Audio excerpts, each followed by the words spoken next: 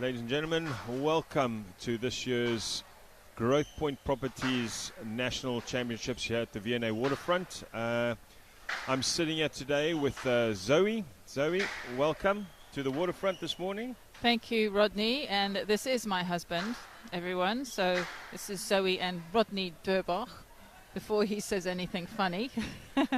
But we're off.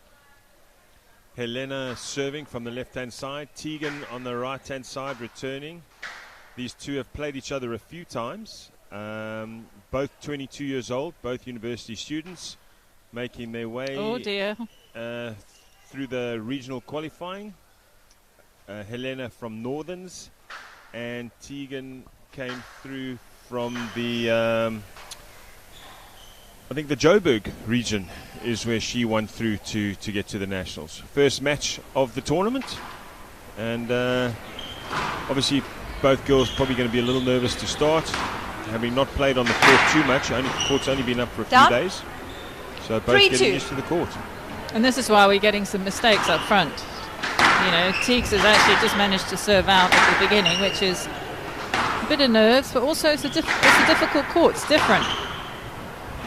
And mistakes are going to happen on the shots because, as Rodney says, they haven't really had that much of a chance to have some hits on it. The more practice you have on the court, the more comfortable you'll be with hitting the ball on the court.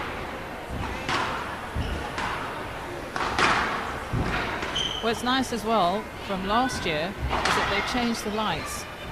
So the lights are far better. Last year, the lights were very, very bright. So every time you lobbed, oh, nice nick. You lost sight of the ball, but the lights are a lot better now. There's more of them and not as bright. They've also replaced the Contravision, which is the little film against the glass, so that when you are inside, it's not so easy to see out, and when you're outside, it's very clear to see in. They've made it slightly darker because, as you can see from outside the court, it's quite bright, which makes it that much harder to see the ball when you're playing. So improvements every year. And you should be able to see the ball a lot better this year than previously, which I think we can. Yep. Oh. Hand out, 4-all. I think that's 4-all in the first game, all square.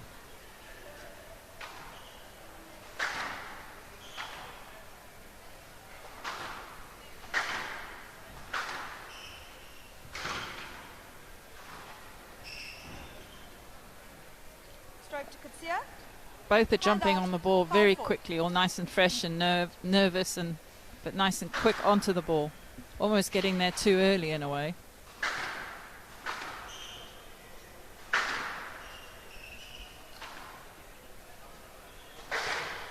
Oops. But ambitious going for that shot there, Helena, from the back corner. If you not doing much on a Thursday, pop down to the V&A Waterfront here in Cape Town and come watch the best squash that South Africa has to offer. We've got matches all the way through to the evening. 7-5. Getting a lot of tins in this game. Actually trying to find the level down there. But you'll see as the games progress, they'll get more and more comfortable. Hand out, 6-7. 6-7, Helena serving. 1 point behind. In the hot chair today, we have Alex Hewitson as our referee and Katie Mayhew as our marker. Excellent length. 8-6.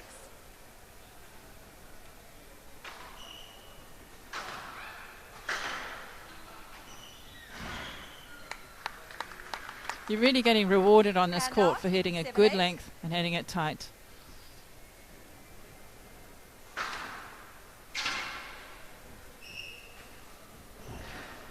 It's difficult to hit tight. You can see that because every time the ball is actually hitting the side wall, it's almost sticking to it and jumping out.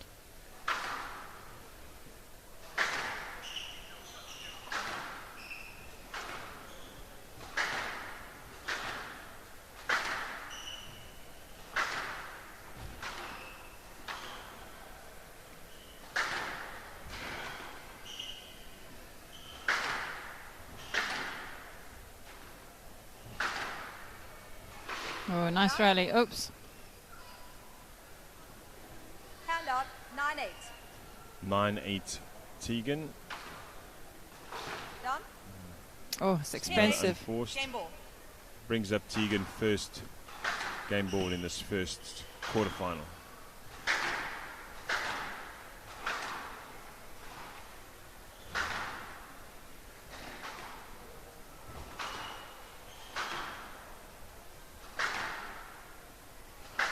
Right, we're getting into more of a rally here. You really can't take risks on shots. There we go, nice length. Great shot there from Keegan to take away the first game.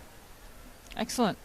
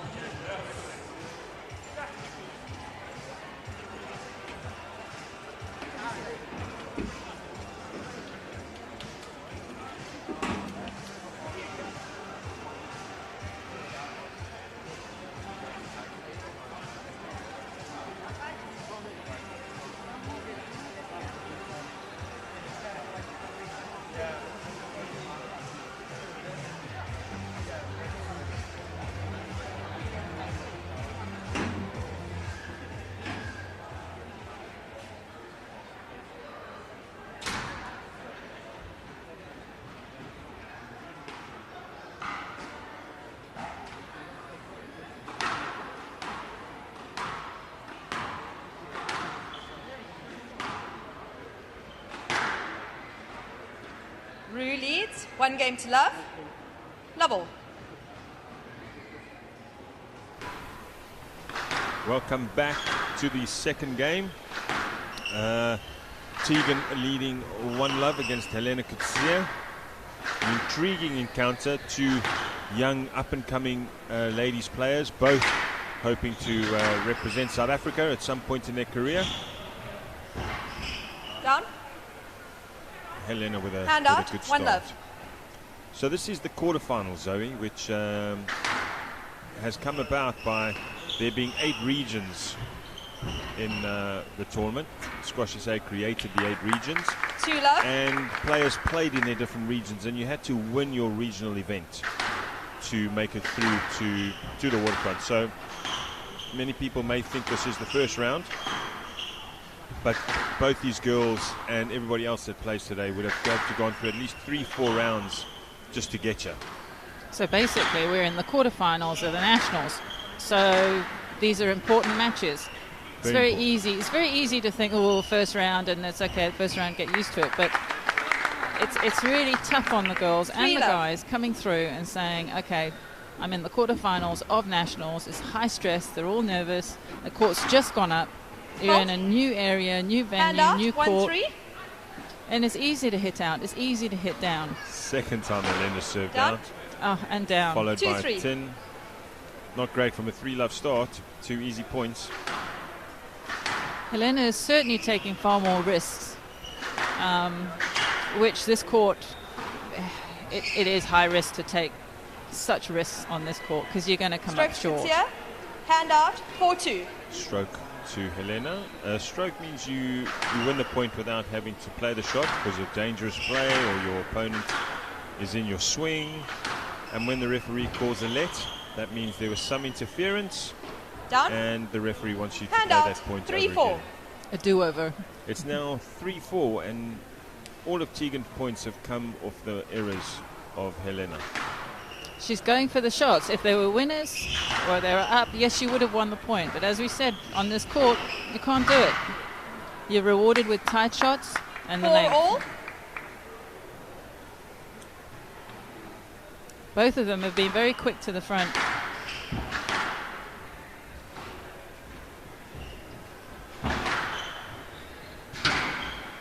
There we go. So the ball's actually dying in the back corners. You've seen that as well, Rod.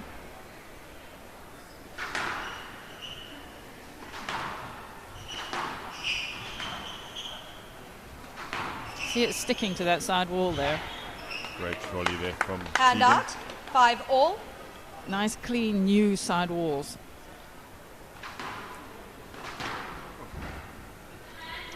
Another risky shot. This Hand one out. pays off. 6-5. Yeah, but it's only 1 out of 6 so far.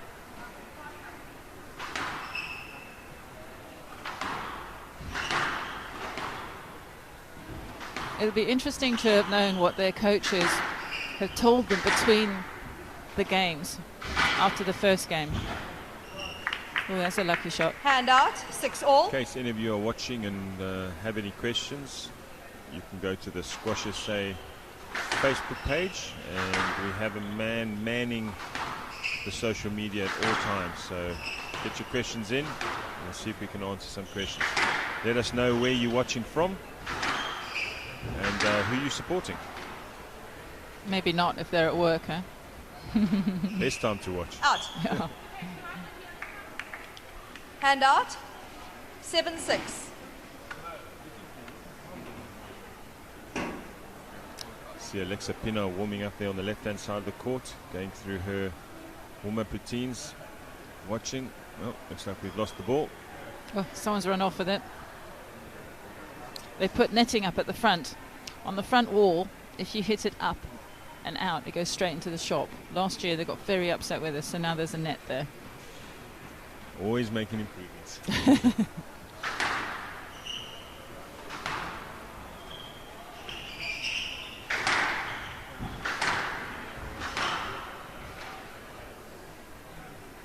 Hand out. 7 all. 7 all again, a very tight second game. Oh, a risky shot, but she Hand took out. it. She does like 8-7. that shot. At least that's 2 up in a row now, so percentages are getting better all the time. Hopefully she's getting more used to the court. Oops. In trouble, yeah. Hand out. So these 8 matches all. will be going through the weekend here, pretty much starting at 12 Fault. every day.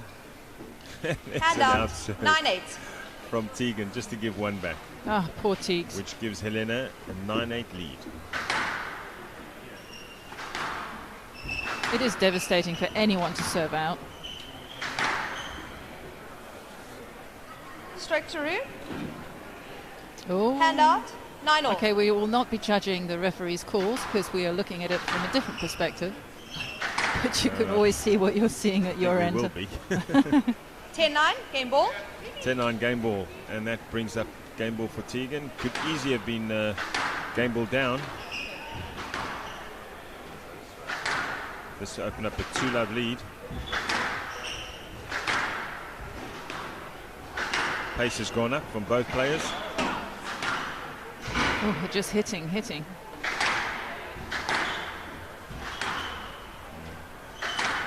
A lot of middle court stuff happening here. Oh, died at the back. 11-9. Game Lucky through. shot. Roo leads 2 games to love.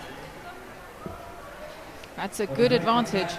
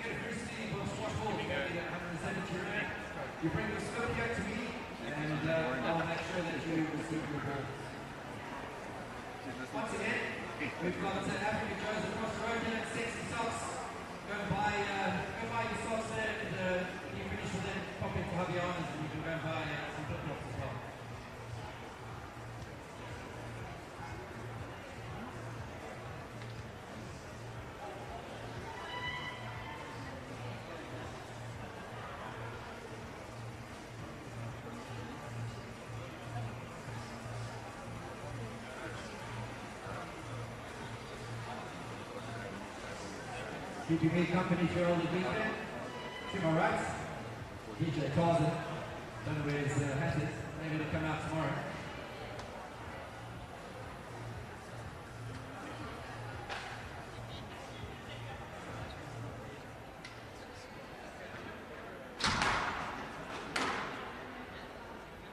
Rue leads 2 games to love. Love all.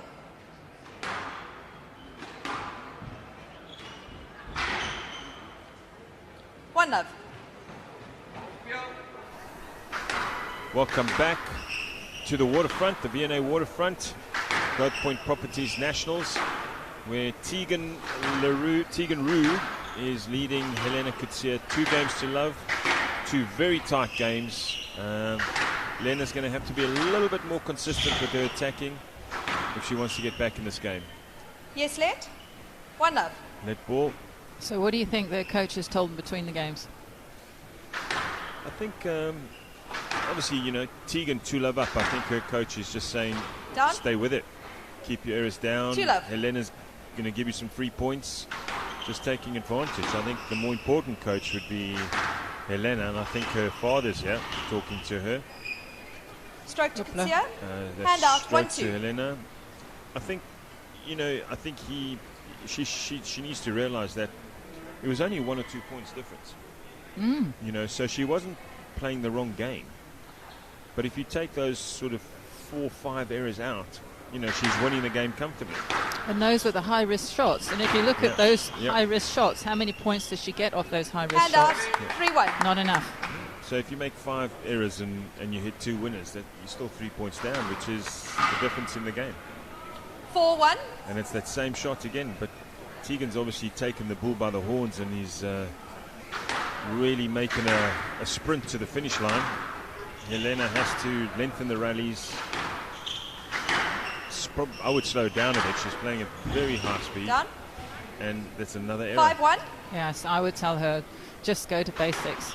As Helena, just keep basics, hit it to the back, and keep it going. Just look for the length. Hand out. 2-5. It's a good start. She needs to pull something back here. Yes. Get back into this game. Tegan's won a tremendous amount of points on the high backhand. Yep.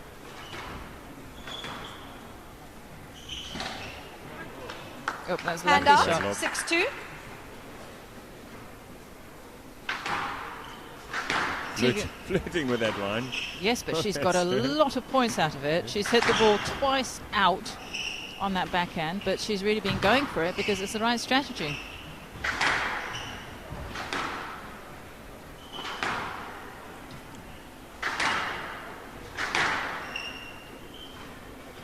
Oh, that's a good Great boast. change of pace. 7-2. And Tegan's running away here. She's increasing her pace and getting more sort of excited about Taking it. some risky shots now, but 8-2. at 8-2 up, that's when you should be taking your risks. That's fine. But Helena is going to be panicking and not appreciating those shots. 9-2. 9-2. This is where your mental strength comes in. Not panic. Take a deep breath.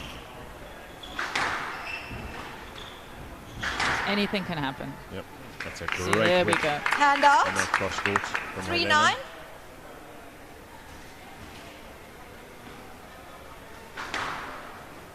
Done.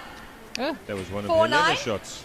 Tegan Tegan has tried. given back. Again, you know, you don't want to be giving your opponent a sniff here because Helena will fight back. She's a real fighter. Yes, let. That 4-9. call there given.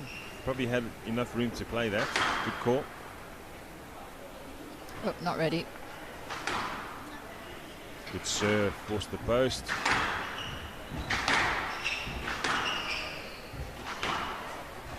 Oh, looks like Helena is actually being more patient now, just hitting it to the back and looking for the length. She's playing a good width into the back corners. It's a good shot from Tegan. Hand out, 10-4, match ball. 10-4, match ball for Tegan for 3-love. I think Tegan will be very, very relieved, if nothing else, to get off in 3. Because this, as I said, she could very easily have been 2-love down. You know, Hand the out, first 2 games were that 5-10, close. match ball. Yes. Still 5 match balls though. She can't relax. She needs this match ball. She cannot sit back on her heels at all. And she knows that. You can see how she's playing. Oops. Oh, what's the call there? Yes, let. Oh. 5-10, match ball. You might want to look at that and replay. It's a difficult call to make.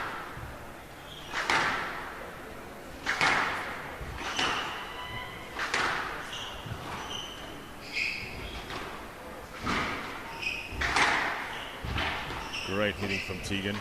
Tegan's on Nice her little toes. hold. Oh. Yes, let. 5-10, match ball.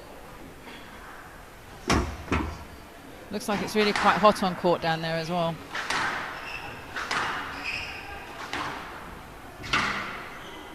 And there it is. And that's it. 11-5, match to Rue. Tegan Rue Ruins into 3 the games slow. semi-finals. Next on court, Shalomit Chuta against Alexa Pinot.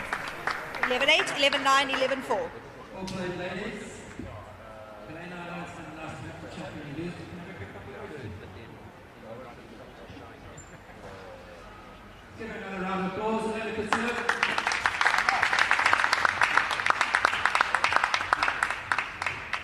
Helena, you cheated last time in the quarterfinals. I think you probably played about 16 times in the last 2 years. It's quite ridiculous how often you play. You got the better of her last year. She's managed to 3-love win today. What's the difference for you? I think what people should really love about her last is you sounded pretty honest. And I think she was much more like better and a bit more accurate. And for Helena, your goals, where are you going? I know you're not out for tournament, and you're not in the semi-finals, which is a 5-8 playoff. And obviously it's a significant surprise when you from number 5 to number 8. How do you go forward from here? How do you pick yourself up again? Do you have to play again today, or are you going to play tomorrow? Yes, I think I'm going to be okay, but just my head start fresh next month and so I still have to work. Well, we wish you the best of luck, and I look forward to chatting to you after that match as well. Hello, good to see everybody.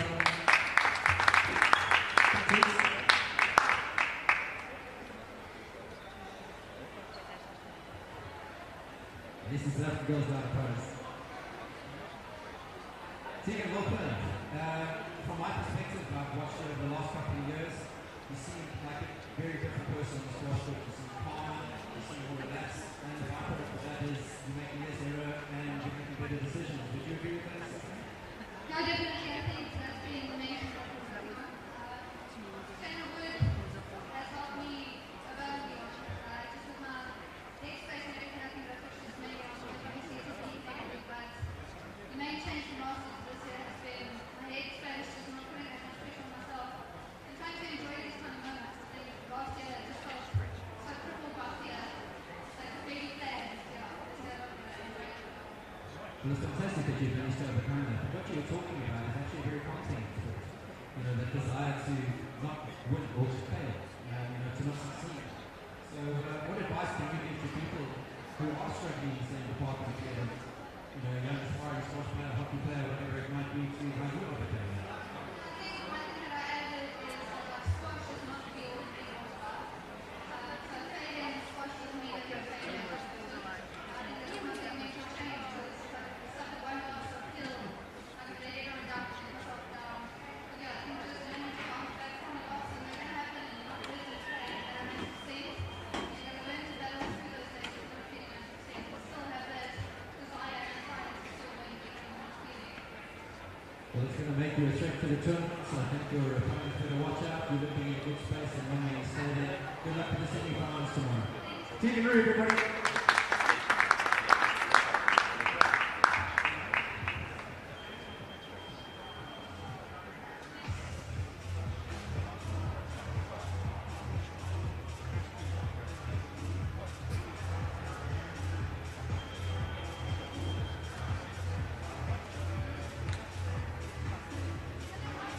Once again, thank you so much to the sponsors. There's been an enormous amount of them that have had an input into hosting this event. None other than obviously the City of Cape Town and B&A Waterfront. We'd also like to thank Heineken Beer, Eurolux. Obviously they keep the lights on, if Escom doesn't. And then Wimpy, Bears Furniture, and then Staff Clinical for next weekend. We're here again with the South African National Juniors under 15, under 17, under 19 championship finals. And then to Caroline's Fine Flowers and innovation for all the digital media that's happening all the way throughout the B&A Waterfront. Please remember, go and buy some socks, some sexy socks. And then get an African t-shirt, because why? Well, Africa is just the best continent around, isn't it? Cape Town, certainly. We got the next quarterfinal that we're going to bring the two young ladies onto court.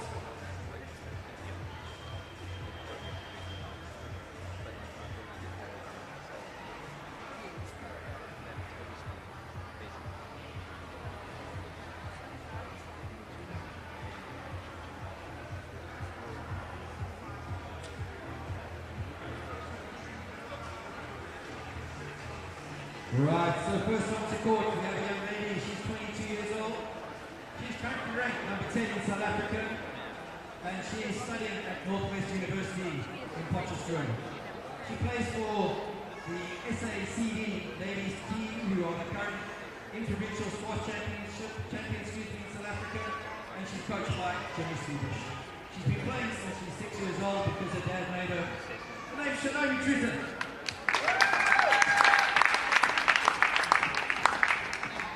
Her opponent is none other than the SA number 3. She's no stranger to the quarterfinals, the semi-finals and the finals of this event. She qualified from UJ, or she's veteran there now, huh? My word, you are stepping up in the lady.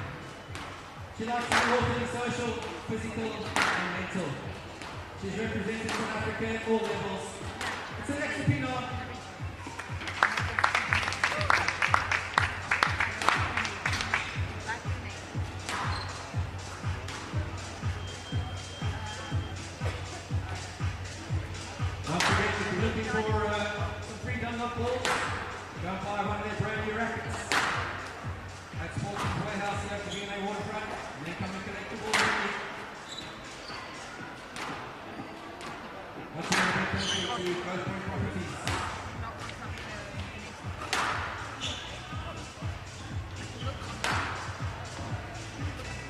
For those who don't know about Whitepoint, they're the largest South African property right listed on the JSE. And the rating of real estate investment trusts. They have assets in South Africa, Eastern Europe, Australia, and UK, with a portfolio of over 541 properties globally. They're a massive company. Yeah, I'm about to sign it. They're outside the council. And owners of the B&A Waterfront.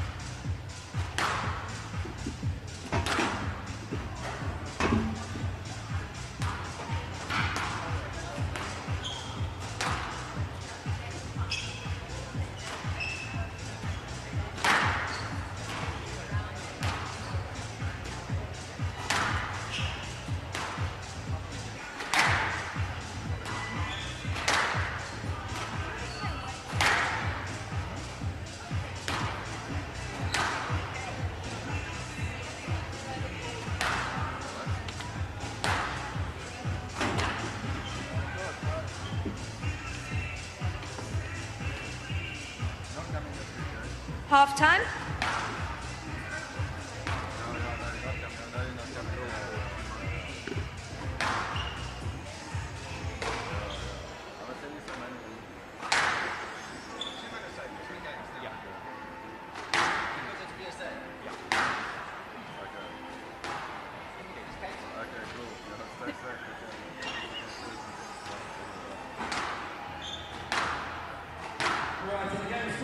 4 minutes to warm up, that's 2 minutes aside.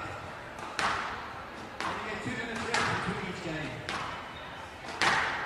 They don't study any years back on just what happens when people up in the squash. They compare the game of squash to a 4.5-hour match. They wrap it in another play. So a 90-minute match and we play by Tarek Lana and the current world number 4 to 5. And Tarek's output is double to the ball's 4.5 hours.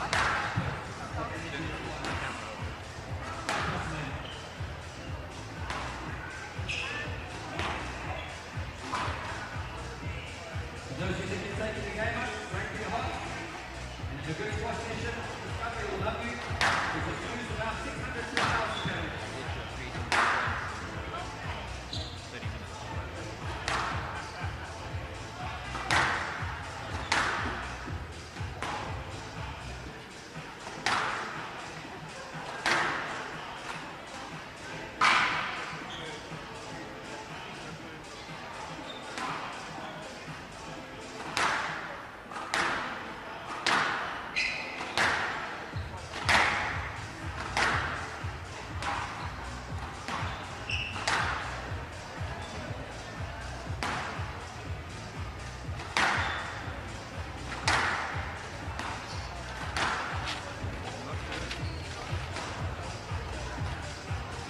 Time.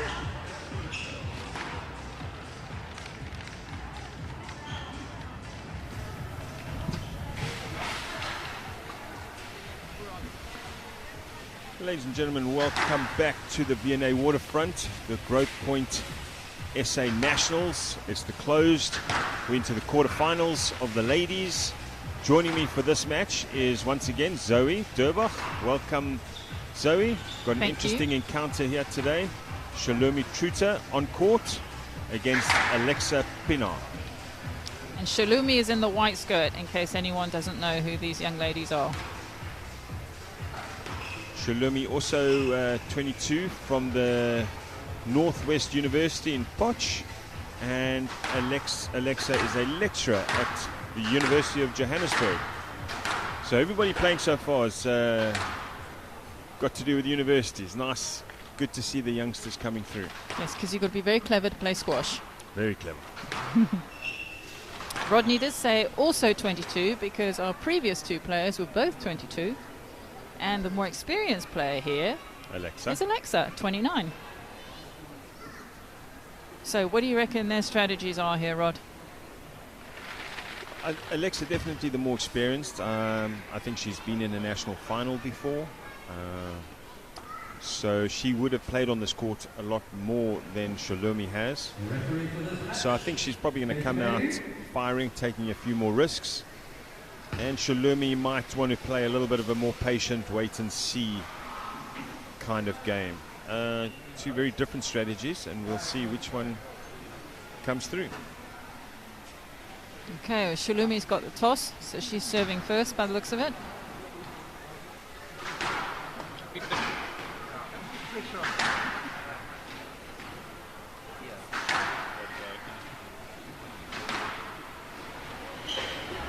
Growth Point Nationals Still knocking 2023, up. ladies first round. Here we go. Shalomi We're Treta off. to serve, Alexa Pinar to receive. Best of 5 games. Love all.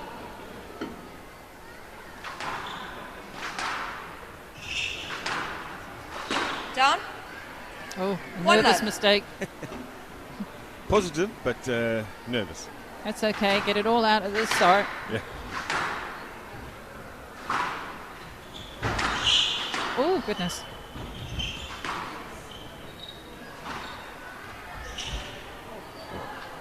So 1-10, 1 nick. Hand Good out. start from 1 Alexa, all. showing her intent to be really positive on the squash court. Shalomi already showing some good athleticism, getting up to those balls in the front. That's right. Just to be mentally strong to keep it going.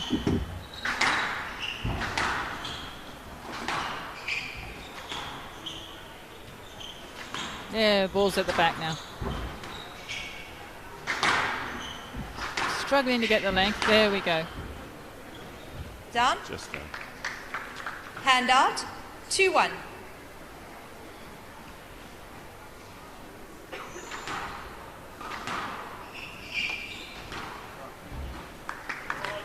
Nice 5-1. shot. Risky, but it worked. Paid Always off. nice when you play one nice and early and it comes off. Settles the nerves a bit.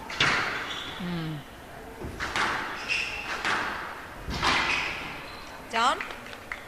Seems 4-1. to me Shalom is really trying to up the pace and hits incredibly hard.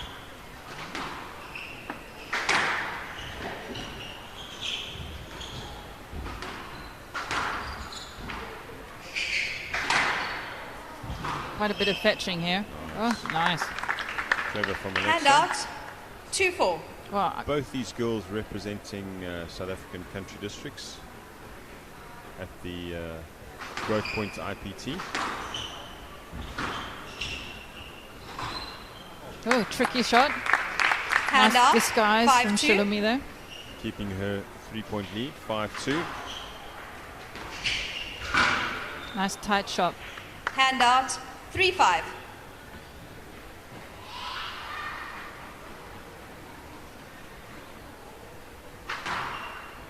At last, we hit the side wall there on the backhand. It's good. 4-5. Very nice short cross-court kill there from Alexa, bringing herself back to 1 point.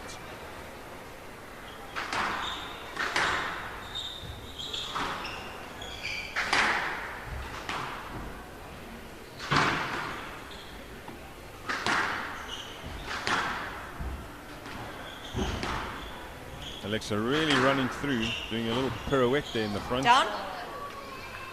5-all. I think we're getting longer rallies so far from the previous match, no?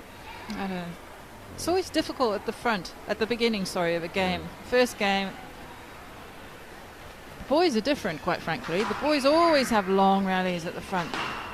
The girls, quite different. They just go straight in for the kills. It's just a different Down. strategy.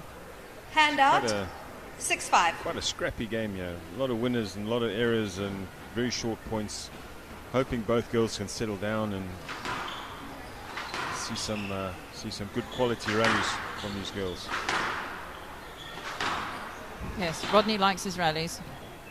Yes, left. 6-5. I like to see the tactics play out, where when they're short like this, you don't know what either player is really trying to do. Yeah. Hand out. 6-all. Remember, the women's squash is quite different from the men's. Yeah.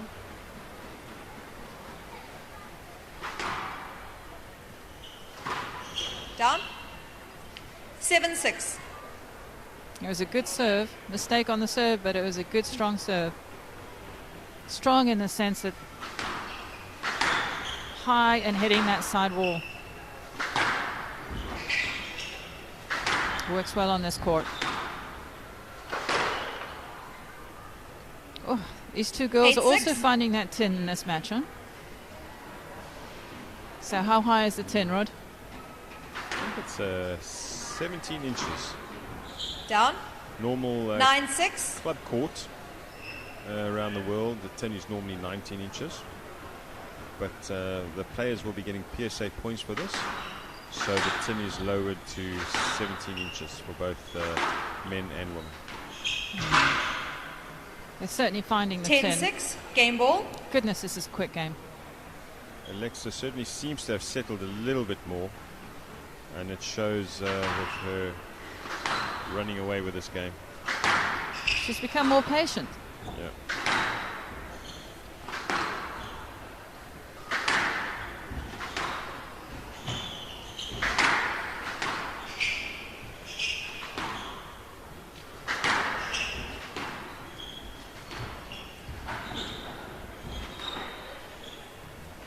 Out.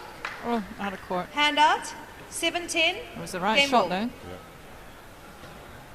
Certainly the best rally I've seen so far. Yeah, Shalomi really needs to settle in now. Oh, it's a Great weak way to serve. finish from 7-7. Alexa. Yeah. To take the first game and take Game a to 1-0 Pina. lead. Pina leads 1 game to love.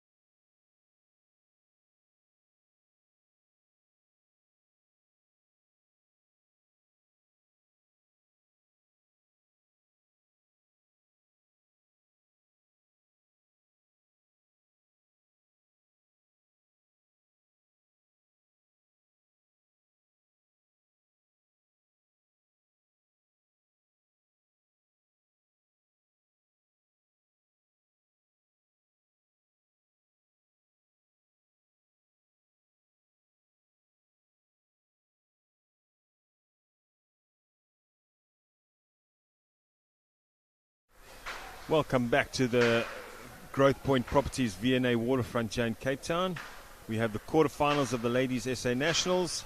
Alexa Pienaar leads Shalomi Truta by 1 game to love. Alexa to serve. And Alexa took the first game by really being more patient, playing basic squash. So what do you reckon they've been advised between the games, Rod? I think Alexa's just got to keep the same game, just keep the ball up, keep it going, hit your targets. 1 love. And if the first game is anything to go by, Shalomi's going to make all the errors. If you're in Shalomi's corner, you really want to try and get her to settle, extend the rallies, not go for so many outright winners. Hand Because out. sometimes even if you win the point, if it's a 2-shot rally, you're not. You've got to win a lot of points to win a game. And getting scraps, 1 point here, 1 point there, is not going to help, not going to win you the match. You 2-1. have to have a sustained effort over a long period of time, and scratching points 1 here, 1 there, it's not a good way to go. No, it's the probability of your points, that's your a winners. great boast, 3-1. but she had a good start in the first game. I think she went 3-4 love up. Yeah. And then those tactics don't work for a whole game. It's hard to go for 11 winners. You're going to make too many unforced errors. The consistency will always come through. Yeah, for sure. But she's 3 for 3. 3-1. Sorry, 4-1. Then it's right. We were chatting Shalomi? between the Right. game about what the effect the court can Then have it's 3-1. on players. Different courts, different situations. Sorry? Different the way the If court it's 3-1, behaves, it's different left. environments. I thought it was 4-1. And I think it's but very then if important to 4-1, point it's out that definitely this right. court is a tricky court. So even though you'd say, oh, I can do better than that, this court is tricky. You actually have to be extra good to play those shots that you get very easily on your own home court. This is why hitting on this court is so important, practicing on this court to get used to it. The floor's Hand out, different. 2-4. The bounces are lower, sticks to the side walls. It's easy to hit out. The visibility is different. The lights are different. So everything, the whole behavior of the game is different. It's not a leveler. You have some courts, wall courts, which people can do very well, and then put them on a glass court, and they, just because they're not used to it, they could really struggle a lot. And it's important to realize that you could have a 3-love win 3-4. on this court, and that same match you could lose 3-love on a wall court. It's just who maintains their composure and gets to grips with the conditions better. And if both do, then you have 4-all. a cracking game. Yeah. So we 4 points all. Again, Shalomi with a 3-love start, and Alexa pulling her back.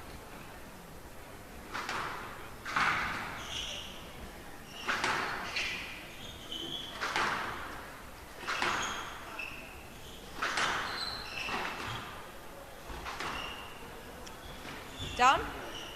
Hand out. See Alexa 5-4. making that error and just moving on. It's not getting too upset with herself, composing herself, ready for the next point. Exactly, as She's you're far saying. more relaxed on court, It's just to Out. keep the nerve. positioning herself very well on court, so it looks like she's walking around, but her position on court Hand is out, just 5-all. really, really good. Shalomi just seems like she's running around rather than moving. Rather panicky, if you like. Alexa certainly seemed to be far more composed.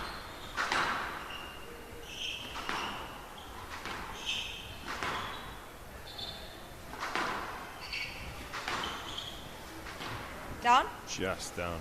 Hand out. Oh. 6-5. Shalomi taking the lead back, 6-5.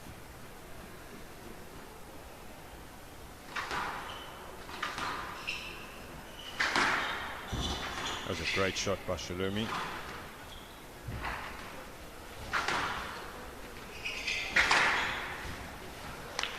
Good attacking cross court there. Very 7-5. effective shot on this court, that cross court. Certainly hits the ground skidding, doesn't it?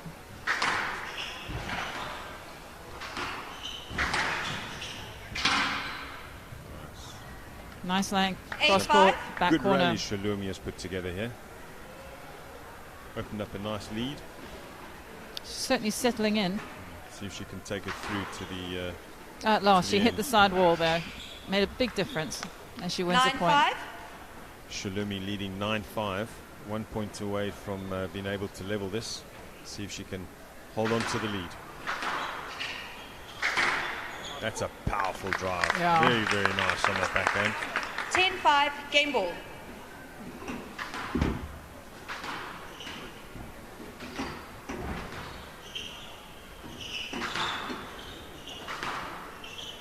I think that's the first lob I've seen.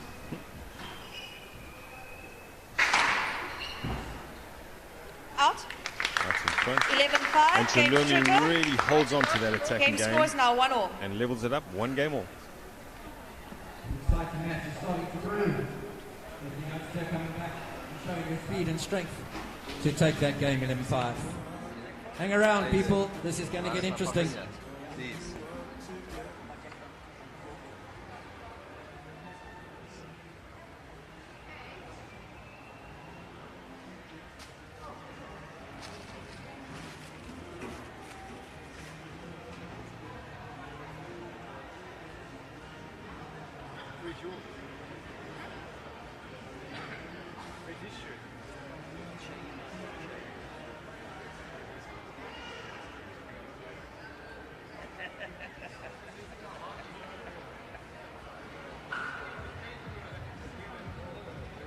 For those of you going out for dinner tonight, I'll give you a talking point. Might be too high, might be too low, might be too low. There's approximately 30,000 squash courts around the world. I bet your partner won't know that.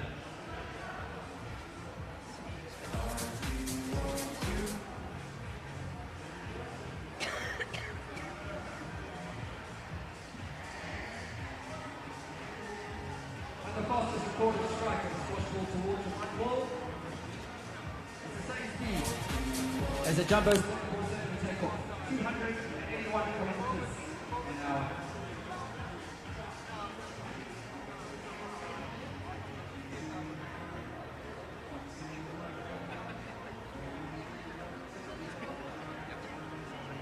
No, that's not Richard making up stories. Hello, Google.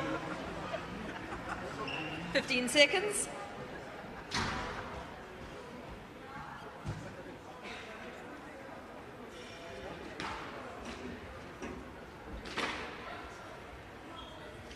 Games are 1-1. Tritter to serve. Level.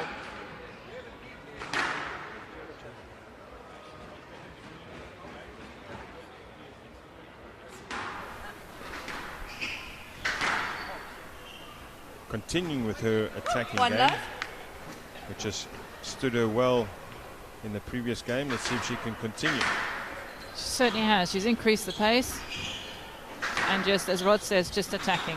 Not going for high risk winners, if you like. I think possibly Alexa might have been a little too passive Hand out. during 1-1. the middle to the end part of that game.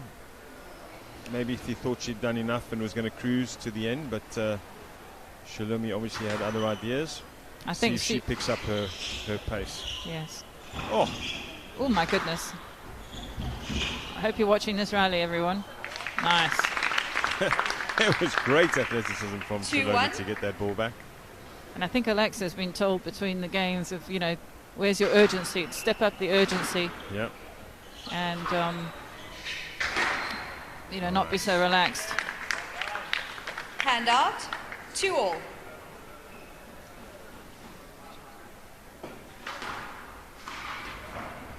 Oh, the Great great return. return. Hand out. 3-2.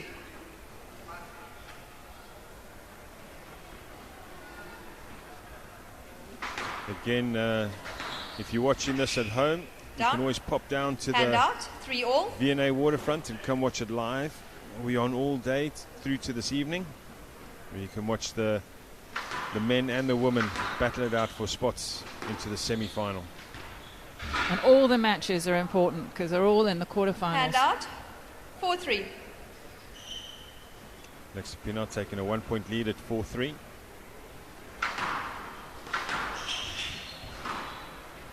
Oh, that was a great boast. A great pickup. Shulumi a little bit running around. Nice lob.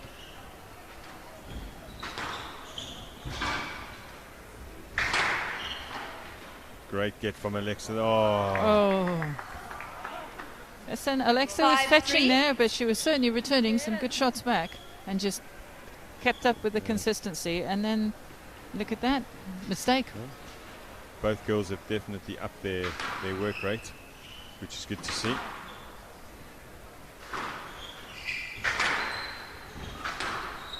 Oh, lovely cross court.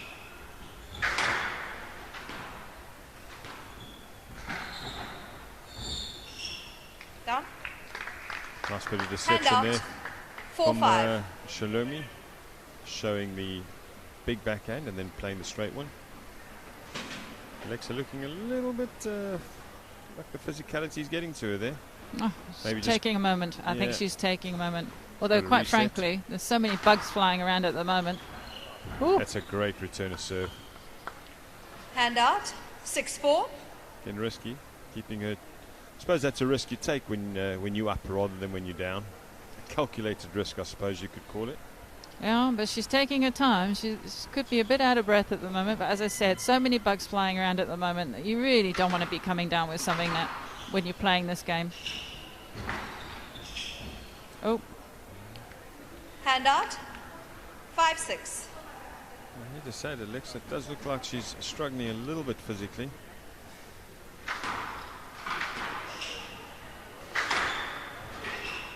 she's still in it. That's a Oh. great shot. 6-all. I think Shalomi is not level going to at let up. 6-all. She's just coming straight through. Oh, Hand out. don't 7-6. think Shalomi saw that one. No, What a great return. high risk, but worked.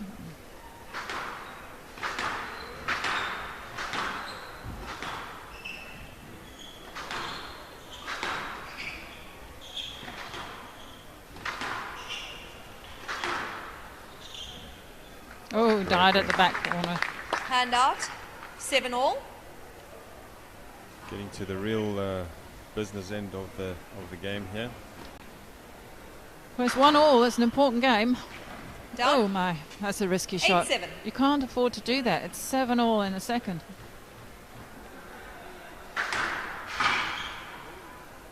Mistake. 9-7. There's 2 unforced errors at 7-all. Need to settle, compose. Ooh.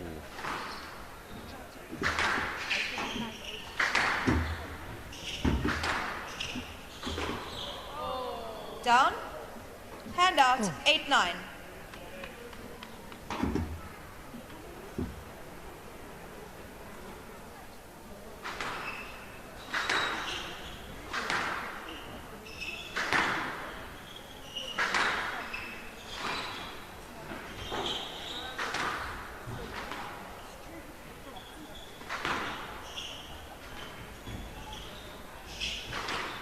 Down. Hand out. 10-8. Game ball. Game ball for Shalomi to take a 2-1 lead in this quarterfinal. Oh, out of Out. court. 11-8. Game to Trutter. Trutter 2-1 leads 2 games to Shalomi. 1. I think Alexa looked a bit shaky there. Hopefully she can pull it together and settle down as well. But Shalomi certainly did the right moves there.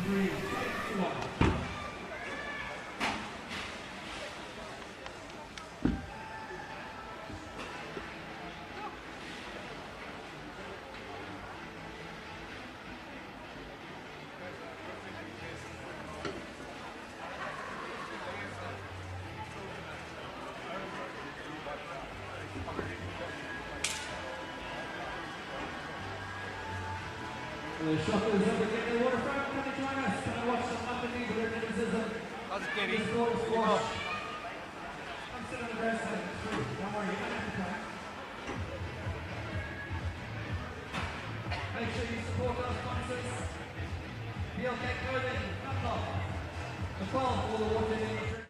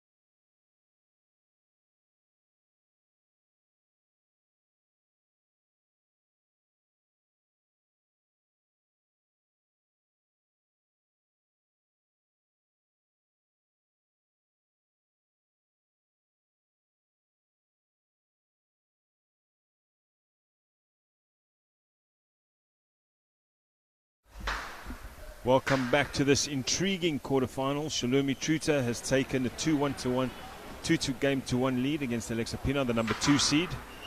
We could be on the cards for an upset here if Alexa doesn't find a way to break Shalumi. Hand out. Yeah. 1-love. Let's see, we want to see less mistakes here, more rallies here, although Alexa did struggle with the rallies in the earlier games, so it's going to be interesting to see what's going to bottom out in this game. Alexa's certainly looking as though she's in absolute control in this game so far. 2-love. That's her best start of the match so far, so bodes well for her. I think she's taken her Energade.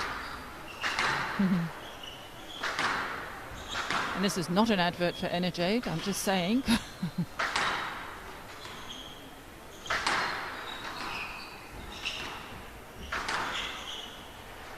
Shalumi is certainly running around, working hard. Yeah. Very Alexa clever takes it. by Alexa 3 there. love. Well constructed rally there. She's certainly got her thinking cap on in this game.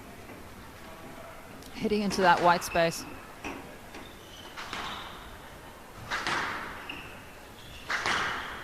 Oh, didn't see that return. Hand out. 1-3. That shot, sorry, wasn't a return. So this is the second ladies quarterfinal. Following this match, we're going to have 2 men's quarterfinals, and then at I'm uncertain. 6:30 this Please play evening late. we'll It have was very 2 close. further ladies quarterfinals 1-3, and right. men's quarterfinals, and that'll bring it into today's play. Should be about 8 o'clock tonight. Tomorrow we'll have the semi-finals starting at 5 o'clock, but we'll have 5 to 8 playoffs earlier on in the day, starting at 3 o'clock matches from tomorrow, and then the finals on Saturday. Position to players Pina. from 2 to 5, Hand out. and then 4-1. the ladies and the men's finals starting at 5:30 here at the V&A Waterfront in Cape Town. So come on down and support your players. He just had a stroke, and previously you would have seen there was a bit of a confusion. Was there a double bounce or not? I don't think our ref was too sure. It is difficult to see, so quite frankly you just call a do-over, call a let, play it out again. Keep things 5-1. fair. Alexa Pina really has taken this game by the horns, taking a 5-1 lead, playing some great squash. Very simple, very effective squash. Yes, that's the experience coming through. Good serve. 6-1. I think Shalumi lost sight of it there on the sidewall, but there were people walking past, but you know, you got to get used to it.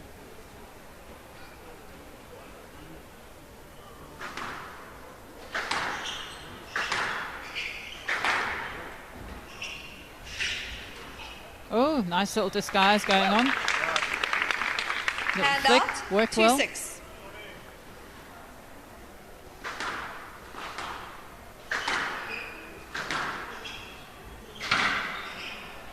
Hand out. Great length there 7-2. from Alexa, opening up a 5-point lead, 7-2. See if she can take it all the way. Certainly got rewarded for it.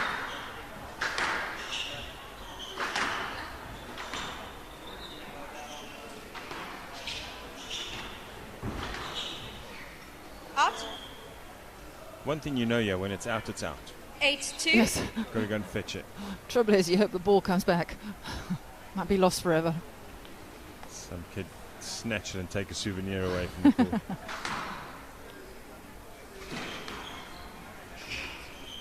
Oh.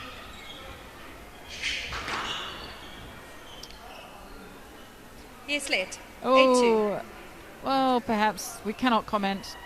We are looking at it from a different If she had perspective. hit that, that was dangerous. If she'd hit that, I would have given her a warning for dangerous play. I'm not quite sure how that was not a stroke. So you ask yourself, would she have played a winner off that shot if she had hit it? If she could have done, that's a stroke. She's handled Yeah. that call a lot better than I would have. And that's a Yes. cracking shot by 3-8. Shalumi. Yes, Rodney. My goodness.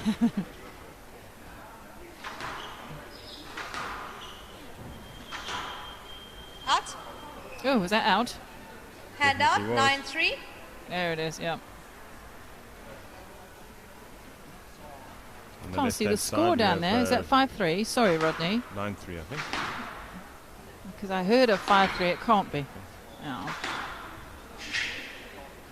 Oh, unforced error. Hand out. 4-9. Alexa does not want to let this go. She really wants to get into a fifth to continue her. Oh, she's going for the shot. That is a Hand great out. shot. 10-4. Certainly Game high ball. risk. 9-4 is the time to go for it. Bring up game ball to take this into a nice fifth decider.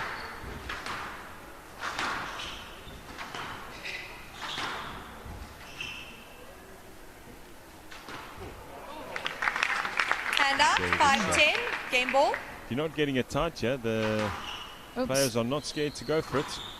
Good serve. Oh. Just Down. down, just down, just down. It's done. 6-10. Still 4 game Game balls. Alexa's just settling down. There were some lucky shots there, so no need to panic just yet. Just going in for the length, playing just decent squash. Oh, there's an opportunity for a winner there. Yep, and she takes it. Salumi, 7-10. Game ball. 7-10. I think Salumi obviously wants to try and win this right here. Put a bit Oh, of doubt my. in Out. Alexa's mind. 8-10. Game ball. Yeah, Alexa's having a bit of a moment going there in to- a panic, but she's going to Going take to the towel. a moment. And I wouldn't be too happy if Shalumi is probably going, come on, come on, come on, come on. Hurry up. Is the referee going to say something? No. Somebody find the ball. I think that would have worked in Alexa's favour there. Yes, I think. 8-10. Game ball. What do you think? Cross court, Nick? You think? So you do. Oh. No. 9-10. Game ball. Okay, I think I'd be a bit nervous now if I was Alexa.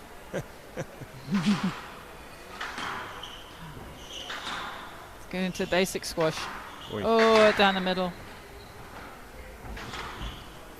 She's got an opportunity there. Down. Another mistake. 10-all. That's Okay. a great comeback. Players who Oh, win by 2 fantastic. points. But it's only a comeback if she follows through and wins. Okay, who's got the bigger nerve here? Down. Oh, Hand out. 11-10. Not the Game ball. best time to pull out an unforced error. Giving Alexa another chance. I think it's his number 6 or 7. doesn't matter. She can't think like that. She must just be thinking about what she's going to be doing now. Oh, Hand out. I couldn't see if that was 11-all. up or down. Yep. That's good. Drawing level, 11-all. Players got Okay. to win by 2 points there. Going to 13. This is the time to put your work down, everyone, and watch this rally.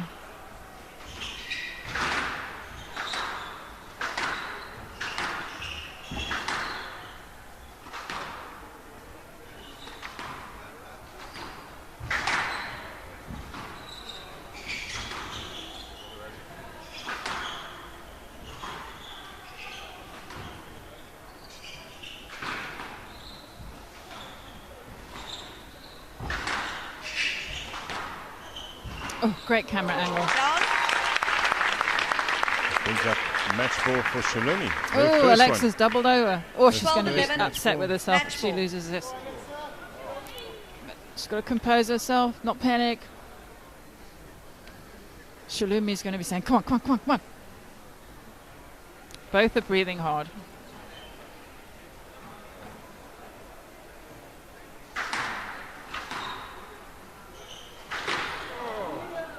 Oh. Unforced Hand out. error. 12-all. This is a time to be glued to your screen, everyone.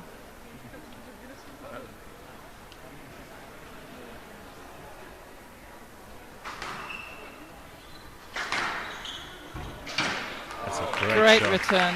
Great return. Hand out. 13-12. Let's hope she Match can ball. keep it above the 10 this time.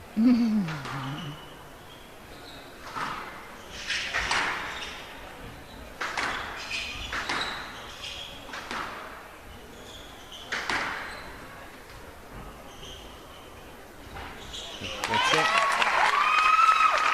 14-12. Oh. Match to Trotter. Great result for Shalini. They've taken out the number 2 seed. 7-11, 3-1, 11-5, booking her place in the 11-8. semi-finals. Oh, 14-12. Alexa looks buggered. Oh, I shouldn't use that word.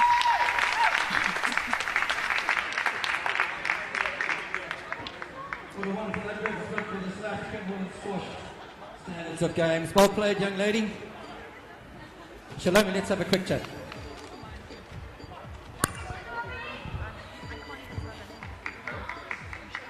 Congratulations, Shalomi. I don't think you believed that you were going to achieve that. Well, I was believing in myself, but odds weren't stacked in my favour. That's for sure. Look, it's a fantastic achievement, the semi-finals of the South African National Squash Championships, your first ever. I'm pretty sure there's going to be many more in your career coming forward. What does this actually mean to you? You've come through the ranks, you've been studying for the last 4 or 5 years, I'm not too sure now, at University of Potch.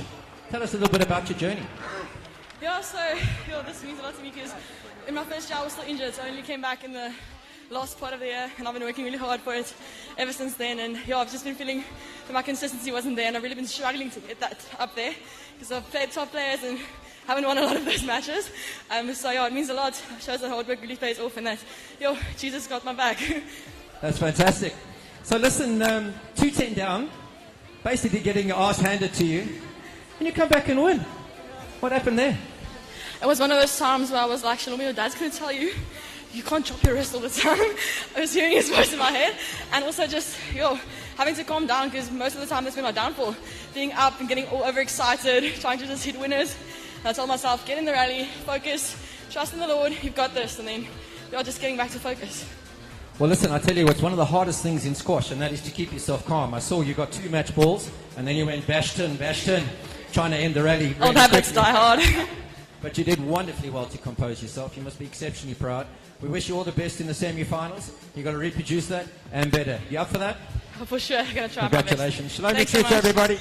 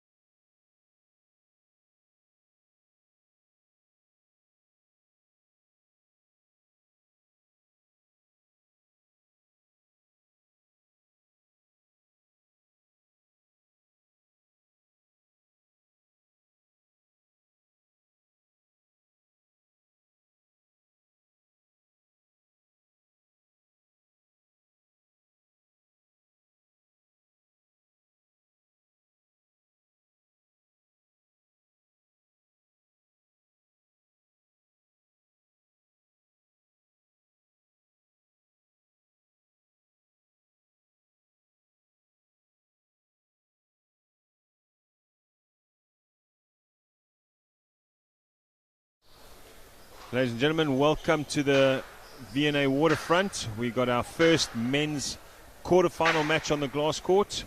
Joining me is Steve Smith. Steve, welcome. Yeah, thank to you. The Waterfront. How's it, Rodney? We have Ruan Olivier from Northern serving and Justin Guvelus from KZN receiving. Steve, how do you see this match going? Well, I had a brief chat with Justin beforehand. Asked him about his nationals experience and whatever. He apparently has played nationals before, but not on the glass court. Whereas I do know that Ruan has played on the glass court before. So I'm wondering how much of an advantage is that, do you reckon? It's a big advantage. Playing on this Down. glass court takes Hand a lot out. of getting used 2-1. to. Ruan, I think, is a 2-time finalist. Obviously hoping to go one further this year. But no, big advantage spending more time on the glass court because it takes a lot of getting used to. Okay. So Justin would have played nationals back in the day before they started the regionals. Right. Where it was a more traditional draw where wherever the tournament was, there'd be 32, 64, whatever the draw was. Straight knockout. Straight knockouts. Yep. Or maybe with plate events. Yep. But obviously since COVID, we've brought out the regional events, which people can play in their own regions. And then if you win that region, you get to come to Cape Town to play on the glass Right. court. 3-1. Great start here by Ruan. I think taking advantage of his experience, extending the rallies. Oh, great little hold there. Yeah, absolutely. 4-1. That's 4-1 to Ruan, opening up a nice early lead. We were chatting earlier about the 5-1. conditions of the court. It's not a leveler as some courts are.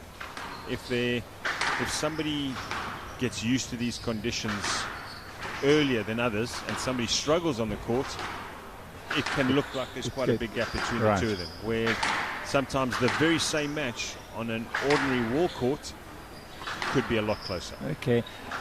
We've just seen a bit of an upset on the women's side, where Shalomi Hand Tuta out. won her 2-5. match against the number 3 seed Alexa. I got the impression it was a 3-2. No, Yeah. Alexa was number 2. 2 seed, right, sorry. I got the impression the court seemed to suit Shalomi quite Stroke to nicely, Olivier. Hand more out. so than 6-2. Alexa.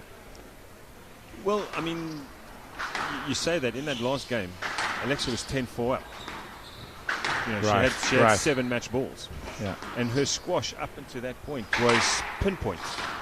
You know, she played a great length, put the ball away, and then kind of just, I think physically she just fell away. And Shalomi, as you could see, physically was just so strong. So strong. She didn't miss. Looks That like, look down I'm from here. uncertain. Please play let. And look down Oh. from here. 6-2 right. I think they're playing a let, are they? Yeah. Yep. Suppose you're not sure. Thank No. you. Ruan Ruan's pulled currently it down. looks pretty sharp. Yep. Hand out. 3-6. Very sportsman-like of Ruan there to call his ball down. Co-commentator Rodney very sharp as well. I actually thought it was up.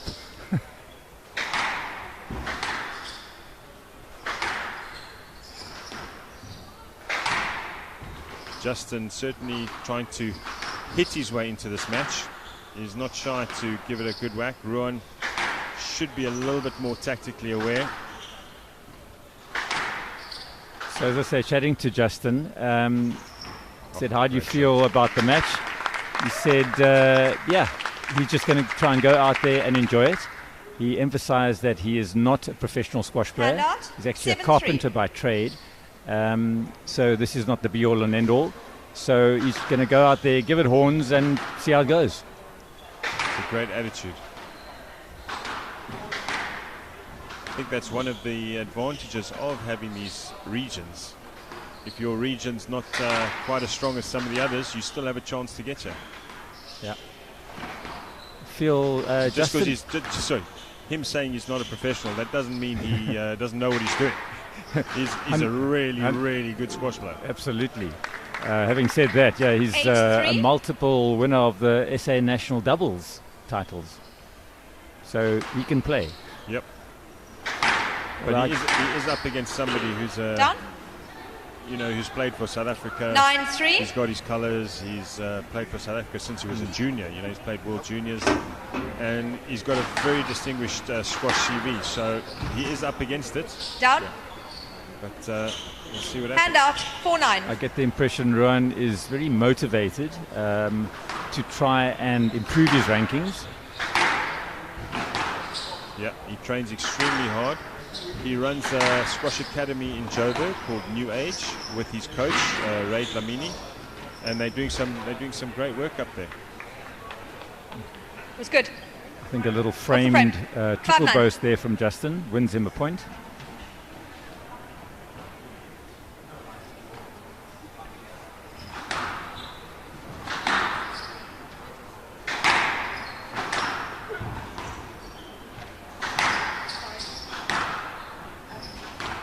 That's a great shot. Hand out. 10-5. Game ball. Brings up Ruan's first game ball.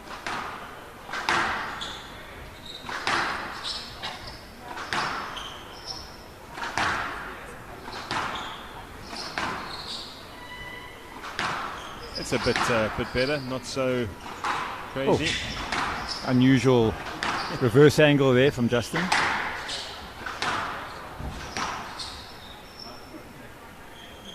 Interesting call here. Stroke to Kuvalus. Hand out. 6-10. Game ball. That's a tough call. It's a tough one, but it did pop out of the nick. Could have gone either way. Down.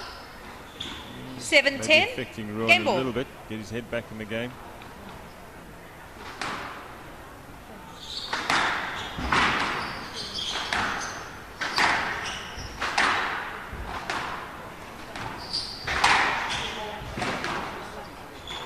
That's a great volley there. 8-10. Game ball. Right. Justin playing himself back into this game. Only 2 points away now. Ruan still with game balls there.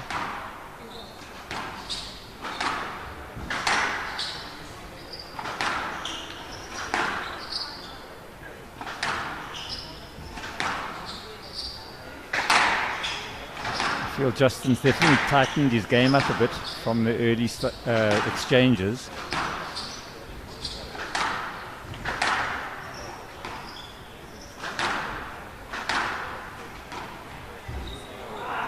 That's a nice tight shot 11-8. to finish the game. Game to Olivier. And Ruan Olivier leads 1 game leads to this love. match 1-0.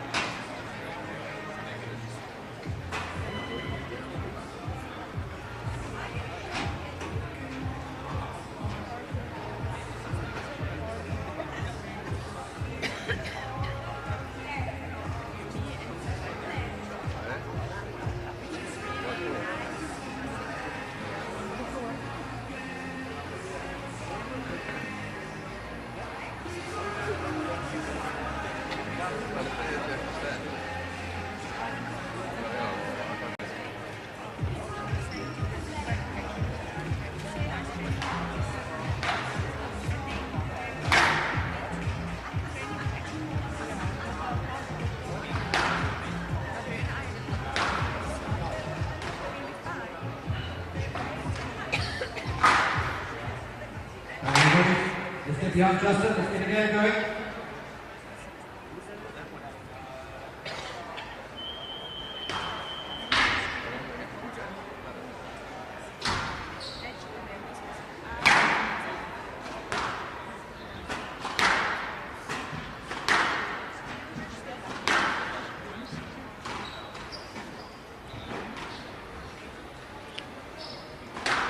Olivier leads 1 game to love. Lovell.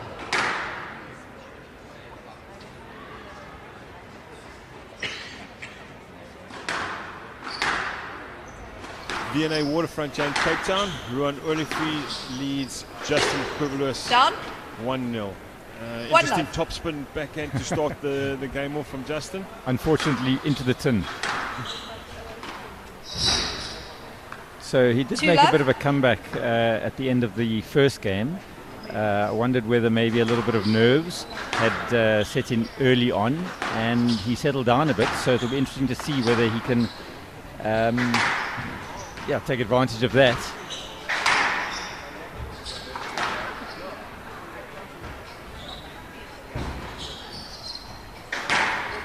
Oh, Great shot. Hand out, 1-2.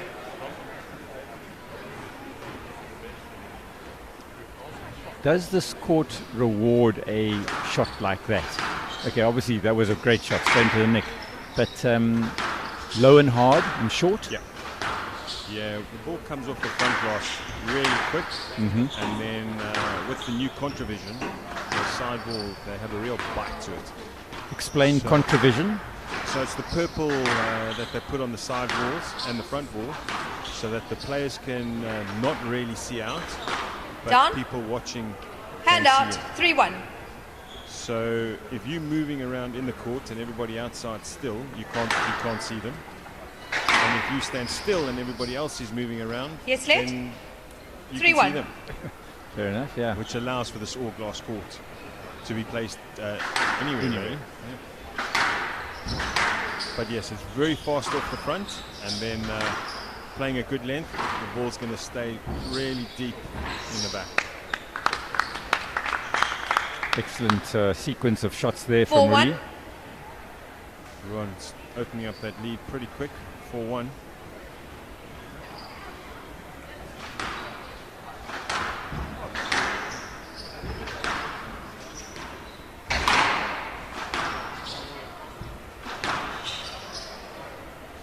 Stroke to Olivier, 5-1.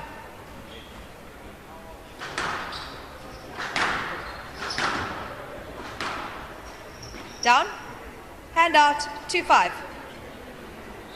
Unforced error there from Ruan.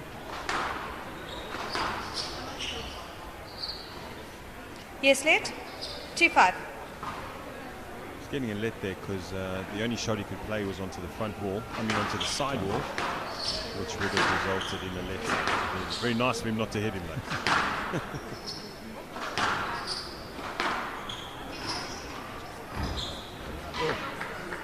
Hand out. Really, 6-2. really picking him off nicely. He's Absolutely, staying every rally and just absolutely. waiting for that one chance. I just feel Justin not tight enough, but putting in a nice little triple burst there. Hand out, Catches 3-6. Olivier going the wrong way.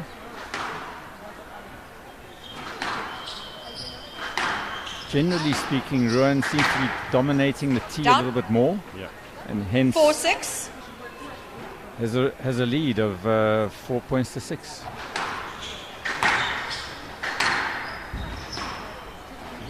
Down, hand out, 7-4. Caught him with a trickle earlier on, that one into the net, into the tin. I think Justin certainly is the one that has to take more risks. I think the longer the game goes on, the more it's just going to play into 8-4. Ruan's hands, physically and squash-wise.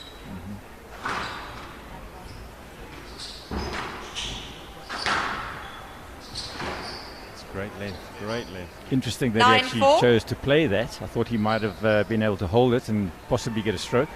Well, we saw a call in the last game that was given a let with the one player on the front wall.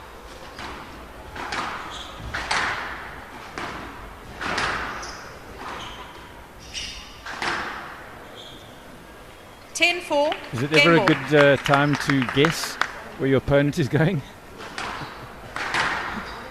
Oh, here's the fantastic. doubles coming Hand in. out. He does like 5-10. to do There you go. doubles coming. Fantastic ball. cross-court nick there from Justin. He's kind of what he needs to do. He really needs to, take every 6-10. chance he can. Game ball. If it pops out, he needs to play it.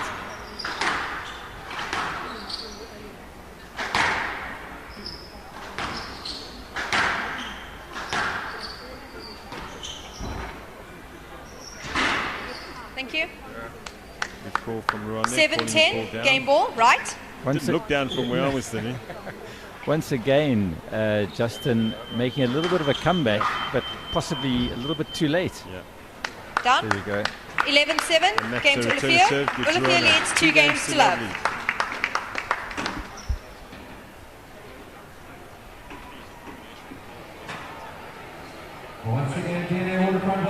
Growth Point Properties SA National Top 8 Squash Finals. Hello, the wonderful Cape Town. This is the best in squash in South Africa men and women competing to become the national champion. There's very few athletes around the world who won't consider being the national champion one of their greatest achievements. So you can bet your $1 that they're getting 450%. Very possible.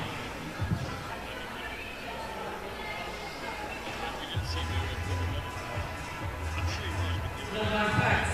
The longest ladies match in the history of squash.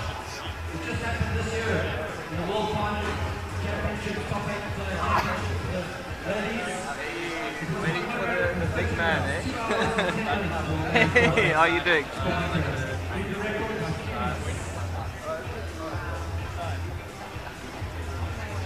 One between the world number 1, Nora Gahar, and world number 3, Nabi.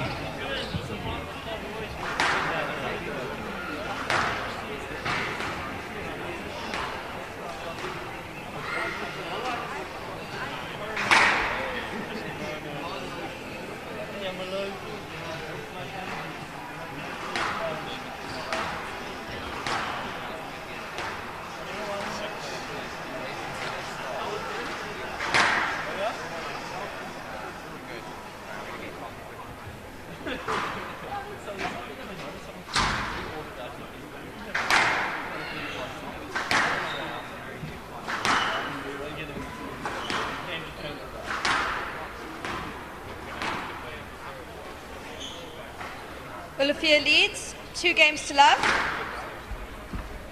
Level. And welcome back to the waterfront here. Ruan Olifri leads 2 games to love in this first of the men's quarterfinal matches here today. Okay, so Rodney, what Down. does Justin need to do to get back into this Hand match? out. 1 love. I think he needs to realize that he's going to have to work extremely hard physically to stay with Ruan.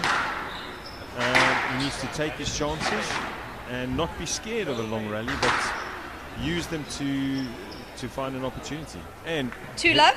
the sidewall nick like that a few more times, that'll help. I think he's got to stay with it. I think he's got to take his chances and ride it for as long as he can. Down. He's off to a cracking start here. And Three love. Absolutely. Yeah.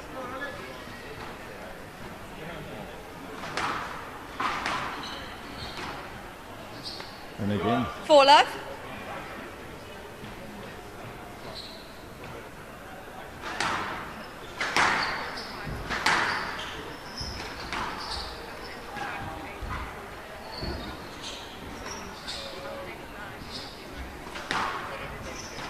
So you must have played Ruan Olifera a lot in your career. How mentally Hand out. tough 1-4. is he?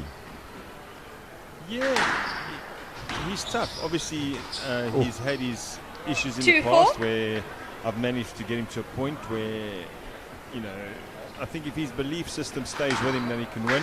He's an extremely tough competitor. That has been something that people have exploited before. Mentally, he may not have been as tough as he should have been, but you know, that's something as a professional that he's worked on. So I can't see the same issues he was having sort of 2-3 years ago Down. being the same issues now. Hand out. 5-2. Well, he might be tested now. Yep. 2 love and 2 love up, but 5-2 down. Hand out. 3-5. You know, as us professionals, we've always there's always something to work on. You know, whether it's physically, tactically, psychologically. You know, we're never a complete player. There's always something Down. that you can improve on. 4-5. I think he's worked extremely hard at his game, both mentally and physically, which has shown. I mean, he's made great strides in the last sort of 3-4 years. Down. Yeah, there's definitely an impression Hand I've out. got whilst watching him 6-4. mainly at these nationals over the years. He seems to have a much greater belief in his ability to actually beat players who previously he would have battled against.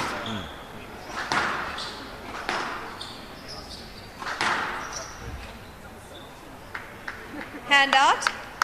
5-6.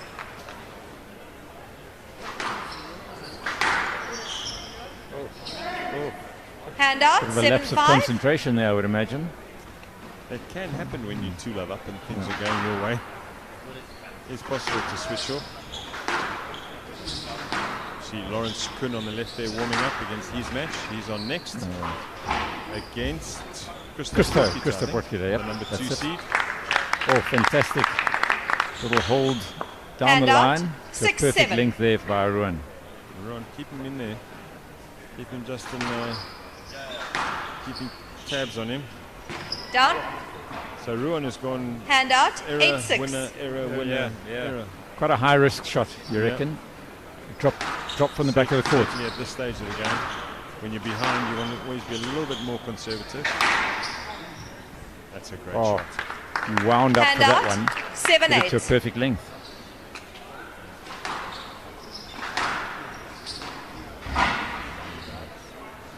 Again, great 8 touch. all.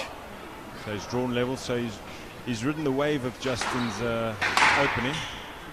Let's see if Justin can make another impression.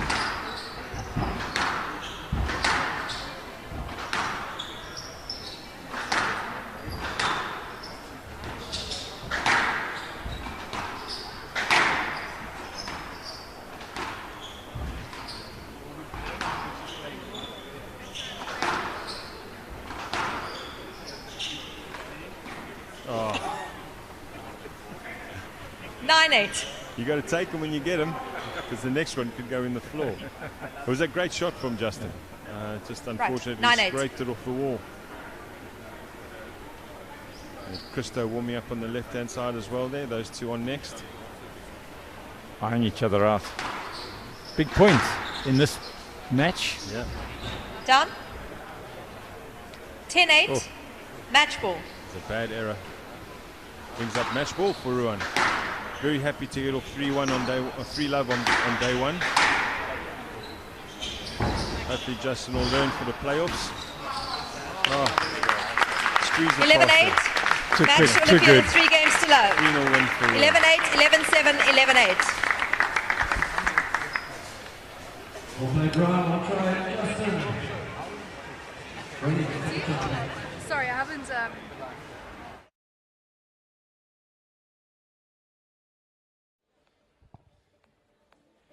Well played. Another semi-final. You've been here before. What? You happy with your form? You happy with your preparation, your training coming into the event?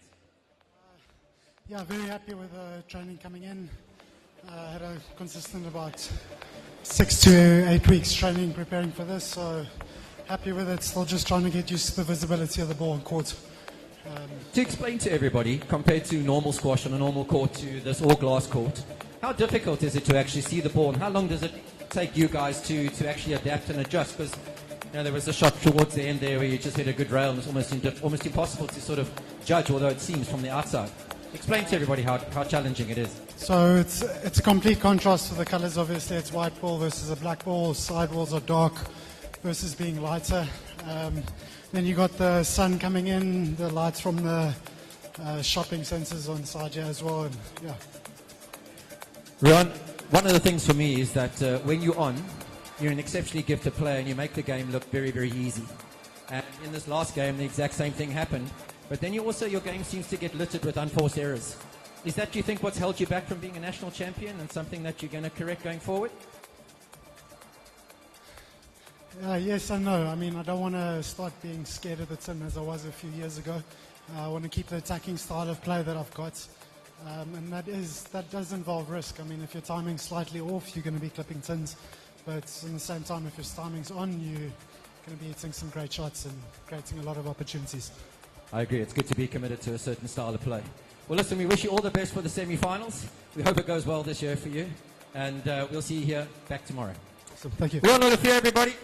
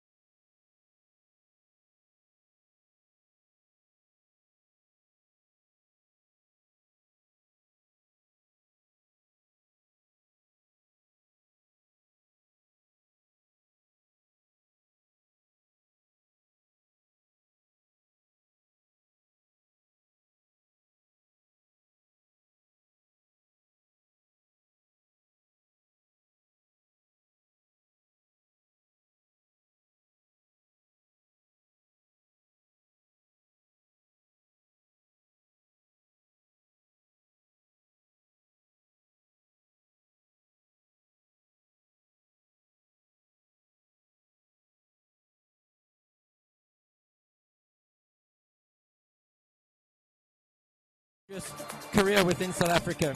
He's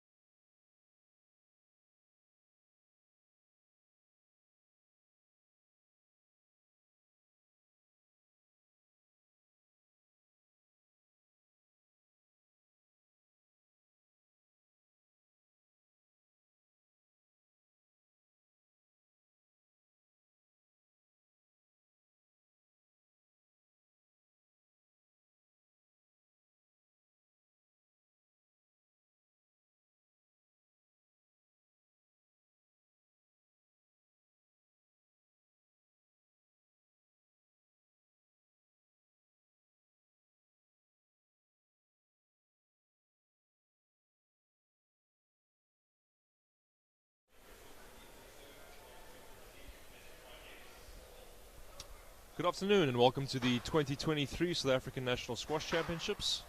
This is the men's quarterfinal between Christo Potgieter and Lawrence Kuhn. I'm Michael Lombard and I'm joined by Gary Reedon. Afternoon to you, Gary. Afternoon, Miguel. Yes, second of the men's quarterfinal matches just starting. Lawrence Kuhn ranked number 7 for the tournament and Christo's number 2. Yes, Christo has won this tournament before. He won the 2020 version of this event, and I believe he lost in the final last year. Yeah, last year Christo lost to Dewald van Niekerk, who will be on a little bit later. Right, so Christo won the Johannesburg regional, and Lawrence won the Cape Town regional, as he's hit the tin there. This should be quite an interesting match, Gary, because these are two very contrasting styles of players. Christo is known to be a very flamboyant shot maker, takes a lot of risks. Lawrence is a little bit more steady. Yeah, Lawrence is quite a good sort of explosive movement around the front and does like to hit the ball fairly hard as well. So on this court, with it being a little bit difficult visually with the white ball, it could favor Lawrence's pace. Yes, Lawrence loves using a certain set of patterns in his game, especially what in squash we call the six corner, which is the hard low kill on both straight on his backhand but also cross court as he plays the drop there. A nice counter drop. Ooh. Lawrence not happy there. Just a little bit of an accident there after play had already been stopped. I don't think much needs to be made of that. No, Christo isn't a vindictive kind of player, so you see him apologizing there. Going to put you on the spot. What's your prediction for this one? I'm going to go with Christo. He's a very awkward player to get around in terms of his playing style. Generally very positive in attacking and very good in the front corners. Also, he's set himself a big target for the end of the year to once again be selected for the men's world teams, which takes place in New Zealand. So in terms of goals for the year, this is quite an important tournament for him. That's right. That little extra motivation could very much can make a difference in your level of play.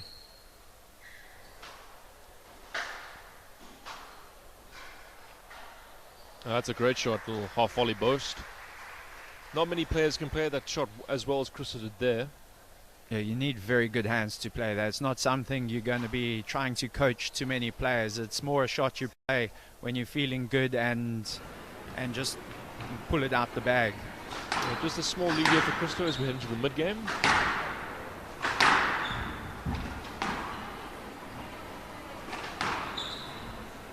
Stroke to Potgieter, 7-1.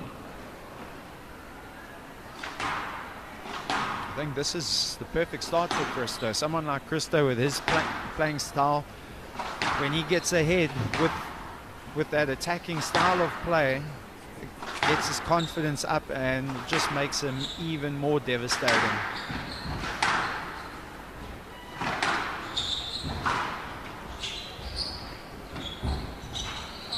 Down. He went for something extravagant And out, there, 2-7. but didn't quite pull it off. But if you have a lead, you can afford to go for that, I guess. Yeah, Kuhn will want to get back into this game. Or at the very least, if he does end up losing it, end up playing well. Want to make it as long and hard as possible as well. As you say, irrespective of who wins this one, but it will be extremely important for Lawrence to put the mileage into Christo's legs still, as it may later on in the match may come back and reward him for a few extra minutes here. Absolutely. Plus, I also think that playing on the glass court is difficult, and you've got to get into the match. 8-2 right.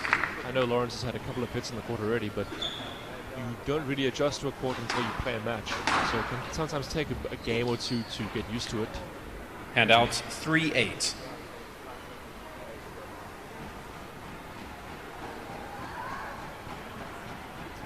viewers will see Lawrence has quite a habit of looking at his opponent before he serves.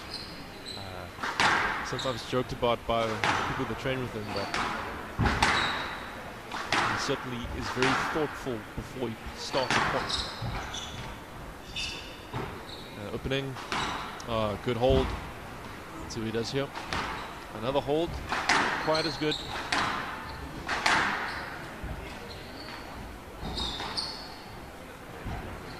Okay, we settle back into the lengths on the wall. As you see, Christo is working Lawrence around the corners a fair bit more. Oh, but there's a good shot from Lawrence. They take advantage, not quite. No, just not quite good enough that length there to really make the full use out of his court position there. Great crossword drop there. There's the danger when you do Handout 9-3. with Christo's talent and shot making ability to the front of the court with time. He can almost invent shots like that. Lawrence has to be careful when he takes him short. Handout for 4-9. that specific reason. He needs to work those back corners a fraction longer first. As he did there with the frame winner. Oh, that was close.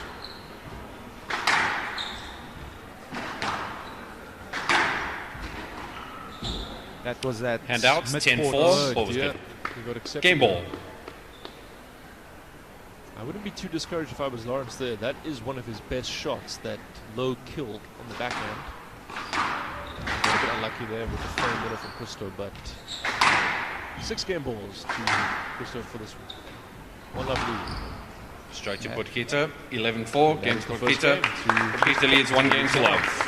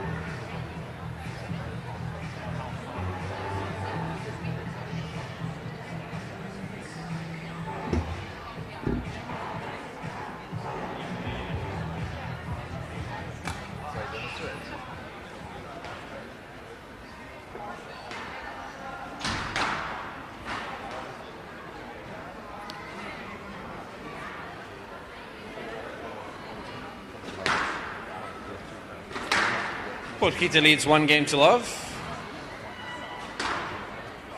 Love all.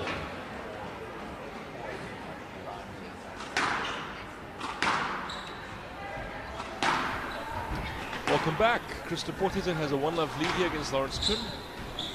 And a big chance in the front. Gary, what do you think Lawrence needs to do in the second game to really get into the match? He has to be careful of the front corners. Christo is so dangerous up front. He needs to make these rallies long, utilize the back corners a fair bit more, and for longer periods to put some mileage into Christo's legs. If he can manage that, things will start to turn around. Yeah, he made a good point there. Worked Christo around to set himself up for that backhand volley winner.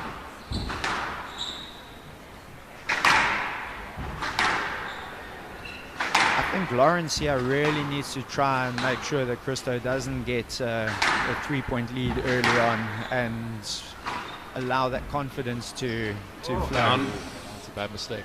And out, 1-all. So does have a tendency to guess sometimes in the front of the court, or he backs his anticipation. Sometimes he gets it right, sometimes not. 2-1. Lawrence is frustrated there. Can't afford a mistake like that at this level. It'll be interesting. Lawrence and I were having a chat earlier about using the height on this court. I'm not sure if you've had a hit on this court yet, but it's with the overhead lighting, using a shot like the lob is extremely effective on this court. And so far, I think Lawrence could perhaps try and make use of that 3-1 a little bit right. more at the moment, just to try and mix things up. I agree. I haven't had a hit on the court yet, but I know from previous years, glaring lights is definitely a thing. So if you can use a lob effectively, it's hard to volley from out there as it is already. But if you're impaired visually, Down. the reverse burst into the tin. 4-1. Lawrence has got to be careful here. If he loses this next point, Christo has a big cushion. Oh, we see there, as you've said, 5-1. lob crosscourt switch. Clean winner. Christo just starting to run away with this game. This, as I mentioned at the start of the game, this is basically the worst case scenario for Lawrence now, being 1 down and 5-1 down, 6-1 now against a player like Christo. Yeah, he can win points so quickly that a game can really get away. Excuse me, the game can get away from him in a hurry. And the 6-1 lead, as someone in the crowd looks for the ball. Remember from previous years, this can sometimes take a while. It's not outside the realm of possibility. They might need to warm a new ball up, but let's hope not. A little break like this might work in Lawrence's favor, give him just time to regroup, settle himself. There the ball is. Let's resume. 6-1 from the left.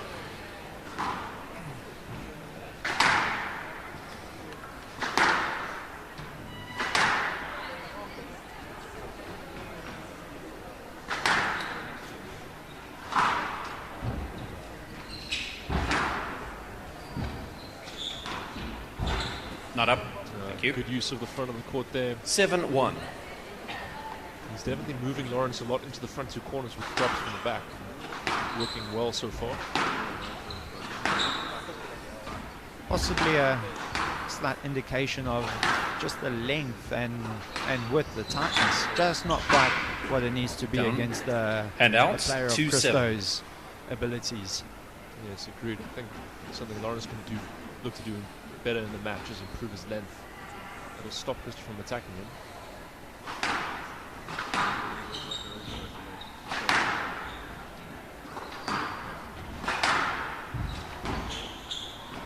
Yes, let only just. You need to play that next time. 2-7. A lead ball called, but no argument from Lawrence.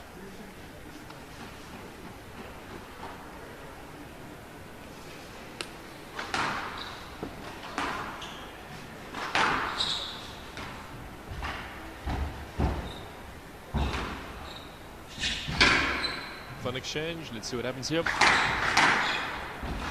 Guess right.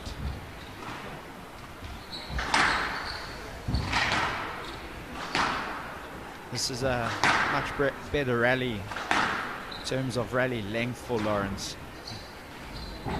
Needs to make Christo the legs start to burn a little bit. 3-7. And the more they do that, if you know Christo, as time goes, he starts doing those sort of guesses more and more frequently. Yeah, in the previous rally he did a lot of work, but it's a lot of explosive movement too. Doing that continuously throughout a match, it's quite tough. But handouts, 8-3. You can hit a post winner like that. Again, all coming off just too much angle for him Yes, to work let's. with. 8-3.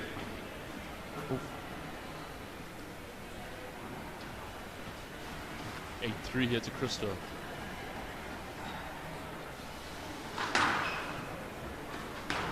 Just pinning him in the back there nicely. Lawrence seems to be struggling with that return of serve. In previous years, the return of serve, if you could hit it on the rise quickly, you could put your opponent under a lot of pressure.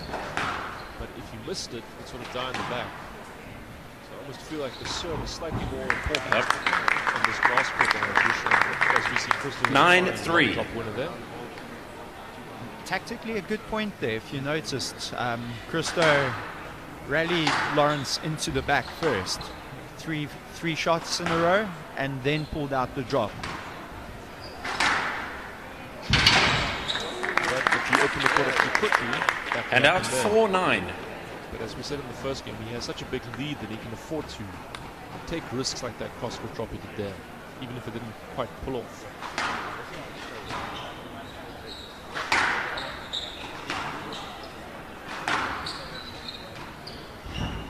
That's a good drop. And out 10-4, game ball. Something Crystal also seems to be doing quite well is mixing up the paces. His length isn't just one speed. 10-4, game ball. 6 game balls.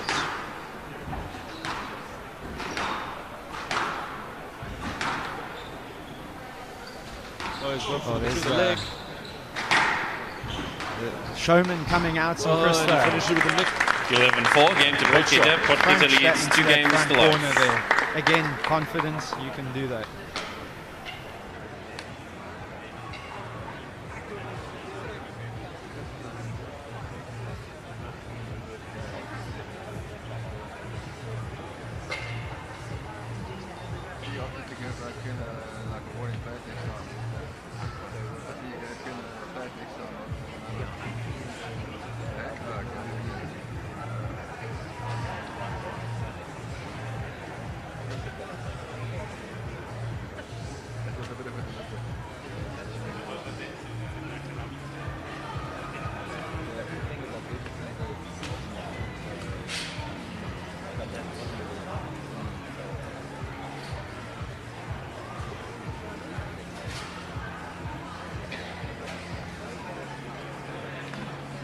Play will resume in 60 seconds.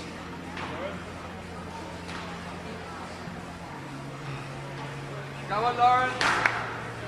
It's the veteran Christo Portkeeper with a 2-0 lead. Lawrence, come back.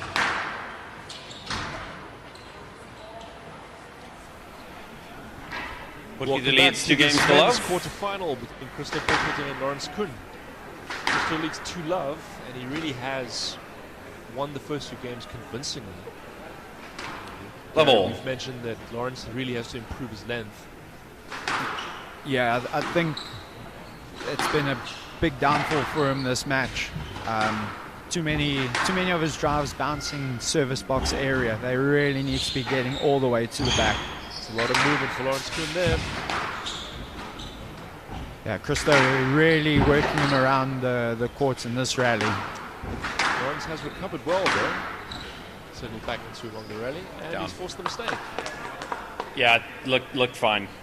Christo And out, just 1 questioning love. the one pickup, but the referee thought all was okay. Yeah, it did look fine to me.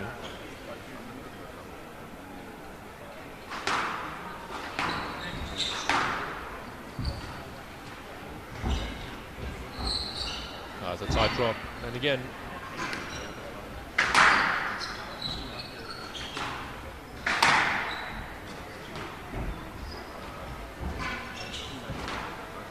Stroke to Portkeeper, hand out, 1-all.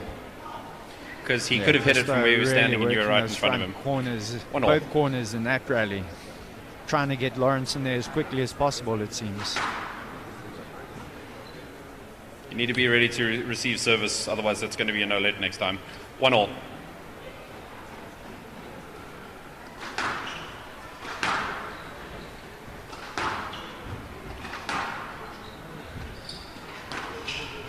Migs, you prepared to bet on Lawrence coming back at this stage? Not if I want my bank account to stay healthy, I don't think. Christo does look very comfortable, and he really is 2-1. working Lawrence short quite well. For this to turn around, though, Lawrence will really have to improve his length and I think get stuck into the rallies. He is a mentally very, very tough player, so it's certainly possible. But it's going to be very tough with finishes like 3-1. Yeah, you can see Christo's feeling very comfortable with that little bit of a flare finish on his drop there. Christo is such a rhythm and momentum player.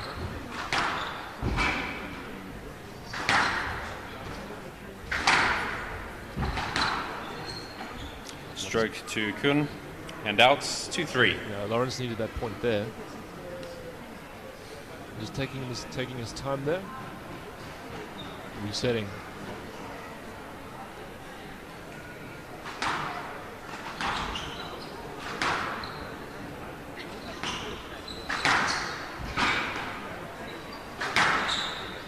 Stroke to Potgieter. Handout 4-2.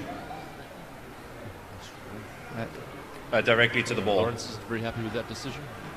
Referee gave it a stroke there. A little bit loose, I suppose.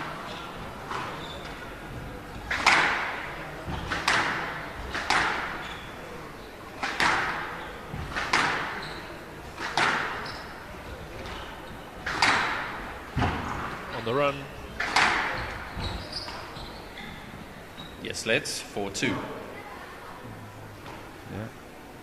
Again, Lawrence feeling he got the short end of the stick there. That's why it's a let. I do wonder if he couldn't have looked to take that ball early on the volley.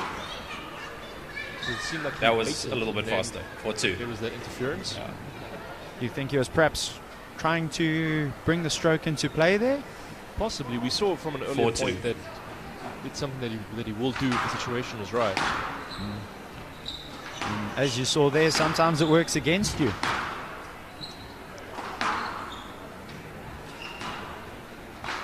Sometimes it's just, as you said, step forward and play the shot. Keeps the pressure on your opponent than trying to bring him into the... Down. That was down. 5-2. I think a fairly poor mistake from that area by Lawrence. Perhaps a little bit of pressure, scoreboard pressure now.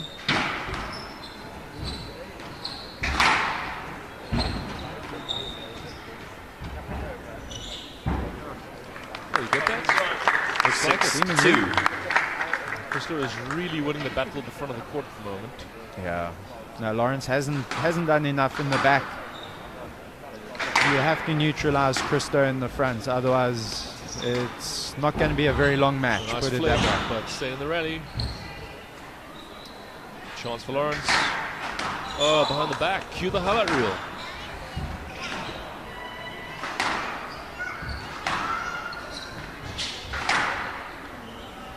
Rally goes on. A bit heavy from Christo there, but he's still Thank you. it.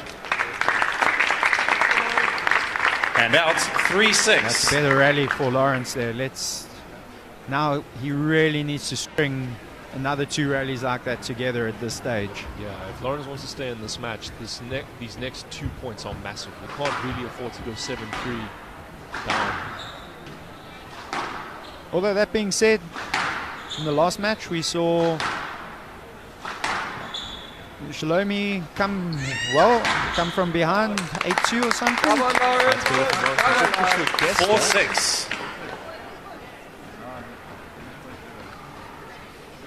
This is another big point here. 5-6 or 7-4. Massive difference.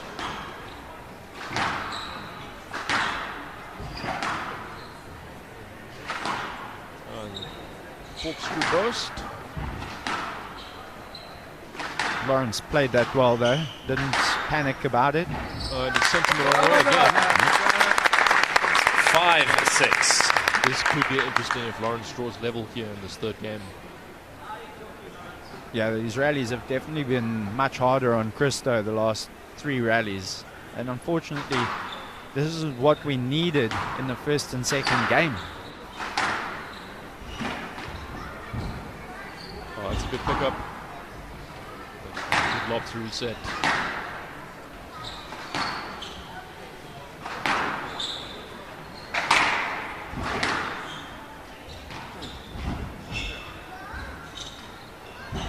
Not up. And out. 7-5. Players exchanging words. I'm curious to know what is being said.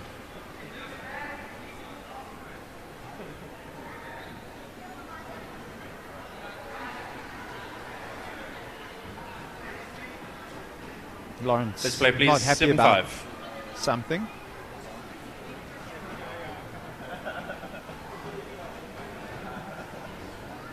Possibly just buying a bit of time to catch a few extra breaths. Some of their old tactics.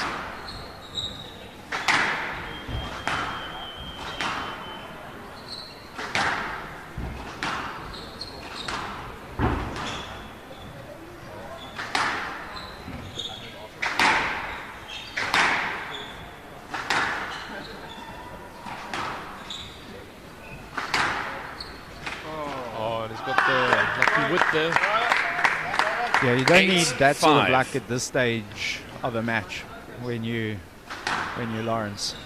Every point counts, and you need that luck to actually go in your favor. That's a great drop. 6-8. Christo just hanging a little bit further back the last few points there, allowing Lawrence to use the drop a bit more effectively at last. Another opportunity. Great shot. And out 9-6. Yeah, you just can't stop covering the front against Christo. You just don't know when it's going in. You can't. You almost have to cover the front more than the actual back two corners. This is a must-win point for Lawrence.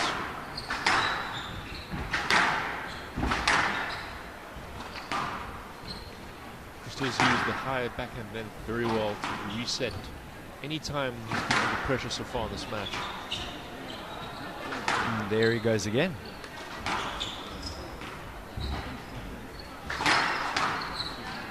Nice quick exchange there from the players.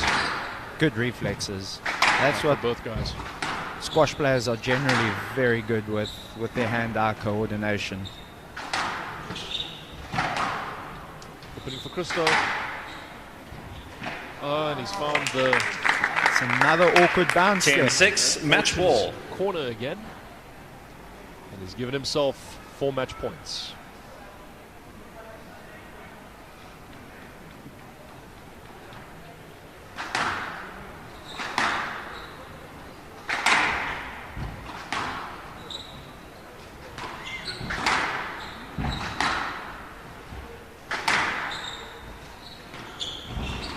Moving well there.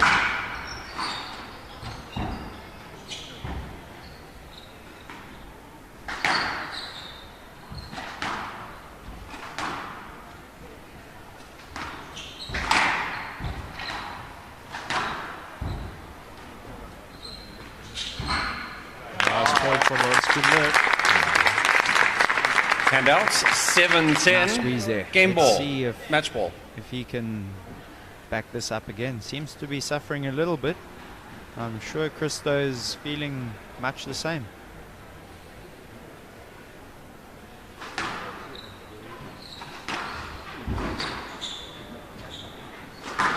The reverse burst.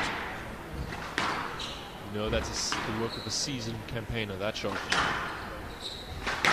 Well, he is the Masters 35 world champion. So yes, let's. Possibly picked up a few little tricks while he was over in Poland. That's right, yeah.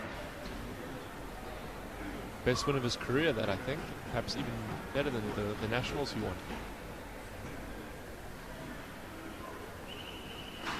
Let's see what does Lawrence have left. Tight.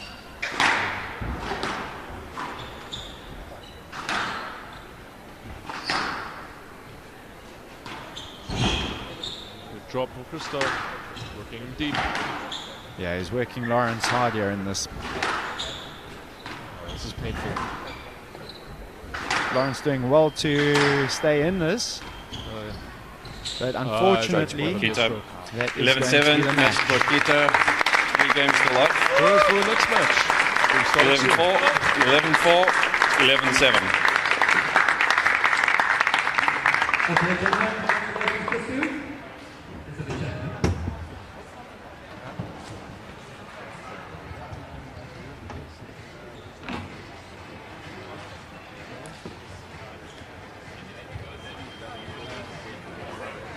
Right, so that looked quite ominous. Your form's looking quite good, your decision making's looking sharp, and you don't look so old. Thanks, Richard. Yeah, no, I felt very good today. the last 2 days from this court, I felt very uncomfortable. But today it's tournament time, and once you've been here, you actually so yeah, it was very good from my side today. I believe you're playing with a few pigs and you managed to pick up swine flu, etc. How hard has it been mentally challenging for you to constantly keep coming back? Well, as a professional sportsman, once you're injured, you're so demotivated, you're depressed.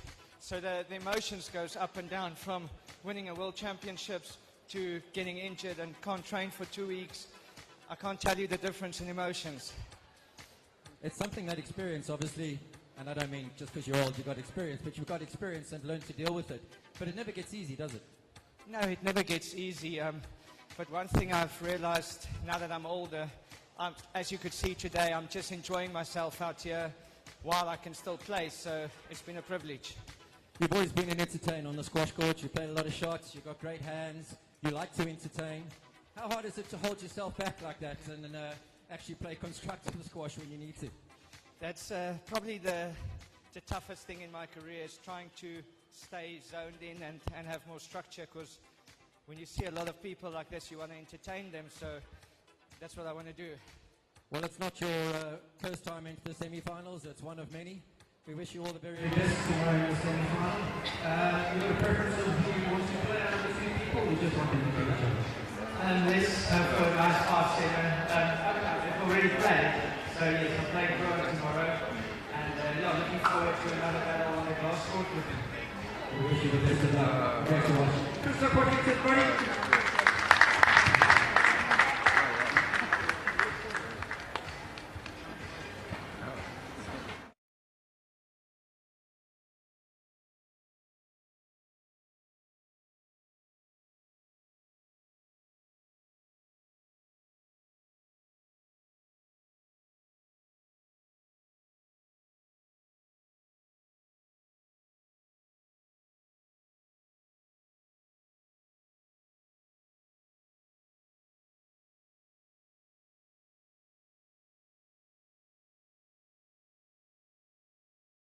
In Potchefstroom and represents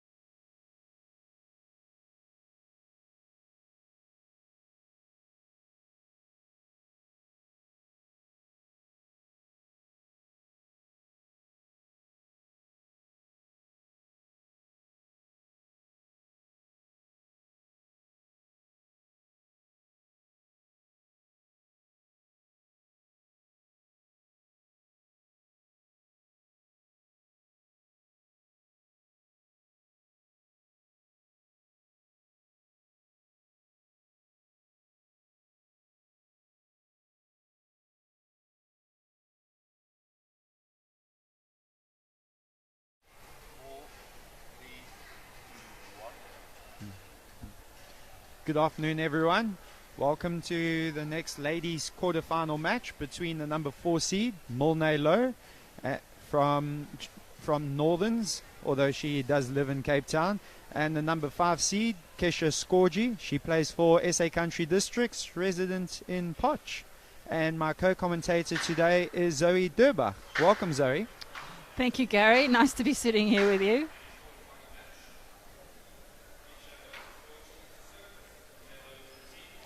Okay, they're off. So, Zoe, how do you see this one playing out? We were having a little bit of a chat earlier. Yes, we were. The trouble is, I haven't seen either of them playing this year. I haven't played either of them this year. And this court is saying in the early quarterfinals, is so difficult. Because the person who's had the most experience on this court seems to be faring better, the one who has the most patience on this court, and the one who's not going for the winners, for the high percentage shots. Yeah, it is a court where if you're inexperienced, it's very difficult to get used to. And based on that, Mulne's played on this court multiple times over the last few years. So I think you may have to lean towards Mulne here. You know, I was setting you up to say that. But yes, anything can happen. I think Kesha's played the most squash this year between the two. She's played in quite a few of the tournaments up in Joburg. She's played at the Growth Point Interprovincial. Mulne is a little bit of an unknown. She hasn't played a lot of tournaments, only really the regionals to qualify for this, and then some league around Cape Town. And coaching. And there's about, it's 9 years difference between them. So Kesha's 25. Mulne is now 34. So certainly at good playing ages. Yeah, I think the main thing is if Mulne has at least been doing some form of physical training to keep her in good shape and fit, her experience and just her general style of play, I think she'll be a tough person to beat. Yes, and Mulne doesn't give anything away generally when she's on court. She doesn't mess about. Excuse me. But as we said, anything can happen. We saw in the previous quarterfinals, we had a surprise upset there. So, yeah, let's see what happens.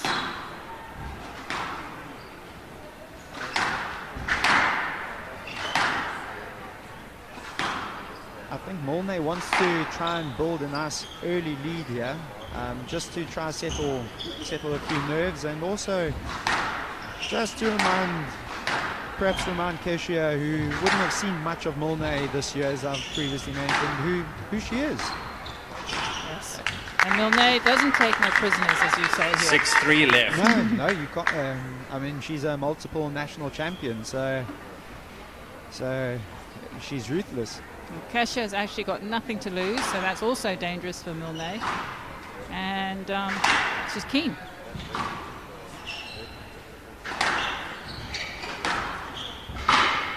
Oh, tight shot.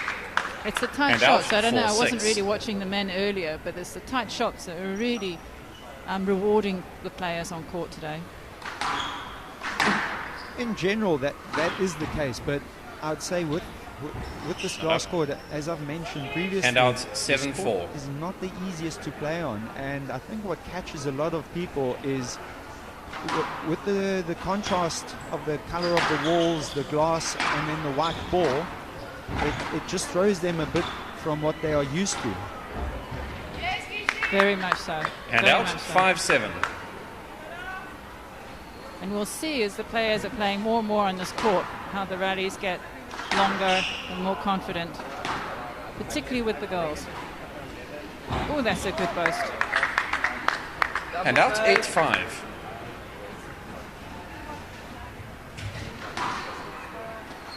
Mulne serving into that backhand corner there. It looks like a little bit of sunlight is creeping in there, which should make that a little bit of a target for the players. First one to get it there could make it extremely difficult. 9-5 left. Yes, well, Milne steamed ahead with 9-5 now. Ooh, there we go.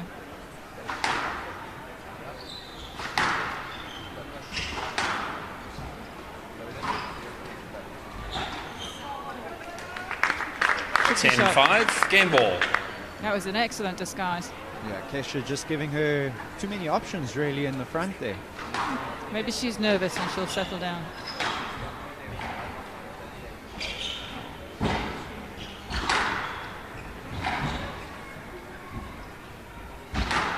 Well run.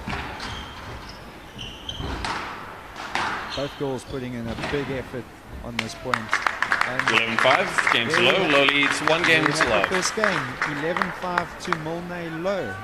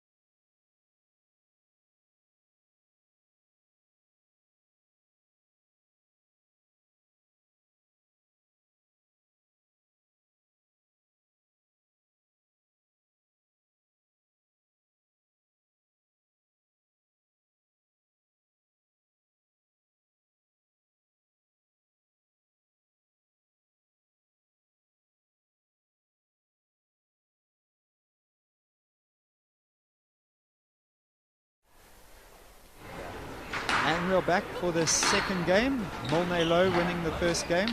1-love up. 1 love. Away we go. Zoe, what do you think Kesha needs to do in the second game to try and level matters up? Well, this is the key point. You know, what did their coaches say to each of the players? And what are they thinking? But Milne, she won't play around. She doesn't play around. She won't give anything away. 2 love. And Kesha, if she has to tighten up. Take the time on the shot. If you're giving a loose shot, Milne will put it away. She doesn't mess around. That was a lucky shot there from Milne, of course, but you know, with Kesha playing Milne is not to be intimidated, and as I said, to really concentrate on basic squash. Even if it's just down the walls, drop, drive, just that. Otherwise, the mistakes are going to come. You hit it loose, and Milne will just hammer it away. Yeah, which is very much what Milne tends to do. She does keep the ball and very out straight 1-4 deep and sends it in generally straight short. Not much flair to her game, unlike someone like Christo that we saw play earlier, but it is extremely effective. As you can see from the scoreline, 5-1. we're already at 5-1 in the second game. Yes. And Kesha, you know, hopefully she's not thinking, oh my goodness, what am I going to do? Panic, because that's exactly the worst thing to do, to feel rushed by Milne. And at 6-1, it takes a lot of experience to take control of those emotions. And out 2-6. Nice drop there from Kesha. Finally getting in front of Milne with time to be able to play a bit more of an attacking shot. 3-6. She's going for shots now as well. I wonder if that's perhaps something her coach would have mentioned. Just go for the neck.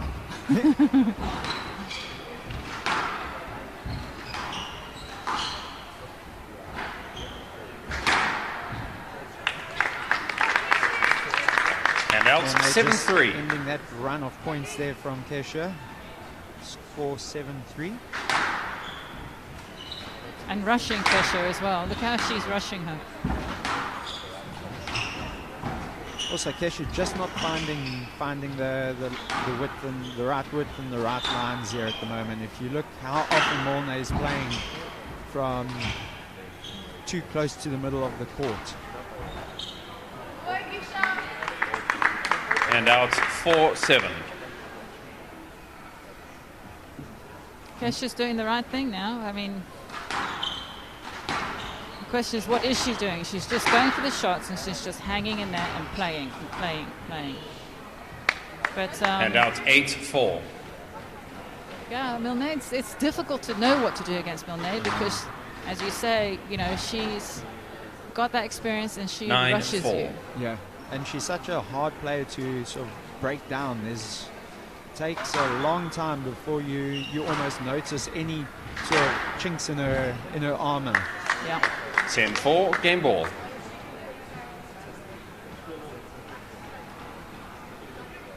Game ball.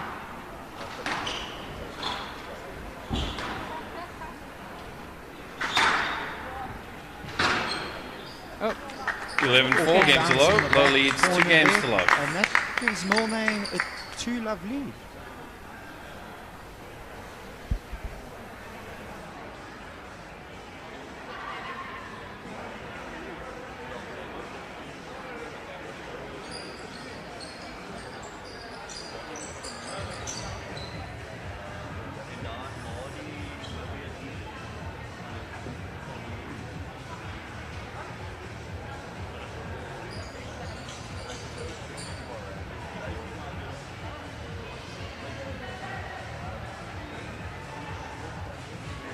Right, people, we're heading on to the afternoon. Let's give Tisha some support. Can I need it? Once again, a big thank you to Growth Point Properties for the new squash in South Africa.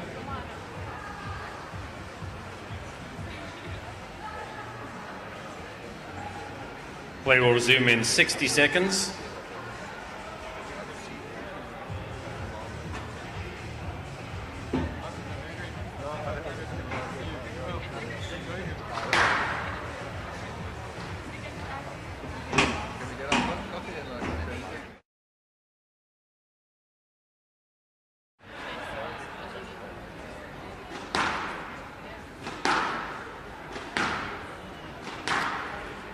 Low leads 2 games to love. Level. Milne's 2 up. Let's see what happens in this game. What do you reckon that Kesha should do now, Gary? She's got to get those back 2 corners into play. And out 1 love. Second game, just when I thought I think it was about 4-6 or 4-7, things could get interesting. She just lost the line and length and gave Milne the middle of the court, and it went in no time, ended up 9-4. She can't allow that to happen, and shots like that. 2-1. She has to find the width up and down the forehand and backhand channels. That's it. You just cannot play loose shots or mistakes. Those are the 2 rules. That's really a perfect example where Milne is just taking her space on the tee, playing it deep, playing it short, and Kesha's just giving her the width all the time.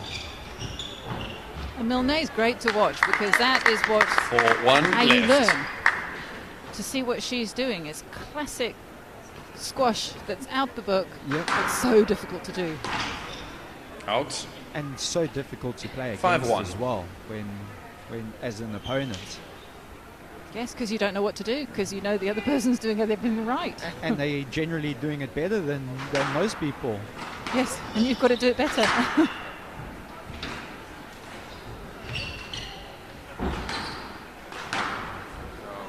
It's a great volley. 6-1 left. No messing around. No, this Kesha must just settle, deep breath, and just concentrate on playing the good shot in time, in her own time, should I say. Unfortunately, I think, looking at Molnay and the scoreline, 7-1. it's going to be hard to feel Molnay will not come out the winner out of this match. Well, anything can happen. I always maintain that. Anything can happen. But she's certainly got her work cut out. That was a And great out shot. 2-7. Nice and tight into the back.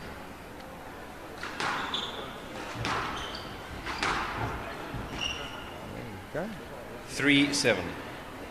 Kesha on a little bit of a run. Yeah, let's see if she can keep going with this now.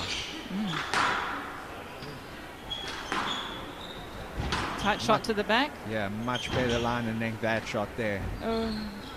Down mistake from 4-7. Right.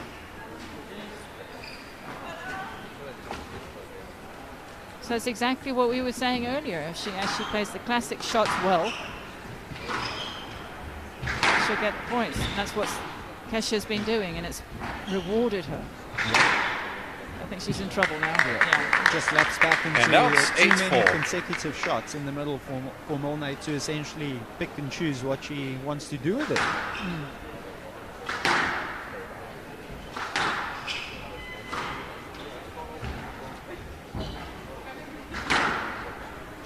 Oh, nick at the back. 9-4. Always brings that into play if you can hit that cross court well. Yeah. 9-4 now. I think this has been quite a dominating performance so far by Molnay, and I think some of the other ladies who, 10-4, as I mentioned, right. Molnay hasn't really Match played ball. many tournaments this year, so they wouldn't have had much of a sighting of her, but this should send a few alarm bells ringing if she carries on playing in this fashion. Yes, and it's going to be a shock because they haven't played Molnay this year. And don't out know what she's like. 5-10. Match ball. So no experience against her, but Yeah. that works in Molnay's favour as a secret weapon. That's a great 11-5. Match below. Well played. 3 games to love. 11-5, 11-4, Number 4 seed 11-5. Molnay Lowe win this encounter 3-love.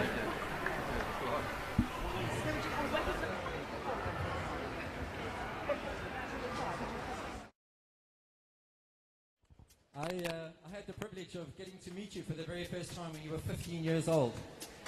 And I saw your age today on the spec sheet and I thought, my God, I'm old.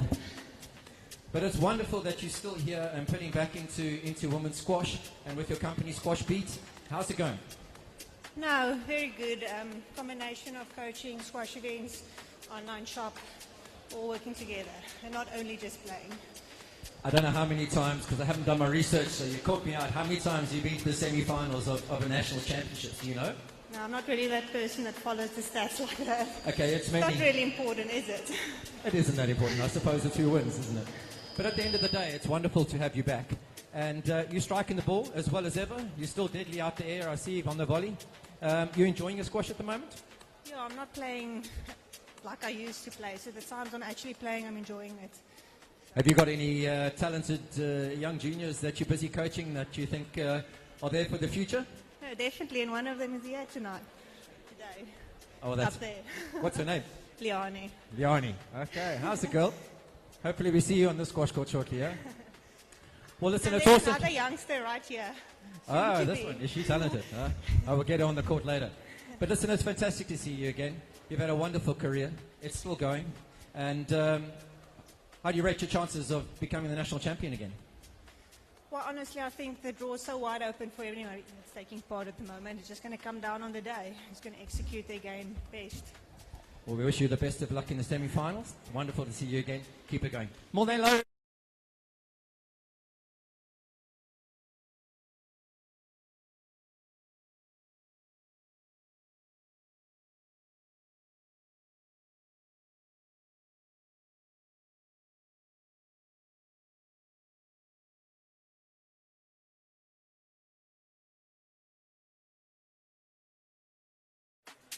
It's between the best junior and the best senior on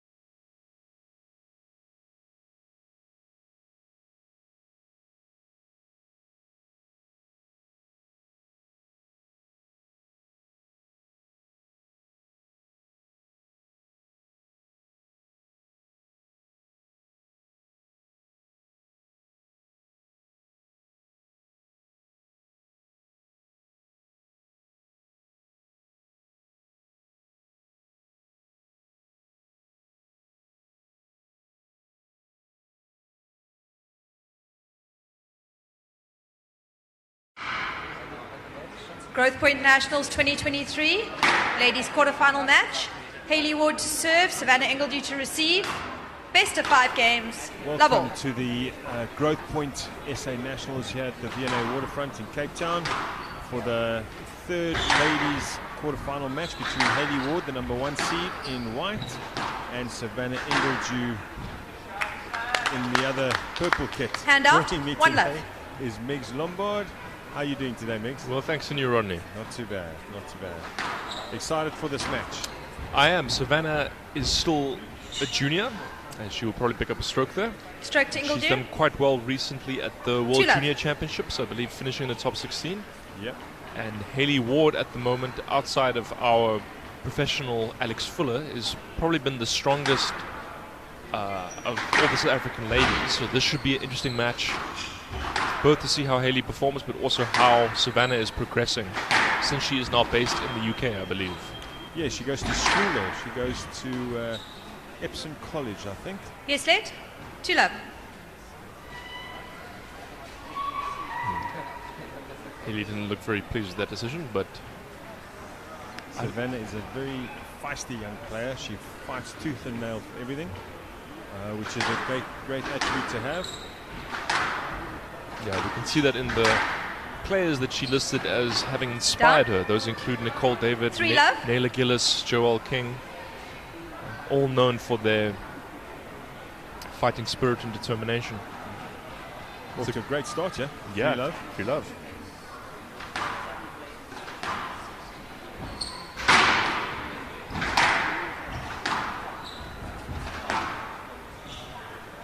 Have these two played before? I don't know. It's a good kill there from Savannah. 4 love. I think Savannah, probably having watched before, notices Hayley probably hangs a little far back. Yes. And with the lower tin this year, it does open up the front of the court. Hopefully Hayley realizes that and Down. takes a step forward. 5 love. Yeah, ideal start for the youngster here. Hayley's still looking to settle. She needs to hit the back wall a bit more. Get in front, take that front court away from Savannah.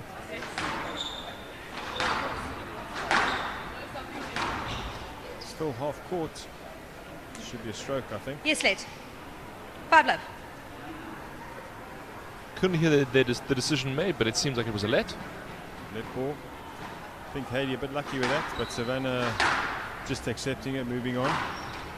As you should at 5-0 up. No point getting upset. Oh.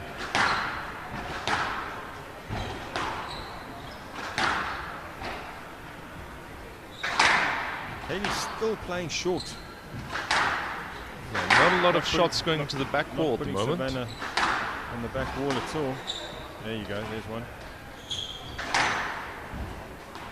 Chance for Hayley.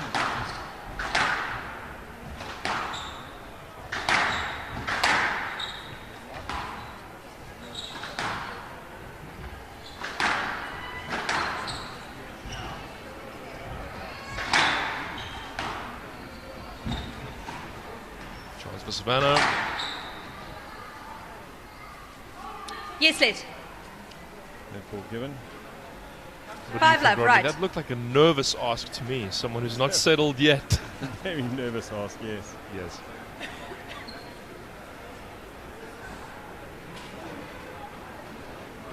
It was a slightly longer rally, so that might have helped Hayley settle a bit. Yeah, they'll both want to improve the quality of their lengthening. That was very much in the middle.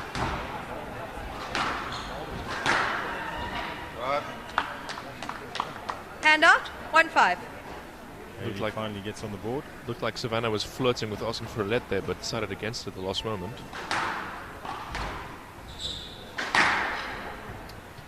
Yes, late. 1-5.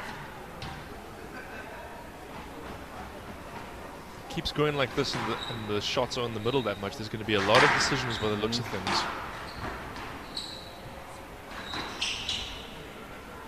Stroke to Ingledew. Sometimes you do get these matchups where the players Hand out, just 6-1. with their movement patterns get in each other's way. Hopefully it cleans up a bit, but... There's a stroke to Savannah. Down. Bad, unforced 7-1. No, this is ideal for the youngster.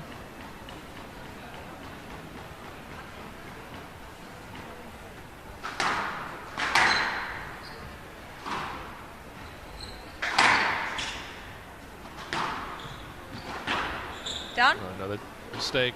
8-1. It's about 4 errors now, unforced errors. Yeah. It's alarmingly high for Hayley. Hopefully she can settle down and she goes up, keep herself in the game. That's a nice cross court by Savannah.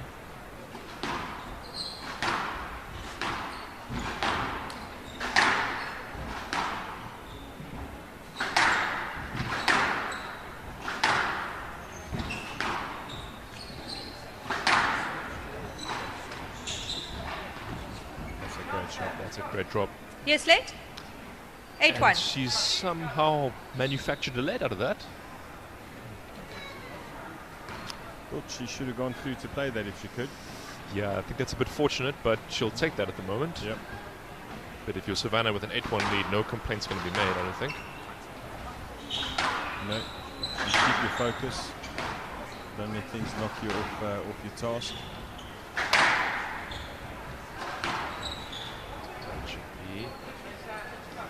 Stroke to Ingledew. A stroke to Savannah. 9-1. 9-1. Closing in on this first game. Rodney, I think if you're Hayley, you'll just want to finish the game actually playing well.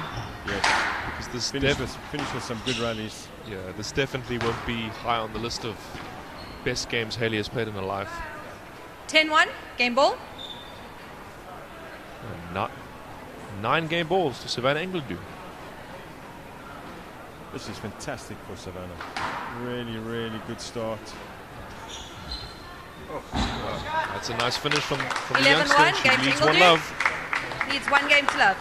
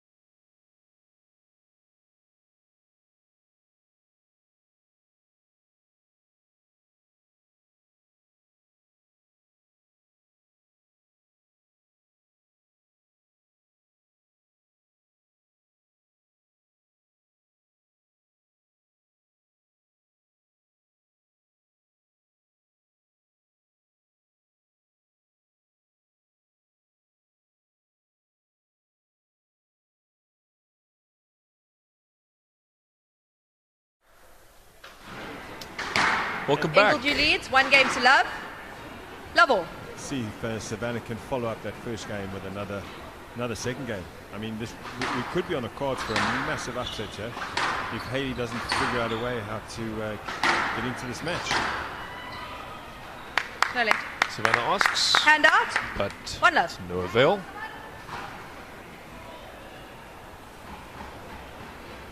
What do you think Hayley needs to do better, Rodney? I think she needs to get into some rallies. I think she needs to hit the back wall. This half court is not going to do she's not going to get much joy here the way Savannah's playing. Yeah, that's a hand out. great 1 all. Hands there. Indeed.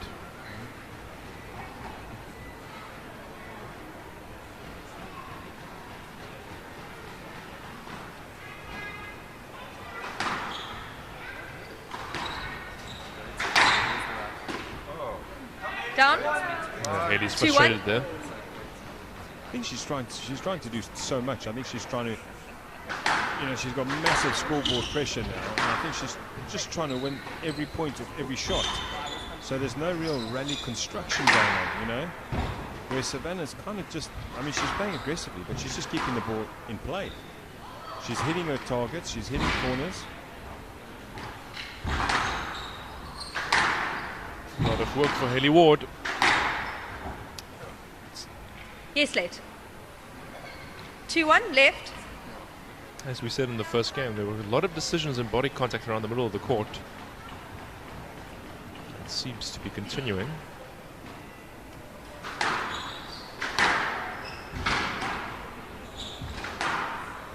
Out.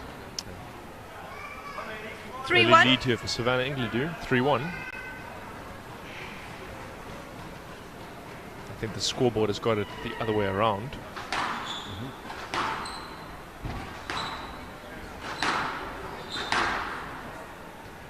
Yes, let. 3-1. That's 3-1 to Savannah.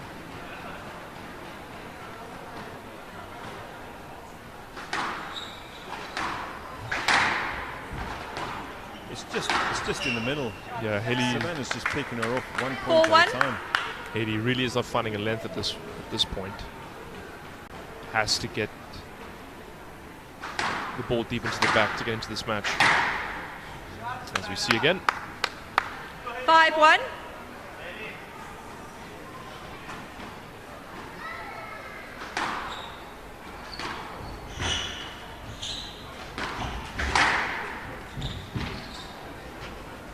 Six-one. 6-1 to Savannah Ingledew.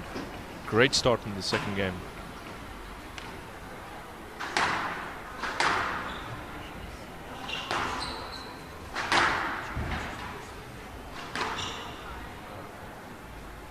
Yes, let. 6-1, left. Remember, play continues at the waterfront till 8 o'clock tonight, so come down to the V&A waterfront, come watch the squash, see a new game if you've never seen it before.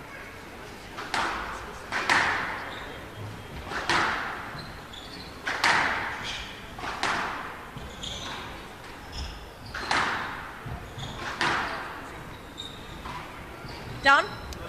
Better rally by Haley Hand there. out. 2-6. Let's see if we can string a couple of points together to get into the second game.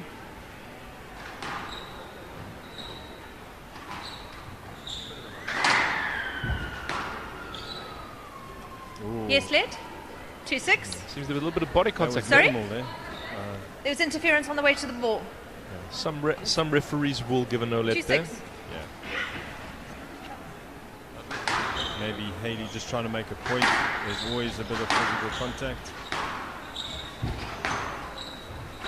Down. 3-6. That's the first unforced error Savannah's made in this match, I think.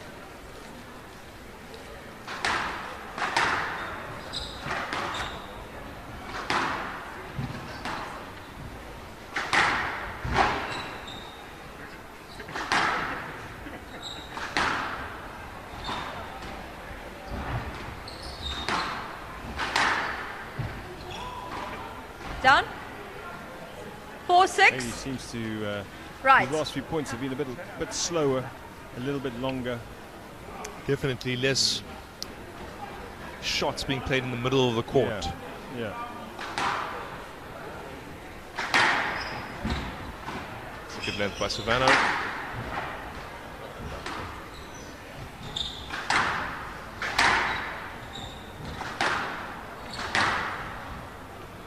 Asking for a let again. Yes, let. And gets a let. 4-6, right. She's on her way there, and you are in her way. 4-6.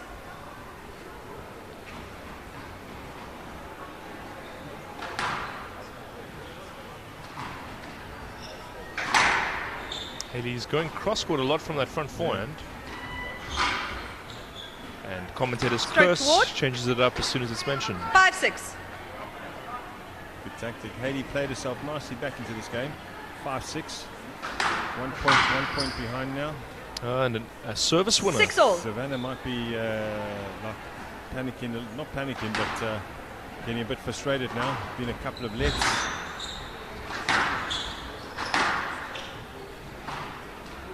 That's a good boast. Oh, nice counter drop.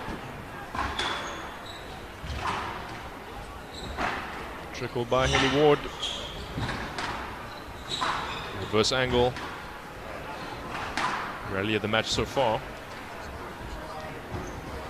Ooh, what's the call going to be here? She's there. Yes, let. 6-all, right. She got let for that? Yes, let. That was a good shot by Savannah Engladu, but she did leave a leg on the ball. 6-all. Haley's been very fortunate with about 3-4 decisions. Has been. Yep. But sometimes what can happen is if a referee picks up that a player is staying on the ball too much, Yes, let. they can 6-all, right. jeopardize some of their shots which should be winners. Yep.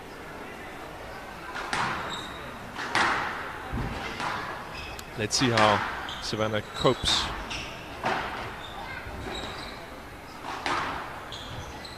Could be a stroke. Yes, let. 6-all. Not quite sure how she's supposed to swing at that. No, another fortunate one. Yeah, this time for Savannah. For Haley. Haley, sorry.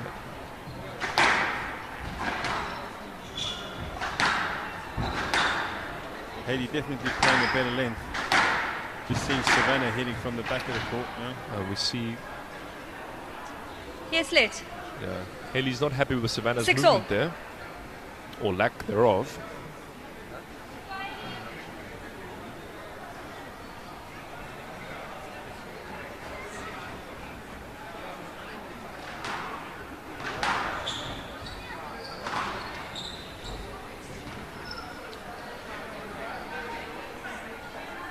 Savannah is staying on the ball there, so this is a curious call.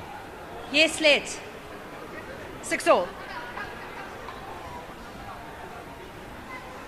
Haley needs to make more effort to go and play that. I think she's running straight into the back of Savannah now. This Stroke is toward. getting quite messy. 7-6. Stroke to Haley. Quite rightly so, though. Yep. After several near misses, there is a stroke finally. Yes, let. You're Oh, moving they've straight given a into let. her. You've That got did to look clear to be the a winning ball, shot to me. and she can get to that. 7-6. Seems, the referees are not really allowing Savannah to hit the ball now. There's been a let every time she's hit to the back of the court. And Haley's just, I mean, she must be loving it.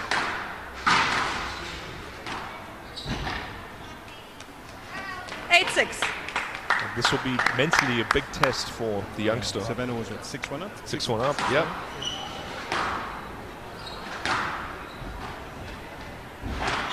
Oh, that's a good switch up, 9-6. applauded by opponent. Yes, this is where the experience counts. Yes. Go to Disrupting your opponent, getting into her head. You can go to a shell and buy a pie, but you can't buy experience. Tight winner there from Haley Ward. 10-6. Game ball.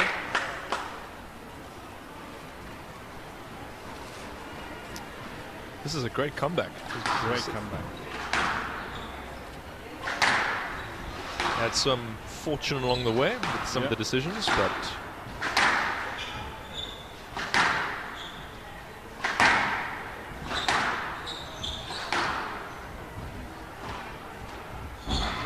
Down. Certainly forced the game to clean up. Hand out. 7-10. Not so much in the middle Game now. ball. no, not at all. Savannah back on the board, having lost 9 straight points. Yeah, if you either player, it's in your interest to not have these decisions where they appear to be quite inconsistent.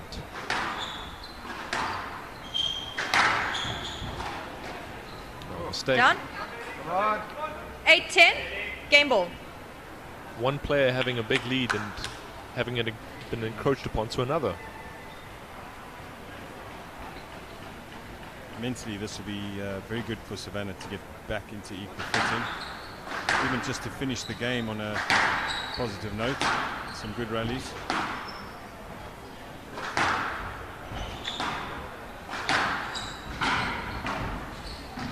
Oh, geez. Oh, they covered a footing well there. Nice. Played through that.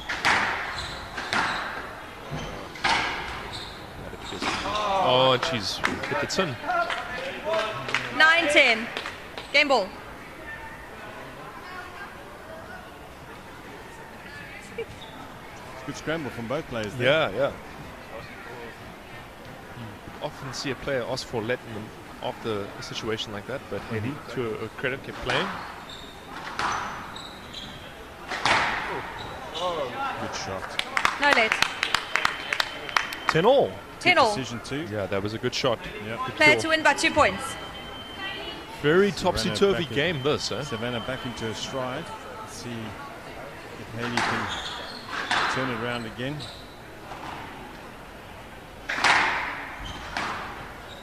Chance for Haley. What a great win. Hand out, 11-10, game ball. Massive point that you just lost 4 in a row.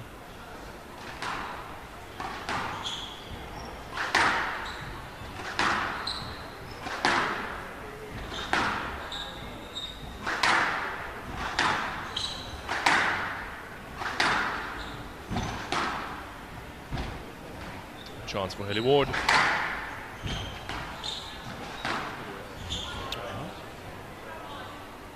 Yes, let. Would have been 11-10, a game little ball. unfair not to give a let there after the other decisions. Yes, that's right. One player wanting a no-let, the other wanting a stroke, I think. That was one of the better rallies of the match, though. Very much so, yeah. I think both girls are into the court now. They're settled.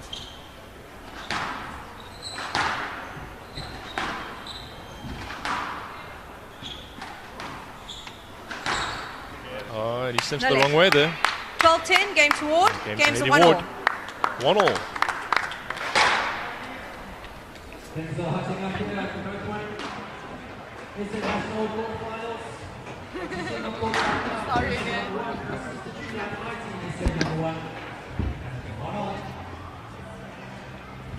For those of you who didn't see the game squash before, because we all play on the same playing surface, there's certain rules that govern the way you're allowed to move and not allowed to move. Basically, the basic job is you have to give your opponent every opportunity to get the ball, have a nice swing, and be able to hit the ball with the front ball. If you don't, you get penalised accordingly with either losing the rally or having the rally played again, or being awarded tickets.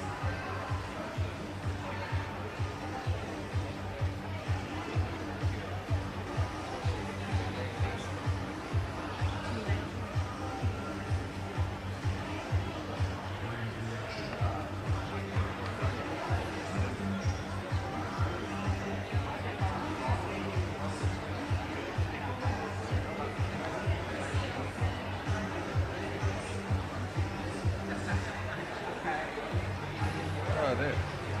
That's it.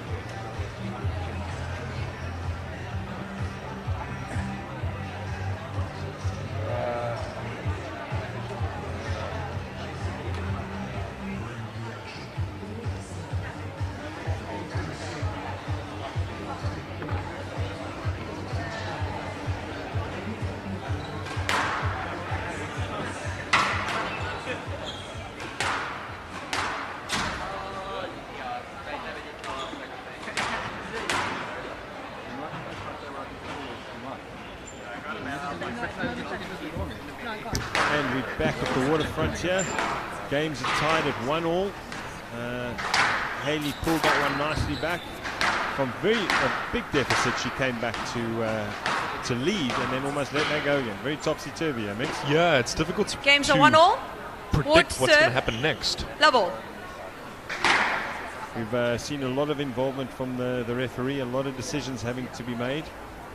Let's hope we can get a cleaner, more precise finish to this match. Yeah, there's not been a lot of free-flowing squash in this match so far.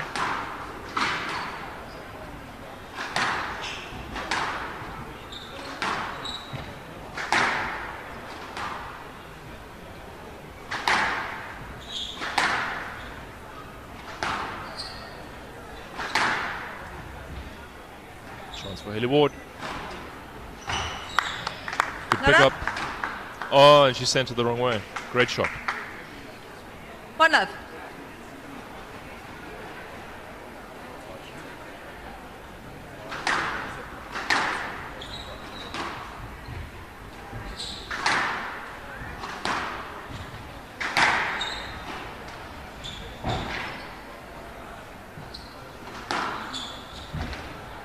Shot. Great shot. Hand out, 1 all.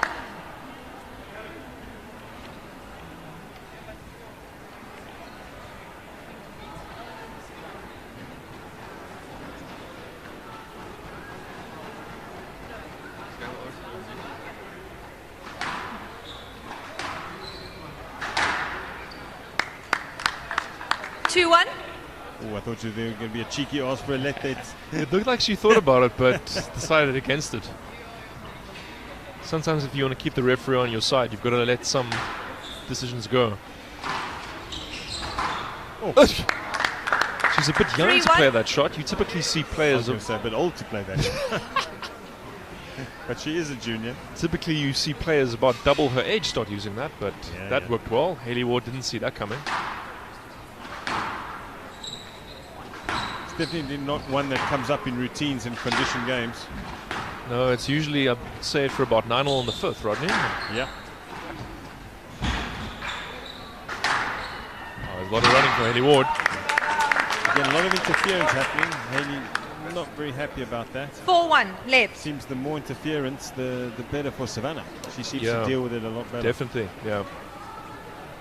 She's played through a couple of big bumps there.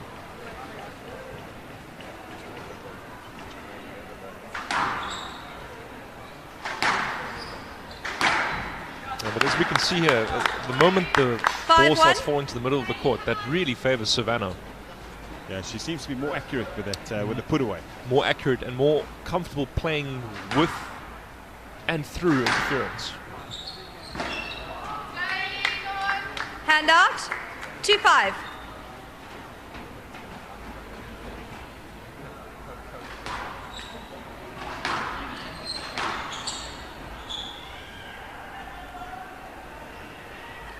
Yes, late.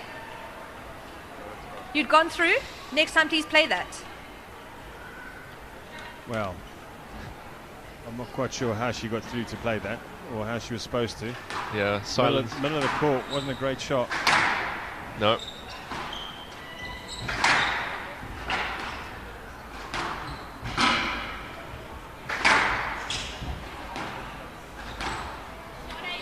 No let. 3-5. That's a better point from Hayley there.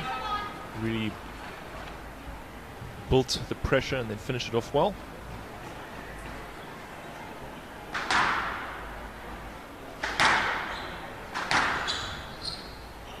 What are we going to get here? Yes, let for safety, but again, you can play that. I've seen you play that in this game. Savannah's pushing a luck trying to get a stroke there. Yeah, yeah. He's fortunate to get a let there. I think there was more than enough room to play that. Yeah, there's certainly an argument to be made for that being a no let. Yeah. Players are not making it easy for the poor referee. No, this referee's going to have to earn their stripes. No let. That was a winner, wasn't it? Yeah. Hand out, 6-3. That was a great shot. Really low. Really using the 17-inch tin. Yes.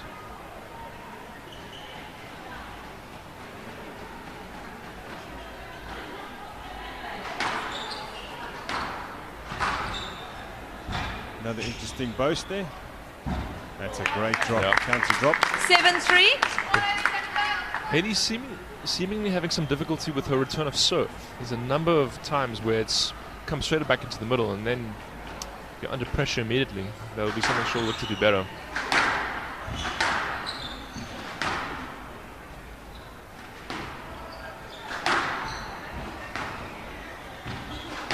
Oh, nearly a dead bounce.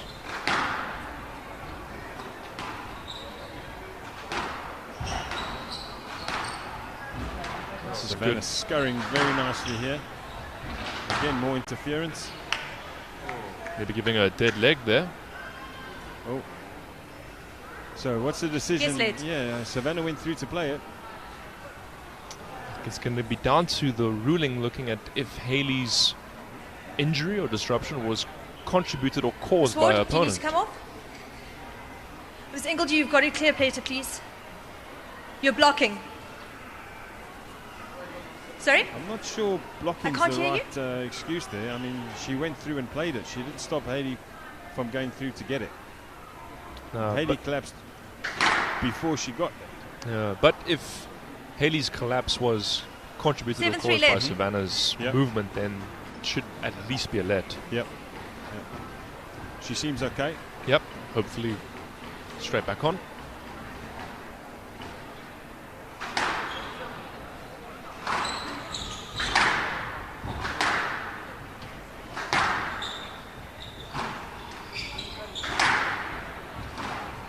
Chance for Savannah.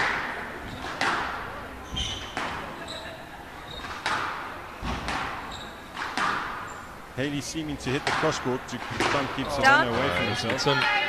8-3.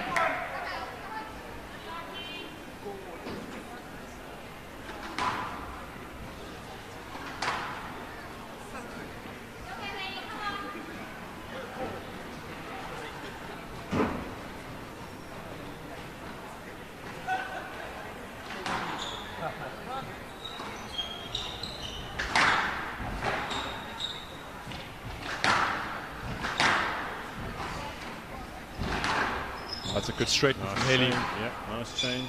Chance for Haley. Another chance.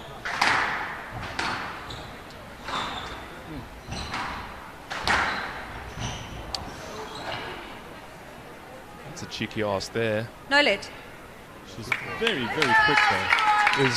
But I think she Hand should up. have gone to She play should- that. she was there, she should have played that. Yep.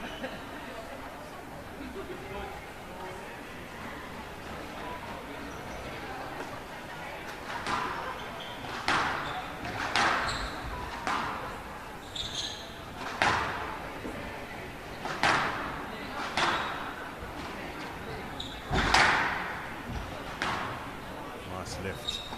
It's good use of the front wall there.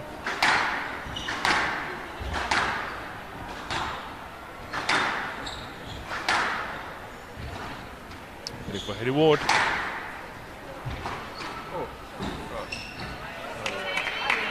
No let. 5-8. Thought she was going to ask there again. Yeah, did look like she was going to. Just clawing away at Savannah's lead here, Haley. Yeah.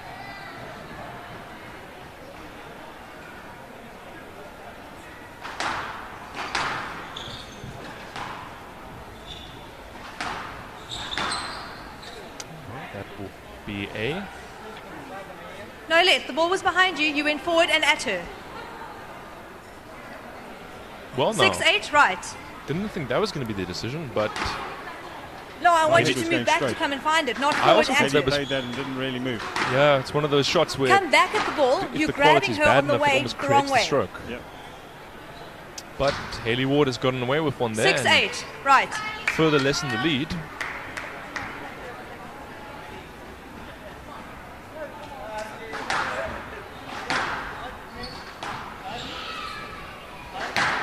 Savannah still with the lead. See if she can compose herself and see herself through to the end here. That's a great length. Perfect length there for the viewers. 7-8.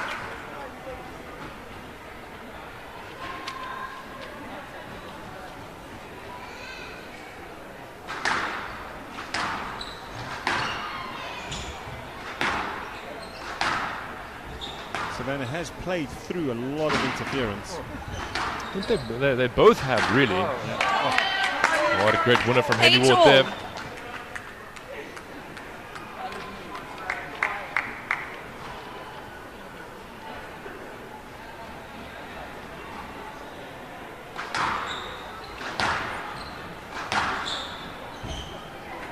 Yes, let.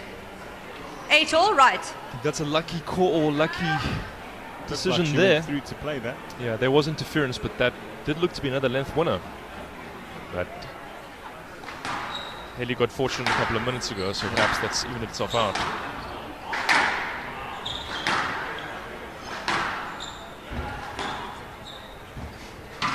Nice use of height there. That's a better point from Savannah. Hand out. 9-8. Not afraid to take their space in the middle of the court. No, there's a lot of disruption and really lack of movement off the ball in this match so far. Both players fighting for survival here. It's a good battle that we're seeing on court here with the ladies.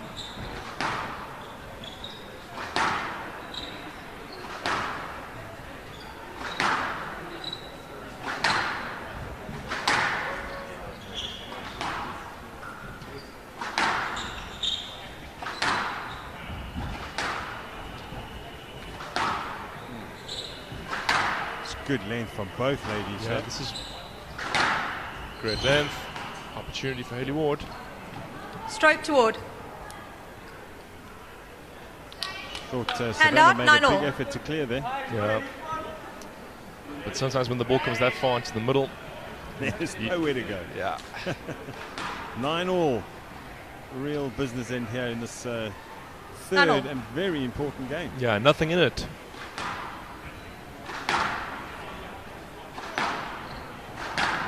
Oh, great shot. Hand out, 10-9, game ball. Game ball to Savannah. Yeah, looks like she learned a lesson there because that was a loose shot. You could have waited to see if she got a decision. Instead, she played the winner. Miss Ingledew, please speed up.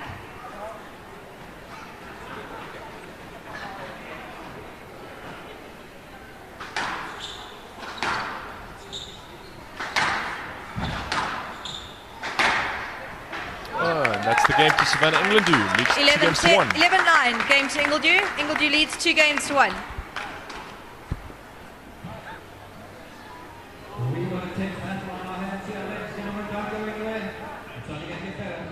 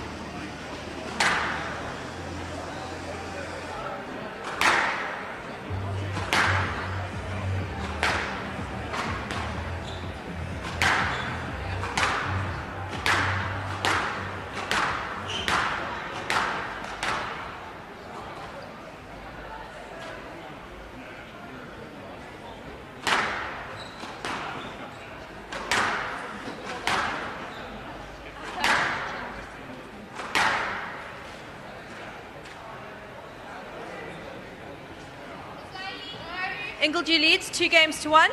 Love all. Welcome back to this ladies' quarterfinal. Savannah Ingledew is 2 games to 1 up. Yes, Let. We immediately resume this scrappy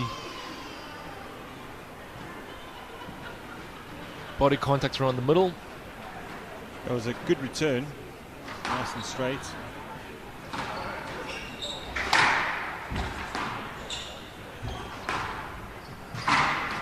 Chance for Savannah.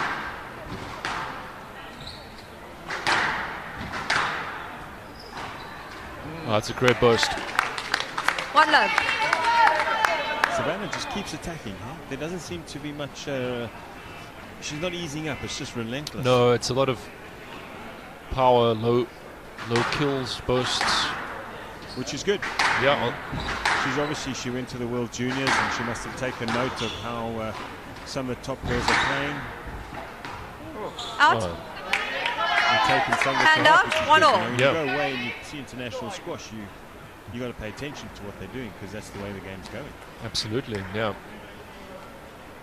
Maybe the old days of building rallies and building are over.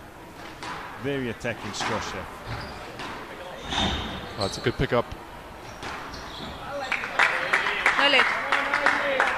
2-1. What do you think Haley needs to do here to not just get back into the match, but perhaps control the rallies more, Rodney? I think her accuracy really needs to come up. I think she's having there's just too much that Savannah can hit, and she's hanging so far back. That's Hand a good out. decision. 2 all. I mean, she's coming from behind the service boxes, you know. If she's on the tee, that's more than likely a stroke. But both players are hanging very far back. Yeah. Not a lot of drop shots in this match so far. No. Commentator's curse again. Down. No, that was down. Ooh, yep. Hand out. 3-2. Put that commentator's curse aside. When they've been sent to the front of the court, it has been going more often than 3-2. not cross-court hard to the back. Yeah. From both ladies.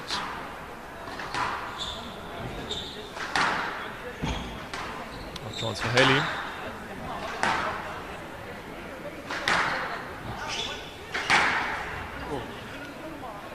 Stroke cord. The referee adjudged that the Haley Ward's swing was interfered with there. Yeah, you see, I'm not sure. I mean, Savannah's playing in front of the short line, in front of the half-court line. Yeah. From the back. So I'm not sure where the interference is occurring unless Haley is stepping backwards. Chance for Savannah. No, you see. Yes, let. 4-2 left. That's a bit fortunate there. Yeah. They can maybe say safety for that one, I mean, but she's had a no-let before because there was no interference, and that would be too good. No let. It's a winner. Hand out. 3-4. Miggs, I'm getting confused here. Not alone, Rodney. I think this will be one of those matches which prospective referees will watch to learn from the decisions and debate what should be the calls.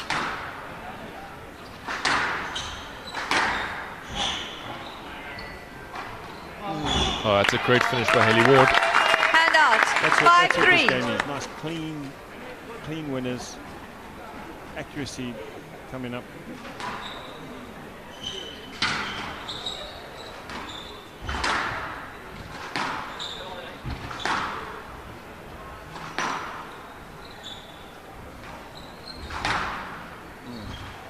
Chance for Haley Ward.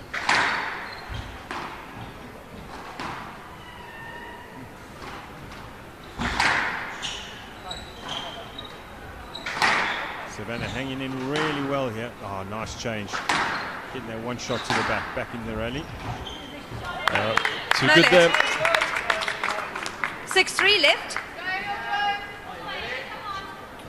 Looks like we're going to 5, Miggs. Or is it a bit too early to call? Let's see. This next point is a huge one. 6-4, 7-3. That's too good. Hand out. 4-6. Does seem to play that shot very well. She's got a good low kill, Savannah. She certainly spots that loose serve really quickly. Yeah, and I know, having played on this court in previous years, I haven't played on it yet, but if you hit a bad serve and someone can hit a shot like that quickly and you lose sight of it, the point's almost over. That's a great shot. No let. It was too far still. Haley Ward It is was trying to still say that just she too tripped far. over Savannah's feet, 5-6 left. but doesn't seem that she could get a let there.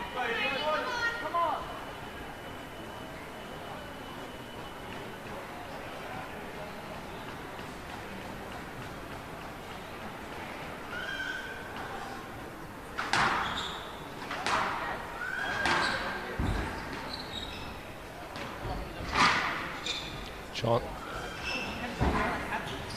Oh, this is like Strike that. single do? Scrappy play, yeah. Looking 6-all. The stroke at the end there, but yeah, I thought the looking for your opponent was a bit unnecessary there. Yeah, there's definitely a dirty side to Savannah's game, which I hope she'll clean up in years to come.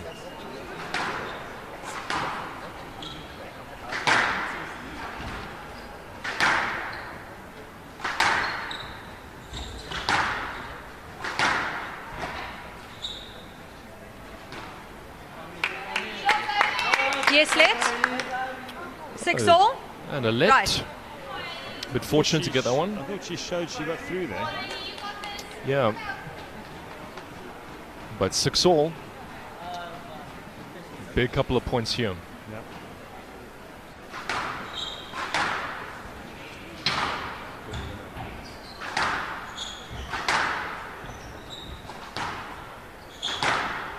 Yeah. It's a good kill No from let. Savannah Engledew. It was a winner. That was a good shot. Yep. Again, Haley just coming from too She's far still back there. the last one. She was Haley's almost really got to there. avoid hitting the ball This in the one middle was of a the court winner. because 7-6 Savannah's really left. using that mid-6 corner very well. She's going to put this frustration aside. 7-6.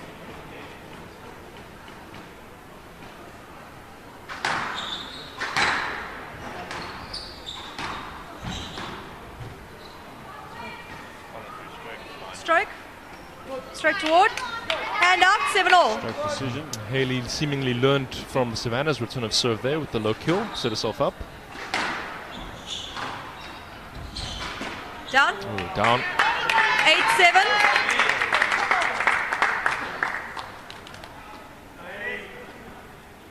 Is that 8-7? Yes.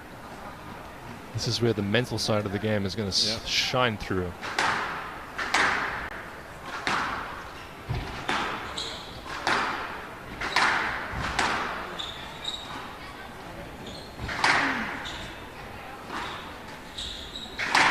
Both players have gone 90% cross court. Yeah, from 99%. Yeah, from the front corner. Right. Worked that time for Haley.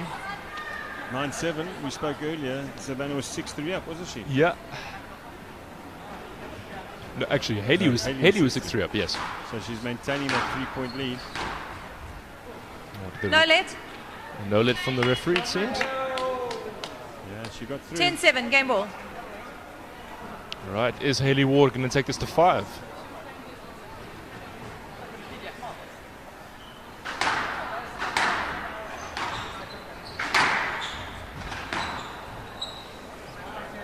Stroke to Ingledew. Hand out. 8-10. Game ball. 8-10. Still 2 game balls for Haley Ward here.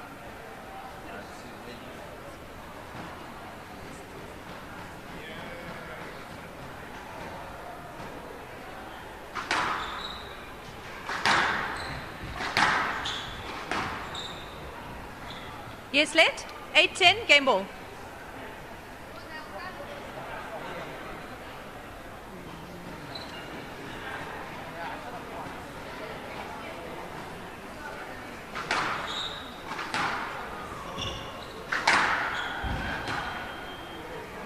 Oh, that's a great shot.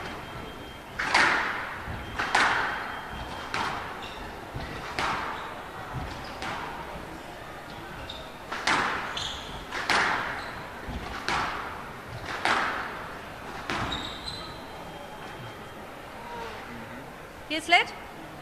8-10. Game ball. Another let. No, I don't think it Miss was Ward, another. next time you can play that. You're almost there. There was 8-10 from the side. Was it? So yeah. Savannah serving. There didn't seem to be a lot of intention to play that ball mix. No. From where I was looking, it just looked like I'm going to grab her and get a net. Not the first time that's happened in this match from either player, or both players, I should rather say. Again, I'm not sure that should be a let. Yes, let. 8-10. Yeah, that I think that shot was too good, really. I mean, she got there, but she's playing from in front of the tee. She's playing to the back of the tee. Haley's behind her. I'm not sure where the interference occurs unless you're looking for it, you know? Yeah.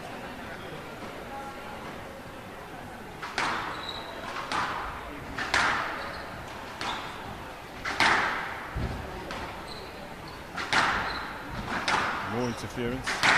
And there, what's this going to be? She's not really allowing Haley to go in and play that yet. Stroke to That, Ward. and the referees have given a stroke. 11-8. Game Game to to Ward. Haley Ward. Game's a 2-all. This is going to 5.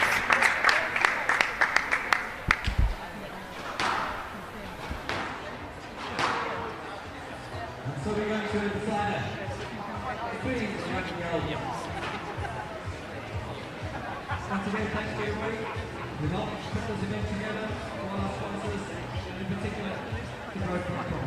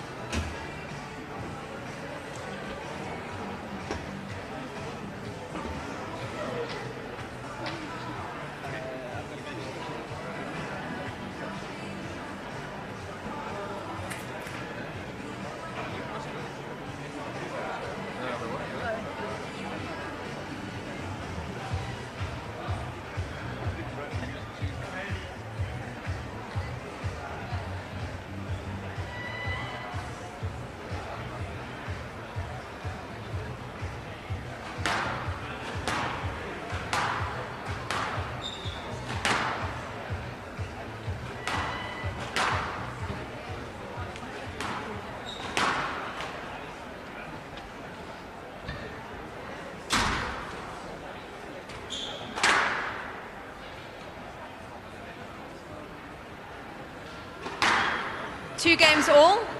Ward to serve. Love all.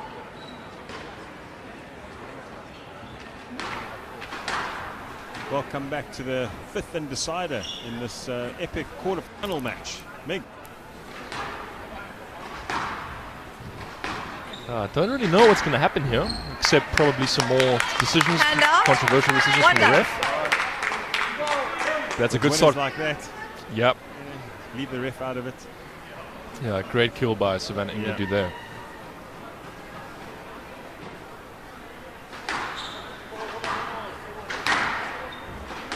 Played through the interference. Yep.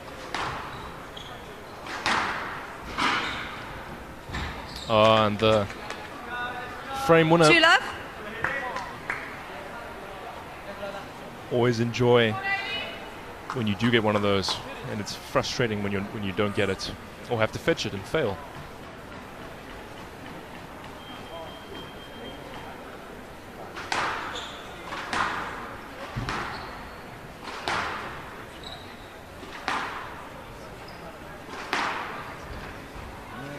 Strike to Ingledew. I don't know, I just felt she 3 turned love. and looked for her there. It did, but the ball was probably so loose that... Yeah. Yeah. Good start by Savannah Ingledew here, 3 love.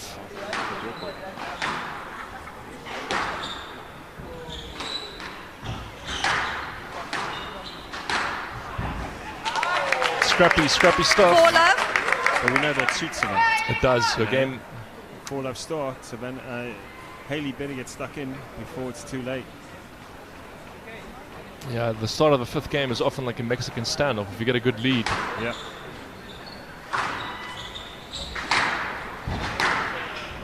Good length by Haley Ward.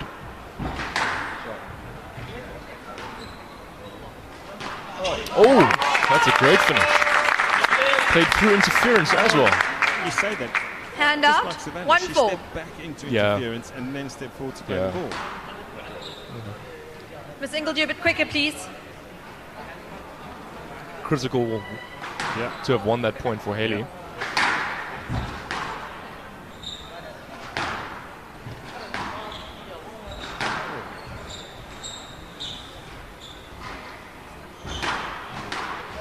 Oh, good rally.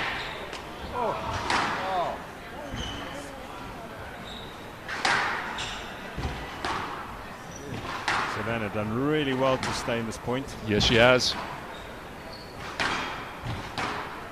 Oh, she didn't see that. No left.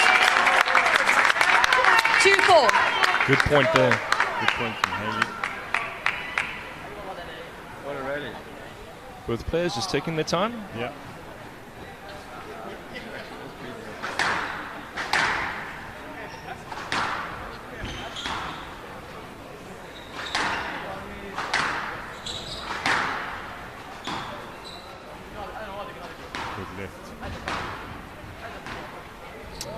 What are we going to see here? Yes, left. I think even a let. 2-4 left. Probably a fair call, I think. It was a good shot, but not necessarily a winner. It was a very heavy drop shot, which came sort of further back than I think Savannah was expecting, and very tight. Yeah.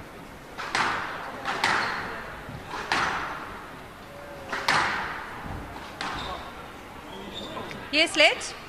2-4. More traffic issues. More lets.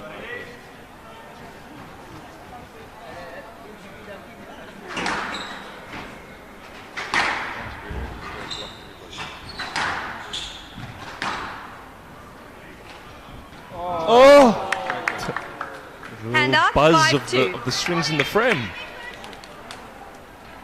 Is that a second or third Second winner? Second in this game. I've got to give a shout out to John Ross Mallock. He knows why.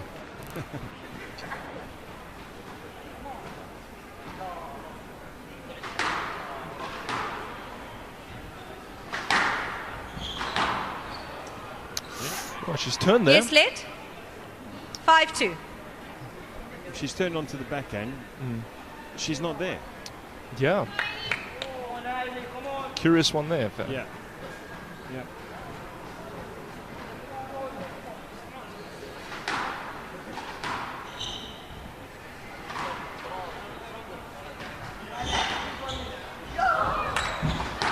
Oh, what a shot. Great shot. Ported by opponent. That's a great nice to see. pickup from Savannah. Yeah. In the front. Shorter rally, but nonetheless Hand very out. impressive one. 3-5. Haley keeping herself in it here. 3-5.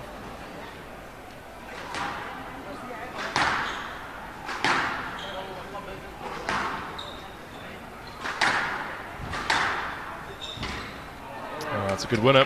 Hand out. Squeezed there, 6-3. rather.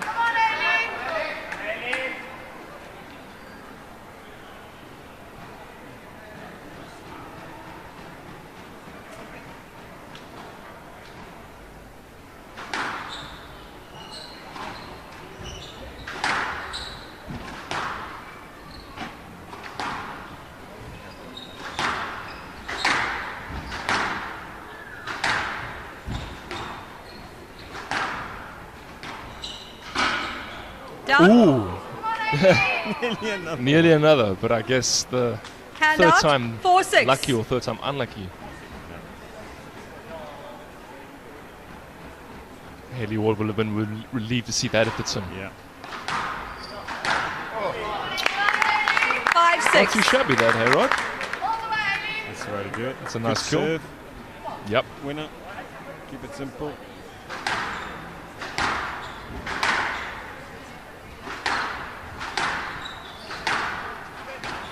Down the middle.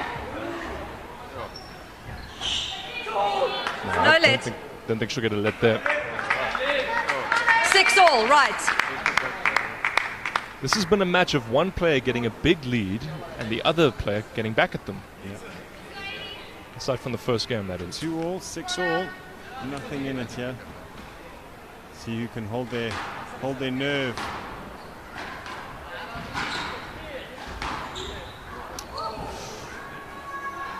Yes, let.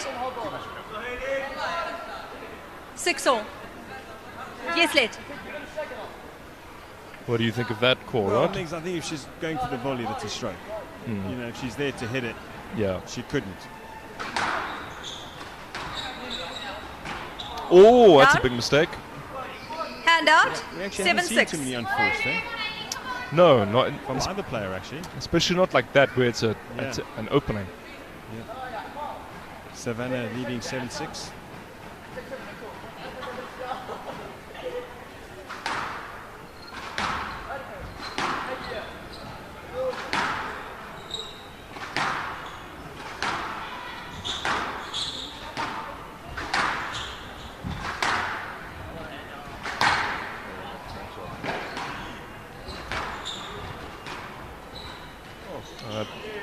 stroke toward. A stroke to Haley Ward there. Hand out, 7-all. 7-all.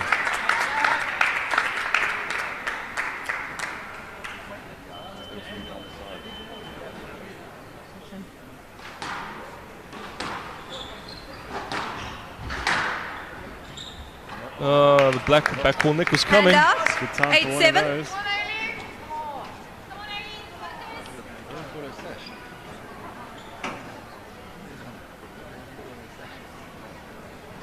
Fortune certainly favoured Savannah in this 8-7. game. Haley will have to be tough to stay with this.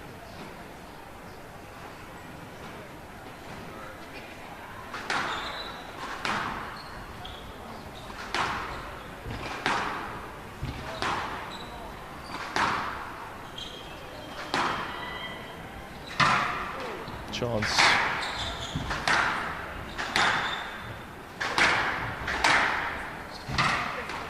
Chance for Savannah. Yes, let. 8-7.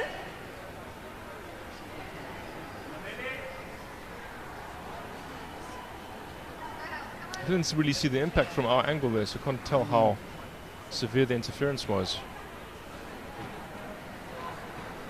Nonetheless, 8-7 to Savannah Engledew. Youngster in a strong position here. Still a junior. I mean, she could have been here next week Down. to play in the juniors. 9-7. The junior nationals is next week for the under 15s, 17s, and under 19s. I think Savannah needs to go back to school. Yes, so it seems. She's at school in England.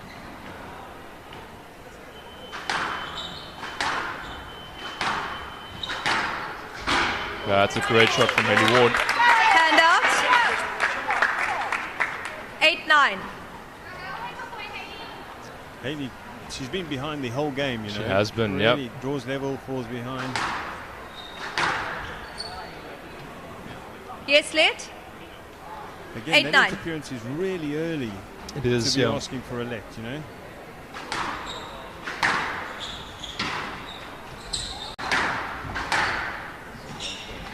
Oh, finally, Fortune favours Haley Ward. 9-all. This is going down to the absolute wire. This is so close.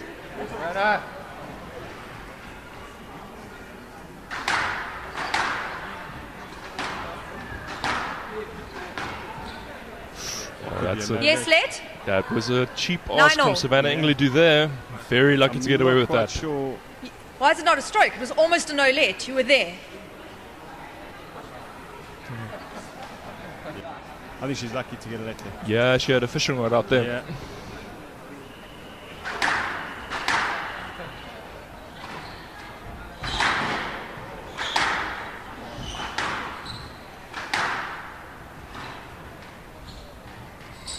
Oh, that could be a Stroke stroke. to Ingledew.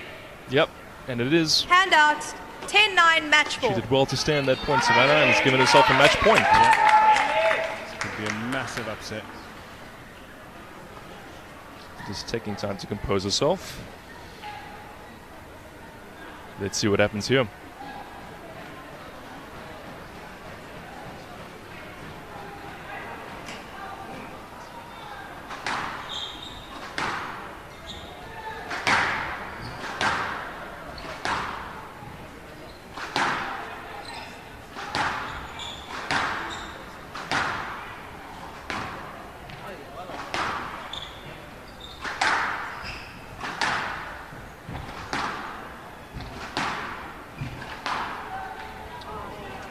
Yes, let.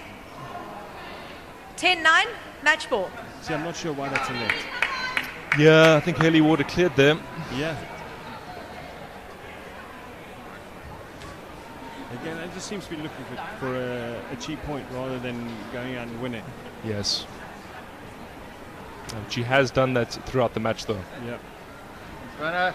Thankfully, that a stroke wasn't given on such a big point.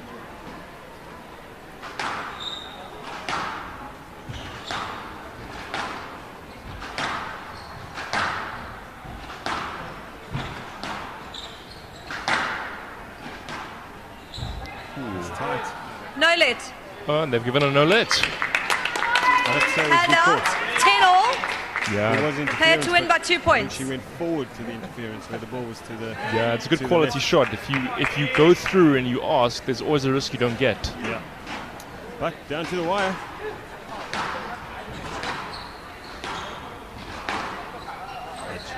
Stroke to Ingledew.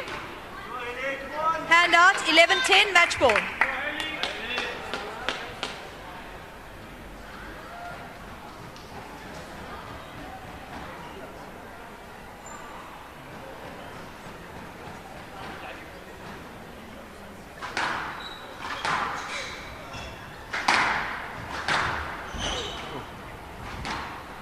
That's a great shot by Haley Ward. No let. Hand out. 11 all. Seemed to hang her left arm out there. Yeah, looking for the left. Trying to create her own interference, I think. Look, I think it doesn't matter what the results are. I think this has been a fantastic breakthrough for Savannah. That's correct. You know, certainly for. It's a good shot. Again, great shot. Hand out. She could still 12-11. Match come ball. out with a win here. Yep. It's a third match ball. Indeed. But an amazing performance from an 18-year-old. That's right.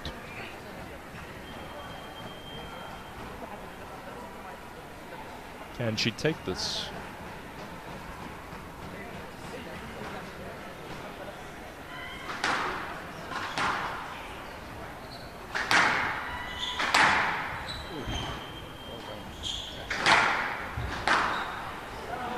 No let. Good 13-11. And that's a no-let winner from Savannah Thanks, Ingledew. She's Ingledew. done it. Haley Ward not happy, Ingledew but wins 3 games to 2.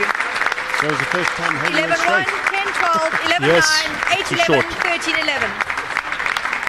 join us for the next men's match. We'll be starting soon.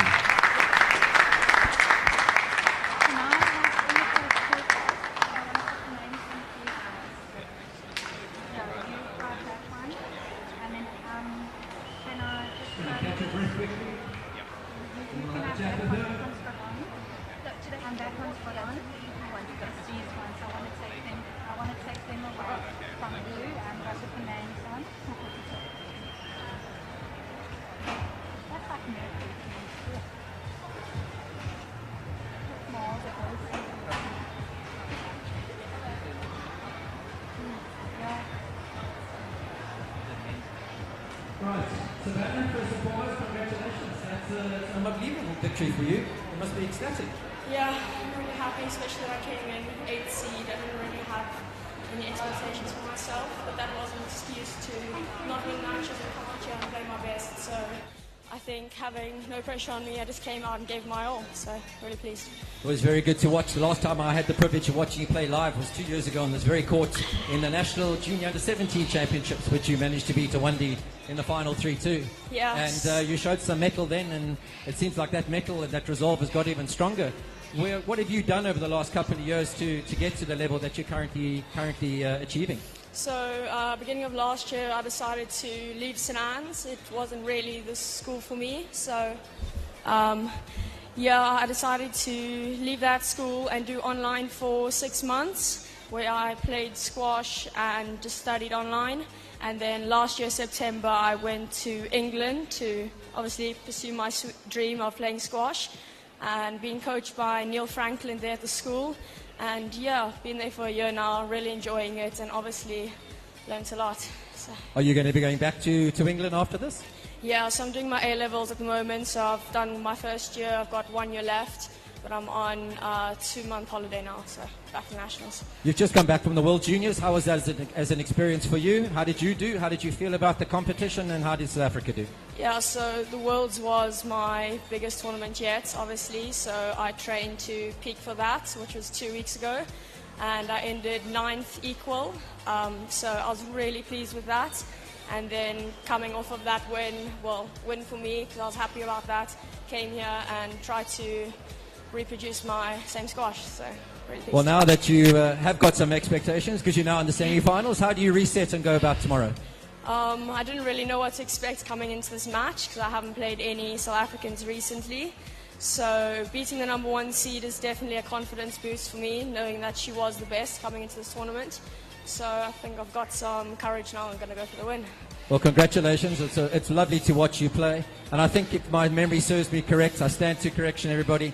The last time we had a teenager in the semi-finals of Nationals was Tennille Schwartz, approximately 18 years ago. Wow. So congratulations. We wish you all the best. Savannah Ingledew, everyone.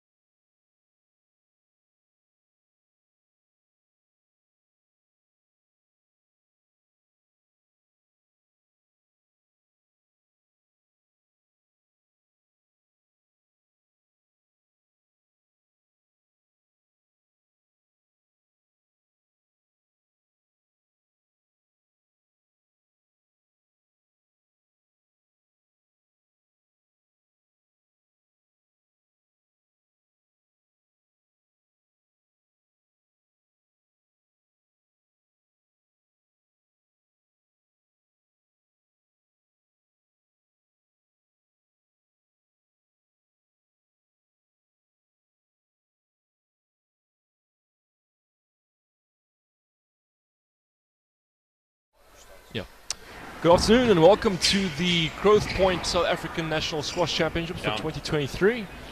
This is the third men's quarterfinal between Rudy van Niekerk in the lime green shirt serving and Damien Groenewald in the grey top. Joining me is Rodney Durbach.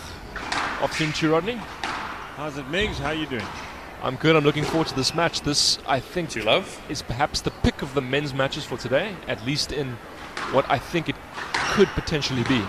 Yeah, I think this is 4 versus 5 in the quarterfinals, so all to play for these guys. Hoping to see some good squash, some nice long rallies. Damien also just out of the juniors. And out, 1-2. Came to World Juniors last year, did really well. Looking to make a name for himself. Obviously, spots up to grab for the men's worlds, so both these guys will be thinking about that. In fact, all 8 guys who are playing will be thinking about that. So wins here are important. That's right. I think this is going to be a very interesting match stylistically because both guys play very different squash. Damien is an attacking player. He loves to go short with speed quickly in a rally. Rudy is perhaps a bit more of a workman, a lot of experience. So I'm looking forward to this one.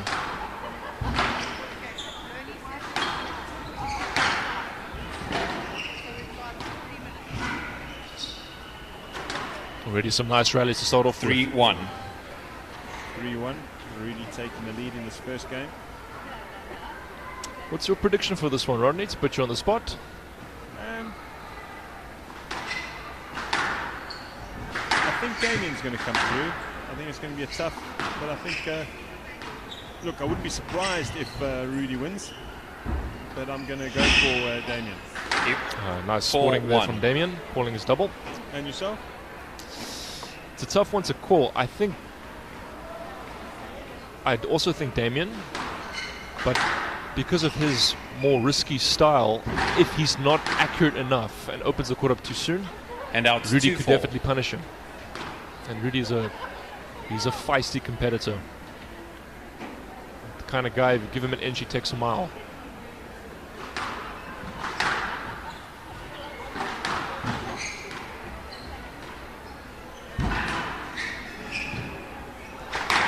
Both these players very fair on court.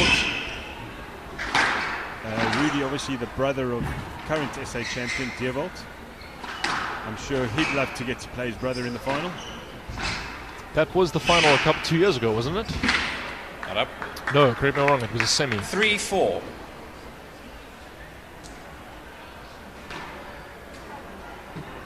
Damien, he won the under-19 nationals last year.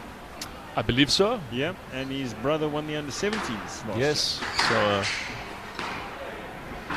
so definitely runs in the family. Indeed, 2 promising young brothers there for the future of squash in South Africa. Ah, great shot. 4-all. The wall. Luon went to the World Juniors this year. Did reasonably well, playing for South Africa Juniors. We should see him next week in the under-19s here at the waterfront. Yes, these 2 players, of course, were also involved in the 5-4 Growth Point provincial final about a month ago. Rudy van Niekerk representing South African country districts and Damien representing Northerns. Rudy just questioning that ball, but it looked very up from here. Yeah. 5-4 lead to Damien in his first game.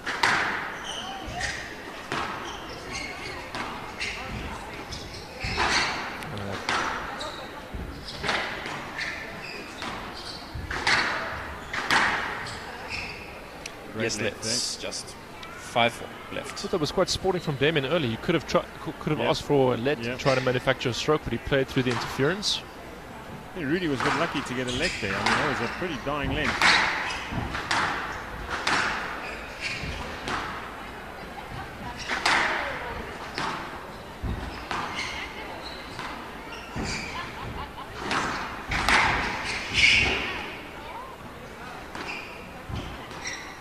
Good use of height by Damien to reset. Oh, and he's found the nick there. 6-4, right. I know Damien looks up to Christo Potgieter, who's also playing here this week. That's one of the shots Nico's he's known strings are for. broken, so he can Rudy's just replace broken his his rackets. racket or a string.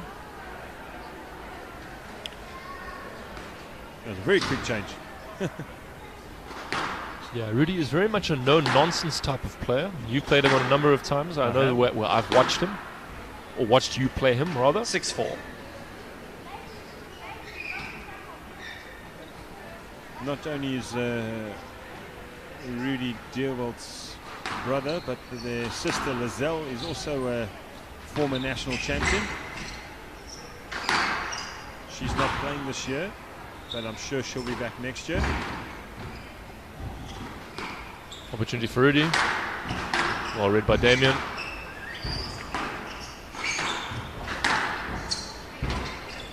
Down. 7-4.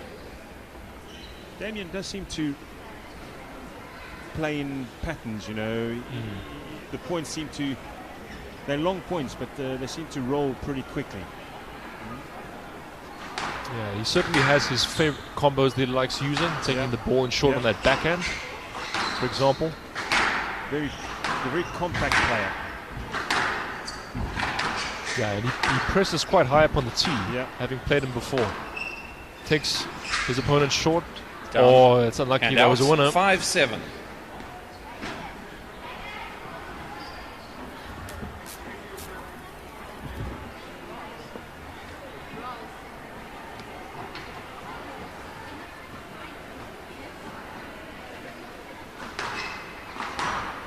Out. It's a cheap error. You can see Damien's frustrated with himself there. That's two errors in a row from him. No player likes to see that. Having the glass court put up here at National and the Waterfront is fantastic. The one small downside is that if you lose the ball, they tend to sometimes really get lost. 6-7. They make their way into some kid's pocket with a souvenir for the week. Yeah. Hard movement for Rudy Finikak there. Down.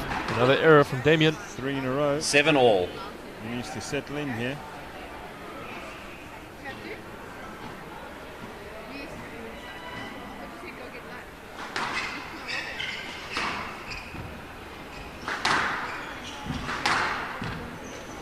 Down. Oh, an error from Rudy. And out. 8-7.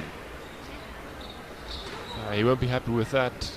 Claude waited at a lead to get even, only to make a mistake. But perhaps there is nerves on for both players, because they are playing potentially to be in the South African men's team, going to the World Team Championships later in the year.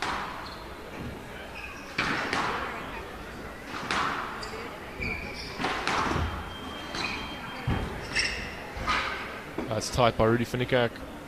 Great drop shot. And out. 8-all. The men's worlds, I think, is New Zealand this year. Yes, that's correct. In December, if I'm not mistaken. I think so.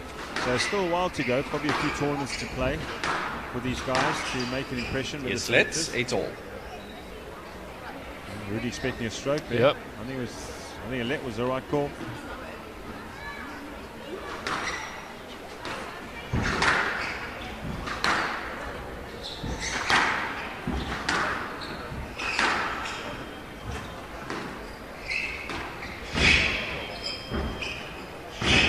It's good pressure from Rudy Finikak there.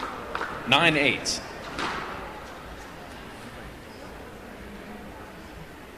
He really is a very steady player. Very few mistakes. Doesn't really make the wrong shot selection choice very often. Oh, and a bad 10-8. Bad choices. Damien Game already ball. Into this game, I think we've had like 4 errors in the last 5 points from Damien. Let's see if really, he can. he's the one keeping Rudy in this game. Yeah, let's see if he can reset here.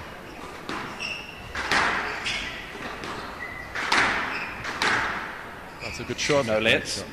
And out. 9-10. Game ball. No lets. He needed to go to the ball. The ball was deep. It wasn't a winner. It was your line to the ball that was wrong. 9-10. Game ball. Alex Hudson in the ref's chair for this game. One of our highest level referees we have in South Africa. Oh, and he sent him on an Uber Van to Niekerk. Simon's Van Niekerk Town. gets there. 1 game to love. First game to Rudy van Niekerk. First game.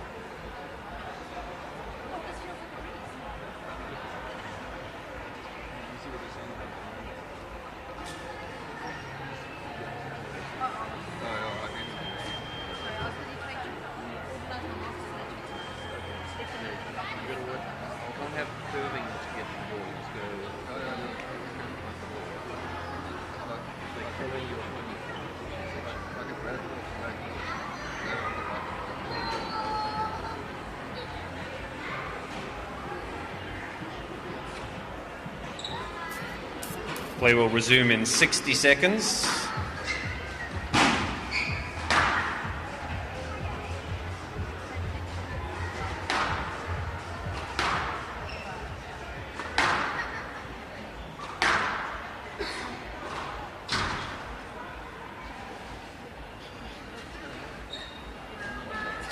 Van Niekerk leads 1 game to love.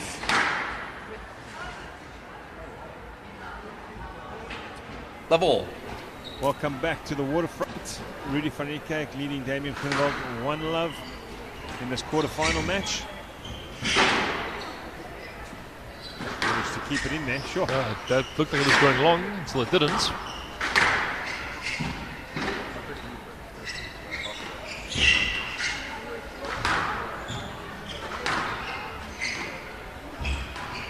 Damien extremely athletic. Oh, and he's returned the favor from the last And out. One points of love. the last game. Says, I see your flick and I raise you. Yeah, he does have very good hands, Damien. So there is the danger of that happening when you play him. Good length there by And Rudy. out 1-all.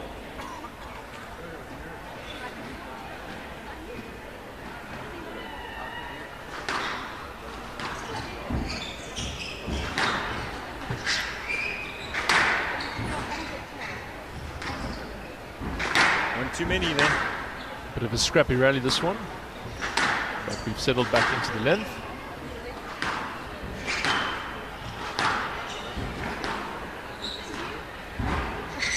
Straight to Groenewald. And out 2-1. That there is really seems to be Damien's favorite pattern, Rodney. Yeah. Taking that backhand drop in. He does do it very well.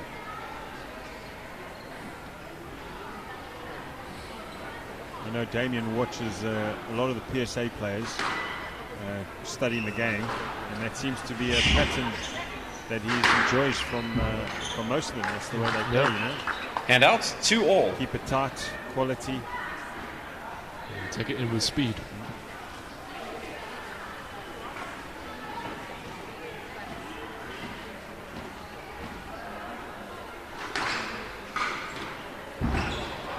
Does also do that quite a lot. And out 3-2. Drop shot return of serve. Don't see a lot of players doing it at this level. No. We saw quite a bit in the ladies' game in the first one this morning with Helena and Tegan. We saw a lot of return of serves short. Good finish by Damien Groenewald there. 4-2.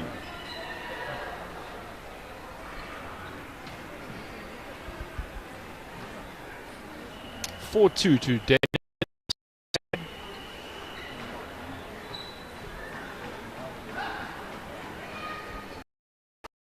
He had a nice lead in the first game as well, and then went on a run of errors.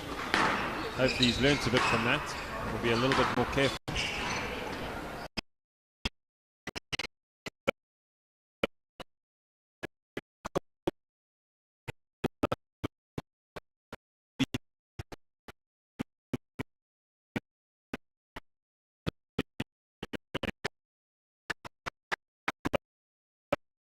He won't Yes, make that let's. mistake again. 5-2. No, there's a little traffic interference there. Nothing malicious. 5-2.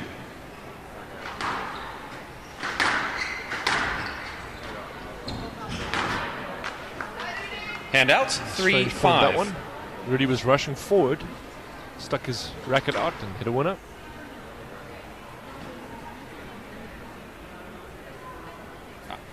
Mr. Vanika has a blood injury, so he just has sufficient time to stop the bleeding. Yes, as per the rules, the players... So, Minx, do you know the blood rule? Put you on the spot here. I think... For all our listeners. I think you have 3 minutes to tape it up. And it has changed recently, but the rule used to be that if you go back on court and you start bleeding again, that you would have to concede the match. But the game.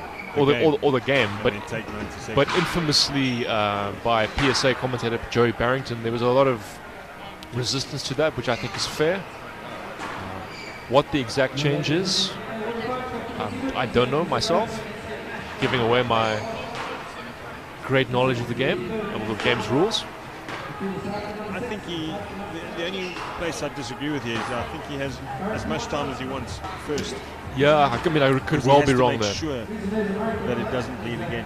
Yeah, and I really actually should know this, because a couple of weeks ago I was playing a match where I was bleeding and I went off court. Shout out to Andrew Martin. He was very kind, playing for the opposition team, and he actually gave me bandages to sort my blood out. That was very appreciated, man. Thank you. I'd have to do that. So while we wait, Migs, let's talk about this, the regions that the regional tournaments that players have had to win get here. What are your thoughts on the regions? Because we have an interesting scenario here where we have 3 of the 8 players play for South African country districts, and we don't have a Western Province representative this year. We have in the past, but not this year. So do you think it's right, or do you think the Western Province region or the regions themselves should be restricted to that region's players? It's a tough one, because the player Lawrence Kuhn, who's from Free State, he won the Cape Town Regionals this year. That's why there isn't a province player. 3-5. Where would he have played? Free State? Free State, yeah. He's always from Free State. Yeah. And he put in a great performance that week, or on the weekend. Yeah.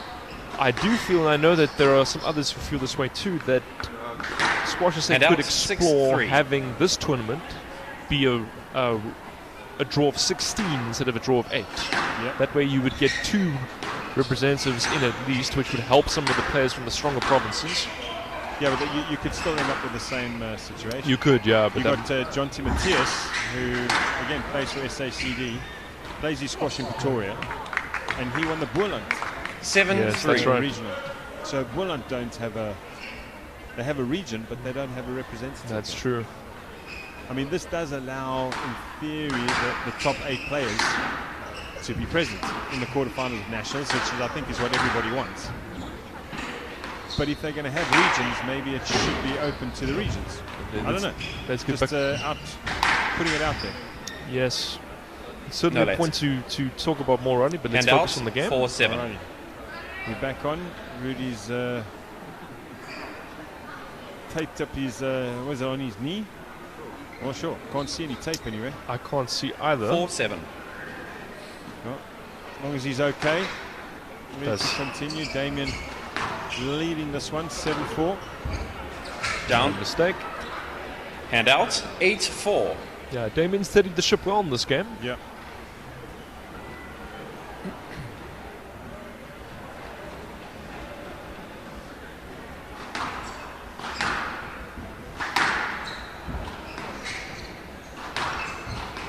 That's a good play from Damien. Held just long enough to force Rudy to put forward and then sent it back deep. It's more the follow through. Forced the loose shot that gave him the stroke. Rudy looking a little distracted.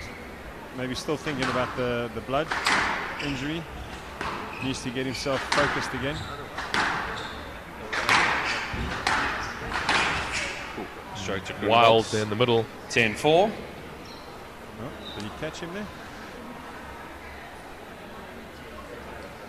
Game ball. No, couldn't see from the angle, but he seems fine. Yeah. And 6 game balls to Damien Groenewald.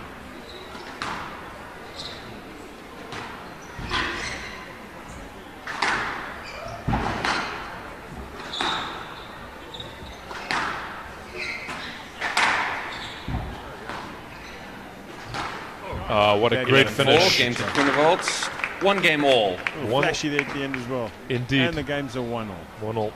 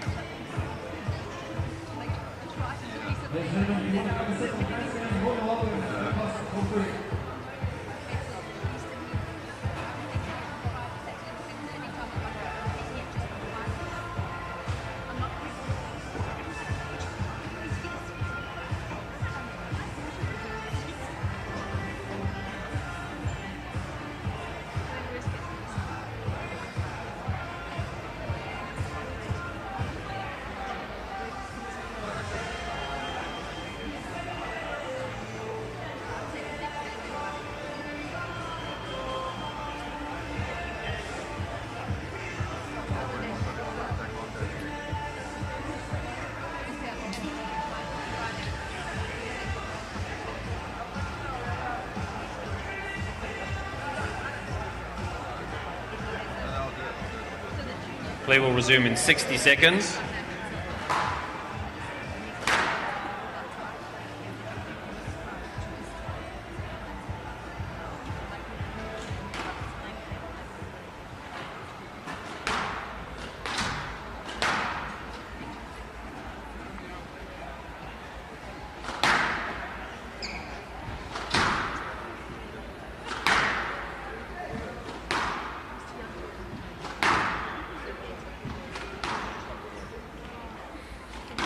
One game all. Welcome back here Groenewald to this to serve. quarterfinal. Intriguing quarterfinal here. Damien Groenewald just won the second game to level things at 1-1.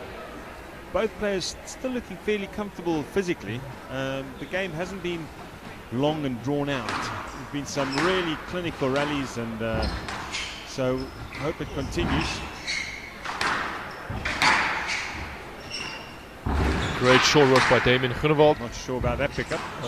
Nor was Damien. Oh, this is tough work for Rudy van Niekerk. Stroke to Van Niekerk. No. Hand out, 1 love. He's either got to swing at it or he hasn't, and you were in the way, I'm not so sure 1 he's love. quite in a position to hit a winner there. No, yeah. Okay, 1 love. I was going to go sidewall maybe. I think I would have gone for the safety net there myself, Yeah. but impressive rally, that one.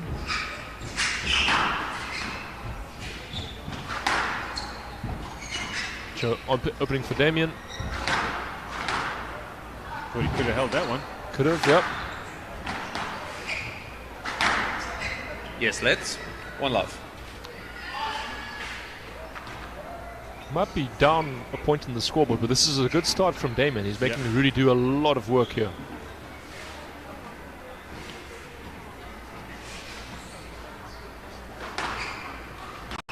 Down.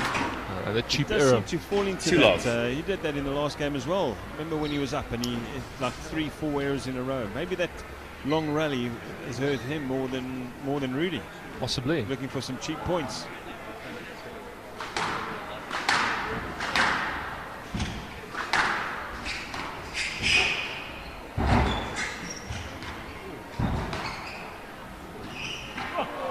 Oh, has he hit the back wall net? 3 love. No, with that ball was kind of good. luck, Rudy 3 love. could maybe go to the casino tonight.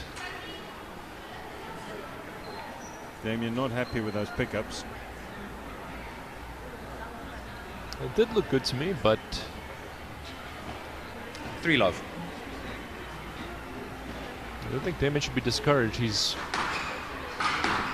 aside from the error he made, he's been putting some good points together. Yes, let's. 3 love. Not quite a winner. 3 love. I think that our players, when you watch the PSA, generally when the players are playing that shot, They and out. They manage 1-3. to clear to force the player to don't get them. You seem to, every time you play that shot, it seems to be a let. You know, unless you hit it that well that they can't get it. But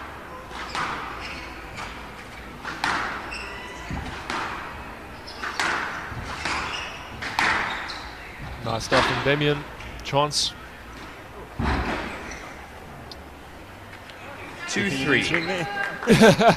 They lost the hand. Yeah, that would have gone viral. 2-3. For the wrong reasons. Ooh, another close to a back corner again. Chance for Rudy. Damien hanging in there. I think that was a great shot from Rudy, but And the wrong out, shot choice from 4-2. Damien. Well, he rolled the last one, remember, in the first game? He did, but you take that risk if you miss it, you open the court up.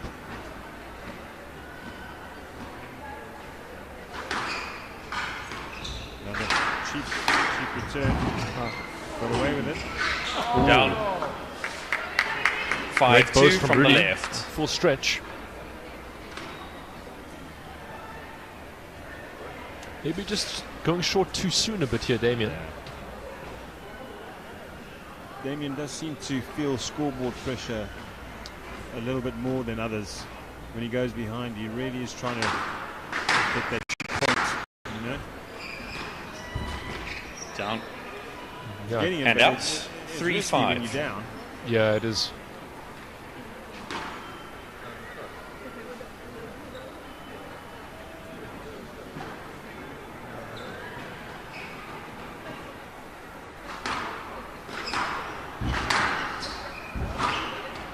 Gone for the nick.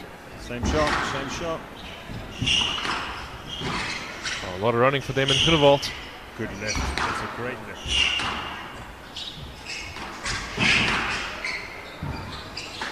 Exciting rally, this one. A lot of dynamic movement. That's a great shot. Good rally. Good rally for both, actually. Yeah, I think both guys will be breathing 4-5. heavily after that one. Explosive movements Sport is required. so dynamic. So Dynamic. The movements, you just can't imitate them in any sort of other exercise other than squash. Yeah, no.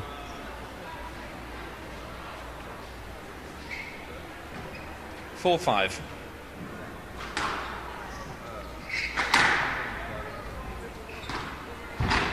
Chance for Damien.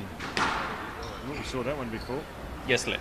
4-5. Sat up a lot and you were in He's the given way. him a let 4-5. there. Not I didn't think there was enough effort there. It's not a winning I'm shot. inclined to I agree with thought, you, Rodney. If he 4-5. made more effort, You know what I'm perhaps. also thinking? I'm not seeing Rudy asking for a let there. You know, I don't know. I'd quite like to see the ref just hang on a sec, just to see if the guy Yes, is let's. asking for a let, 4-5. you know? Sometimes he knows he's beaten. No, different Sometimes situation. the ref doesn't, 4-5. but he knows. A lot of work going in here by both players. Yeah.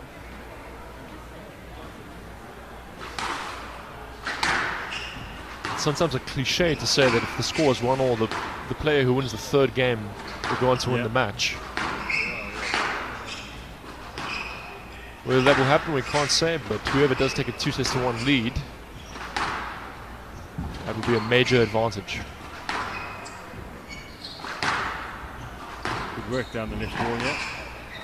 There's that shot again. No let. Too good from Damien. 5-all. From the right. Problem is that one time you try and get ahead of him to get in there, he's going to pop it straight. Yeah. Sorry, what was that? No, it's not because it was a winner. You should have just gone to it. 5-all. You were under pressure, so you needed to fetch it. 5-all from the right. Really not too happy with that decision, but The people that are watching, you see the two buckets in the front of the court there. That's where the players put their towels, which is still stems from COVID. Handouts. And players were asked not 6-5. to wipe their hands on the walls. Yes. Which was common practice in the game of squash. When you get sweaty, you wipe your hand on the walls. And then that was sort of taken out of the equation where you can go wipe your hand on the towel. So, in case you're wondering why they up there. no let. I And think out, the referee has 6-all. punished him there for lack of effort. Yeah, I think good call. Yeah. Yeah. I think if Rudy had made effort there, he would have got a let. Yeah. But No, that had to go to the back. casual You ask. put yourself in a position where you have to Pushed go in front and of get him the and then ball at the back. Didn't go back. Yeah. To go and show you could go and get it. Yeah. Rudy's trying to argue No, his not if you point, create but your own interference. This still is simple. better to You've got to go directly to the ball. make more effort next time, I think. 6-all. 6-all. Alex laying down the law there.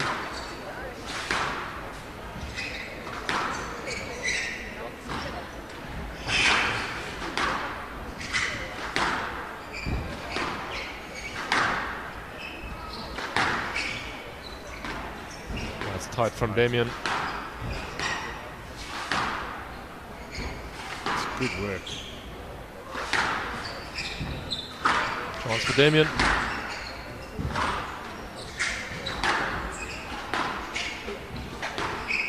A good rally. Yeah, one of the best of the match so far.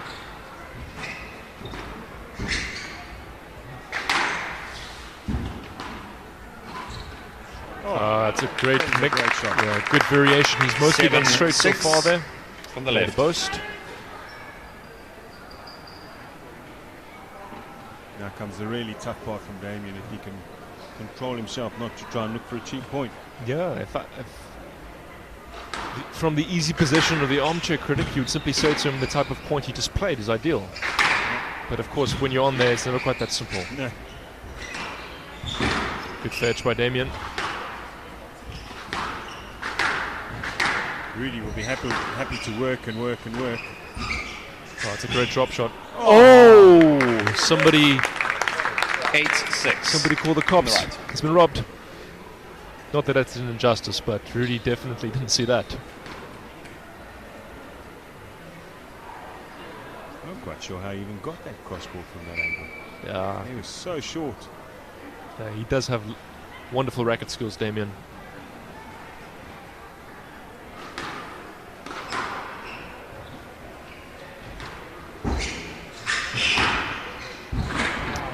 That's a great run of points from Damien. It is, yep. Really 9-6 left.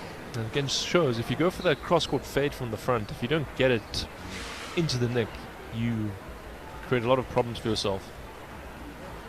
But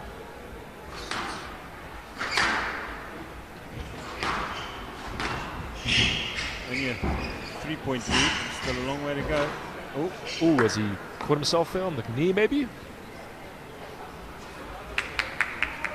Let's hope he's okay. Is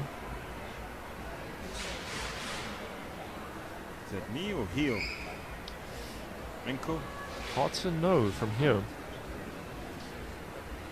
Seems to be walking okay. From just seeing, I think he had a little slip there.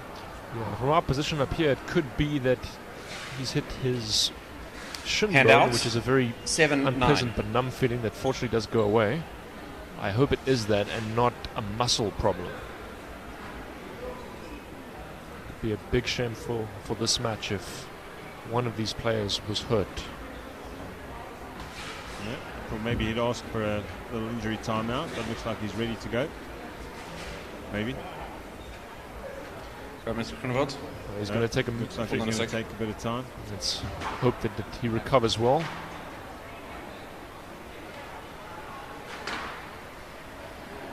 Wow, we're having all sorts this afternoon, Megs. Yes, we are. Oh, we do. Just to remind everybody that there are matches starting at 5 o'clock. So 6 o'clock going through to 8 o'clock, the rest of the quarterfinals. Yes, we have one men's quarterfinal following this match with reigning champion Dewald van Niekerk playing Jonty Matthijs. And then we have some second round matches for Groenewald has a players that self-inflicted injury, lost so their he matches has today. 3 minutes of recovery time. So do stay with us until then.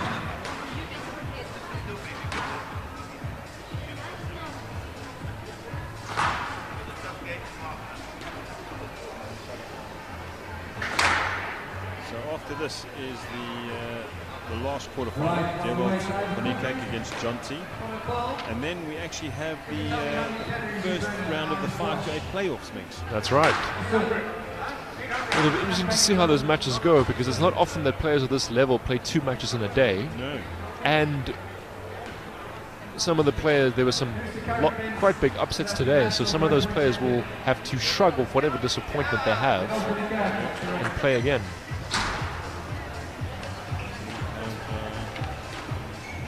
Let's see, as Damien Groenewald is back on court, his movement looks sprightly. Let's hope it stays that way. He's probably looking for 2 cheap points to Finico finish to this serve. game. Score is Give himself 7-9. another 90 seconds. Yeah. What do you scored, Nick? Yeah, I'd say a 50-50 chance if I'm going for that. Rudy just hit the side wall.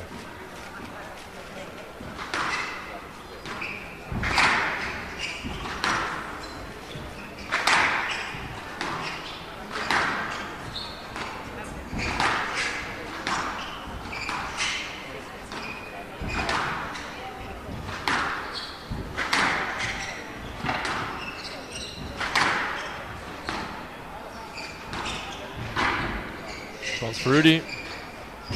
Good fetch by Damien. Yes, let's 7-9. On Was the that a right. stroke the last time? May have been. Outside. If I remember correctly, that was an extremely similar situation that he gave him a stroke. In fact, the other one was further back in the court. No real argument from Rudy, though. No.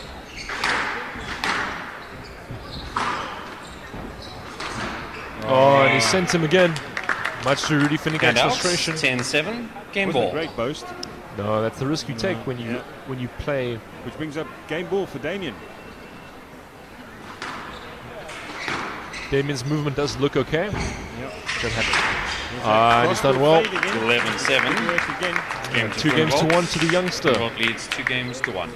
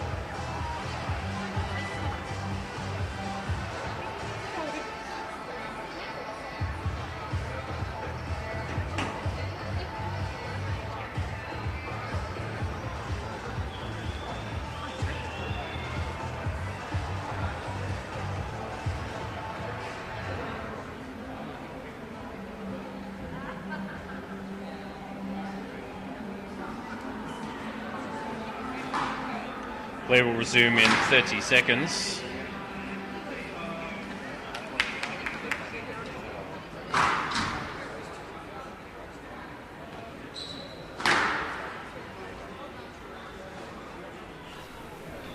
And we're back on air here. Damien having taken 2-1 lead here. In strange circumstances. Groenewald leads 2 games to 1. Timeout. And came back and then Love all. Rudy, it seemed to affect Rudy more than Damien. Yes. So Rodney, certainly from the previous 3 games, it seems that what Damien is trying to do. One love. Jeez, Amar Shabana would have been proud of that. That is an amazing That's shot. outrageous. But certainly, as we've just seen there, Damien's favorite pattern is taking Rudy short. Yeah. Even if it's not a winner. So in a way, it's going to almost be how does Rudy deal And out, with 1-all. Damien's straight drop. For Rudy, so far Rudy hasn't really thrown in lobs. No. Part of me wonders if that would be a better choice for him. You also have to realize, Damien is, he's 5 foot something. So a lob would seem the logical thing to play against him because he's a little guy. Oh, that was a great shot he's from. super fast and super athletic, but he is a little guy. Not up. That's amazing. So athletic. Though. Yeah. The dynamic Last movement. thing you wanna do is not be able to lob a little guy. Yeah. But that was a rally of tremendous quality. Started this well, Damien.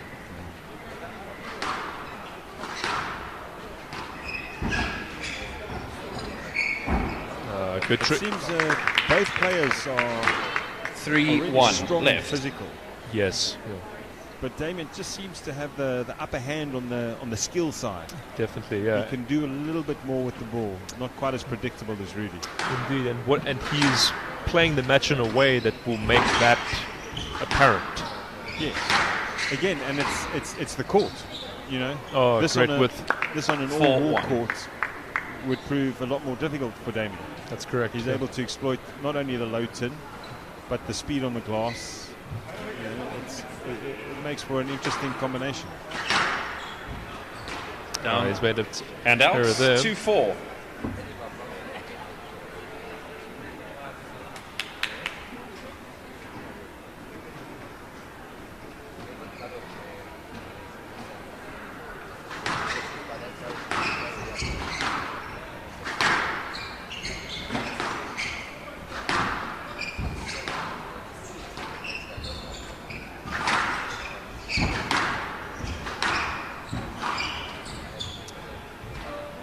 Yeah, that's not Not good a good enough. option. No good option for Rudy. And out. He's got some humour there from Rudy, smiling at Damien. Yeah. He really should take that boast out of his game. Yeah. It's not doing him any favours today. Damien's very quick up on it. He is. A lethal finish there. A lot of work for Damien, but he got it. Step too far though. Handouts 3-5.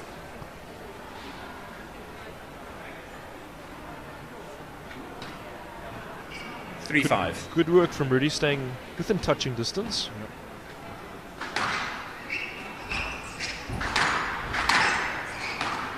Damien seems very comfortable taking Rudy short. Yeah, he's taken him short and then anticipated Rudy's cross court from the front backhand corner quite a few times.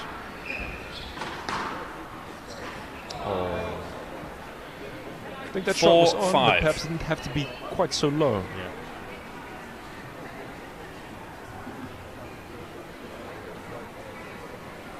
Rudy having some issues with his grip there. Perhaps that's where he taped over his blood injury.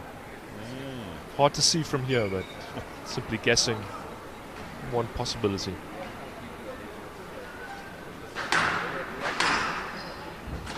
Keep sending your comments to us on the social media, Squash South Africa Facebook page. I'd like to know where you're watching from, who you're supporting. Yes, let's 4-5. Left side.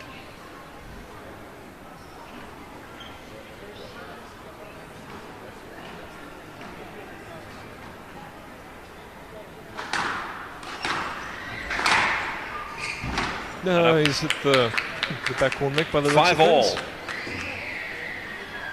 Really putting in a nice, putting in a big effort here, pulling level at 5-all.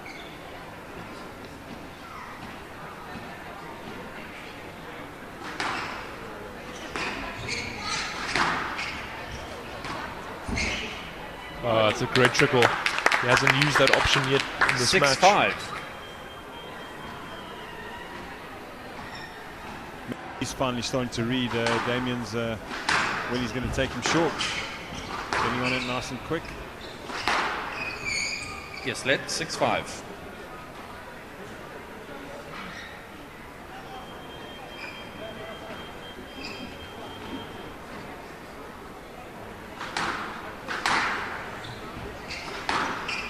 We might have another backcourt nick there.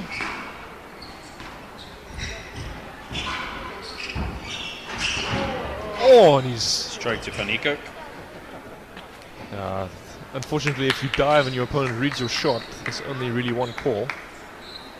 7-5 from the right. Really coming back nicely. What was he? 5-2 down. 5-2 down. No, Damien has spent time in Amsterdam last year with New Zealander Paul Cole, who was known for his dives back a few years ago. That's a great shot. And out 6-7.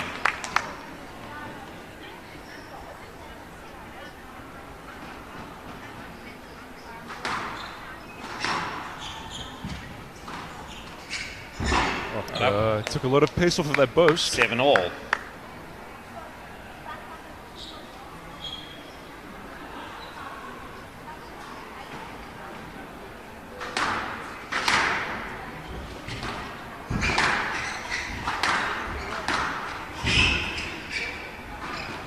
Oh.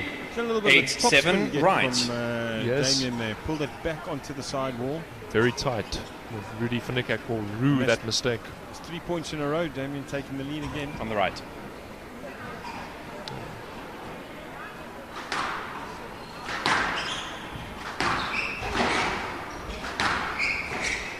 Chance for Damien.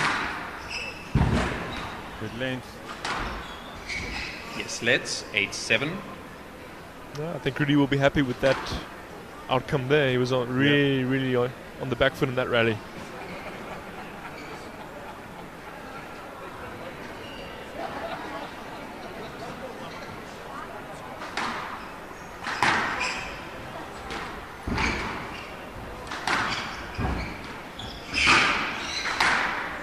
They're going to get there into the sliding tin. all over the place. Handouts 8-all. He does use a lot of slides when he has to deep lunge. He's young enough, I think, to not really feel the effects of it, but it does take its toll on your body. Yep.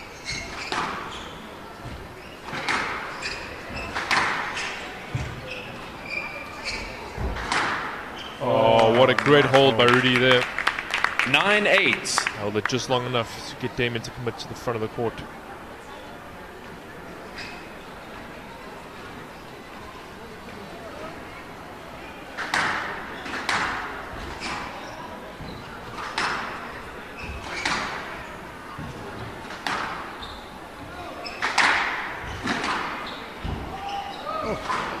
Swung and a miss.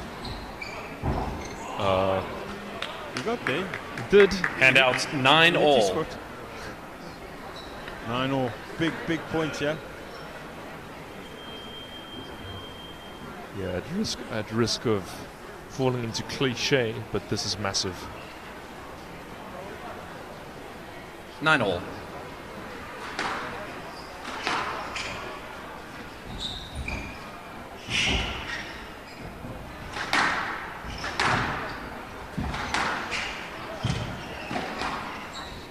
Adjusted well there, Damien. Just keeping it tight.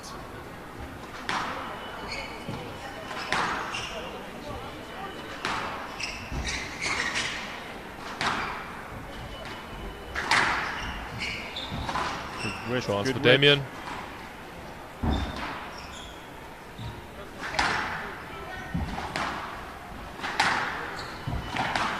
Both players working very hard here. Great winner from Damien Groenewald there. 10-9. Brings up match ball. That it does. Match ball. For the youngster. Can he hold his nerve here? Or will Rudy's experience get this into a tiebreak?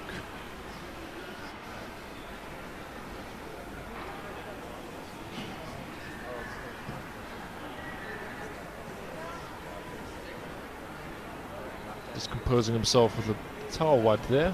Damien, 19 years old. We have our first lady semi-final. Savannah, at 18 years old. Down. Oh, into the tin. 19-year-old. 11-9. Fantastic. Match the Well done, Groenewold's. 3 games to 1.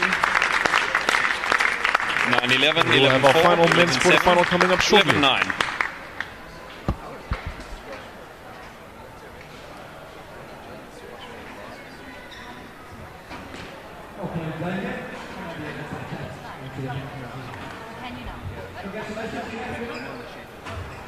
Yeah, I think I played quite well. I just struggled to get some momentum going in the first game. It was quite tricky because he was holding my movement a lot, which is one of my strong points, or reading the game. So he took that away from me, which made it quite difficult. I haven't seen you play live for a year. I've seen you online. But your game seems to be coming on leaps and bounds, and you're really maturing to the next level of the game. Do you feel that's the case? Yeah, I've been working with JP Ritz a lot. He's been coaching me since the beginning of the year. I figured starting to train with him brought my game to the next level, as I struggled with my physical aspect of the game a lot. So he brought that to me quite well. I think JP's a perfect coach for that. You know, he's a very fit guy, and he learned to play the game on a very hard basis in terms of very hard long rallies. You're obviously significantly more talented, and you do a lot more with the ball. So it's a good balance mentally. You're happy working with him that way? Yeah. That's the reason I started working with him.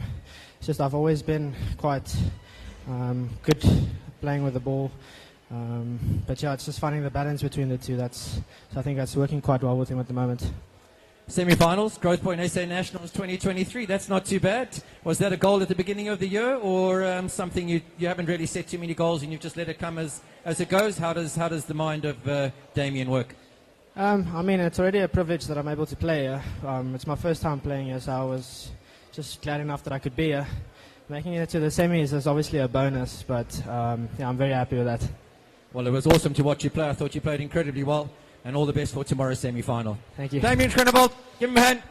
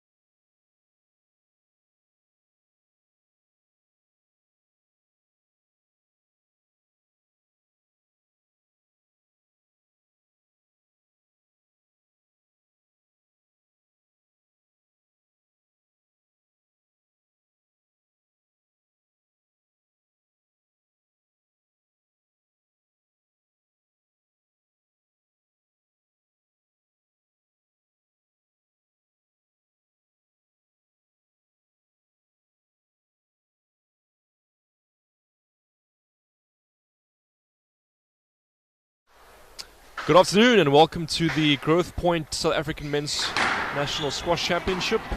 This is the final and fourth men's quarterfinal between Dewald van Niekerk in the white shirt, the top seed, against Jonty Matthys in the light blue shirt, the 8th seed. My name is Michael Lombard and I'm joined by Steve Smith. Afternoon to you, Steve. Good afternoon, mates. So what do you reckon about this match? So these two players know each other very well because they are teammates for South African country districts. They play in the same side. They also train together quite a lot. And while Jonty has made improvements to his game in the past 12 months, I think Dewald will be too strong. He is the two-time defending champion. He is also the only really full-time male professional player in South Africa at the moment who's on the tour, at least internationally speaking. And he's had some very good results in the last year. I think he will be too consistent and experienced for Jonty. But let's see what happens. What are your thoughts, Steve? Okay, well, no, yeah. Firstly, about Jonty, apparently he lives and comes from Pretoria. So how is it that he then plays for country districts? So what country districts have done the last couple of years is that they have, originally it was a provincial side that if you were from Mpumalanga, Limpopo or the Northern Cape and you could not field a province on your own, there would be a federation that would allow you to play together in a side. But they have since built a squad and staple of players who have really come from all over. I mean, Dewald is from Port Elizabeth. Yes, but he's based in Johannesburg. And several of the other players, like Jimmy Schlebusch, is from Potchefstroom. But JP Brits is also from Pretoria, so they've, last couple of years, built a very strong squad of players from all over. And I know Jonty won the Boerland Regional. He is currently in the top 10, so he was sent there. But this is a strong start from Dewald. So I'm going to be very interested to see how Dewald plays, because I know he has been campaigning overseas and apparently been training with Nick Matthew, that is right, pro and maybe ex-world champion for I believe 6 months or so. So it'll be interesting to see whether or how his game has developed since a year ago. 1-4. Indeed, yes, he has spent some time with Nick Matthew, the former world #1, 3-time British Open and 3-time world champion. You've certainly got all the stats on your fingertips. Absolutely, Nick Matthew was one of the best players in the history of the sport. Whether that translates to him being a good coach, we'll have to see. But certainly all of the building blocks for Dewald's game were already there. And I'm interested to see, as you are, Steve, how his attacking game has developed, because Dewald has always been an extremely consistent player, good mover. As Jonty gets a lucky backball nick there. 2-4. Have you had occasion to actually chat to Dewald at all since his return and found out perhaps anything he's learned? Not specifically about the coaching so much in detail, but he did tell me that I was able to train with him a couple of weeks ago, right before the Growth Point Interprovincial IPT, that he felt the experience really helped and benefited his game and his attacking game especially.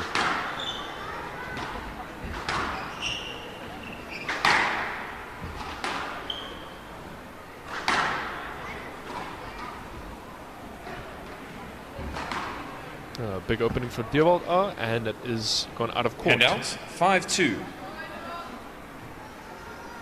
Dewald really has been the best men's player in South Africa the last couple of years. So him adding any improvements to his game will make whoever wants to beat him this week, that will be a very big ask. Handout, 3-5. I've always seen Dewald as incredibly physical and able to chase anything down that you throw at him. Yes, he's a very physically strong player, a lot of pressure around the middle, and he also is quite a good mover. Strike to van Niekerk. Let's see what happens. happens. 6-3. What would you have given there, Migs? From this angle, it looked like he perhaps could have swung, but I do know that the referee will have a better view. Sometimes those get lets, sometimes they get strokes.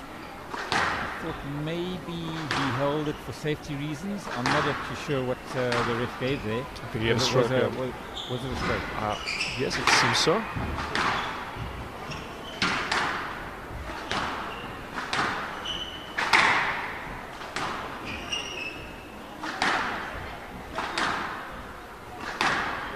Good length by Devold.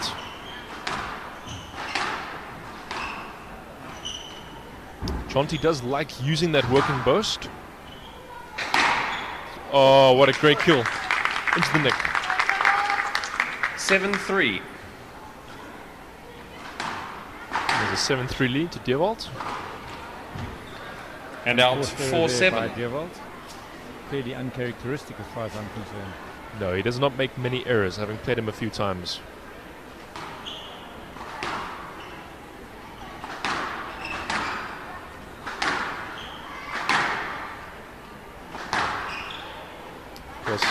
Did you get to play either of these players at the recent Java and out. Cup? 8-4. No, I've never I've trained with both of them recently, but I never played them in a competitive match. I played Devold at last year's Growth Point IPT in East London. I played him twice, but I've never played Jonty in a competitive match, no. Of course, both of these players from the victorious South African Country Districts men's side in the men's A section this year, where Jonty was playing the number 4 position and Devold was playing number 1. No doubt these two have played each other often. Yes, they do. They do train together quite a lot when Devold is in South Africa.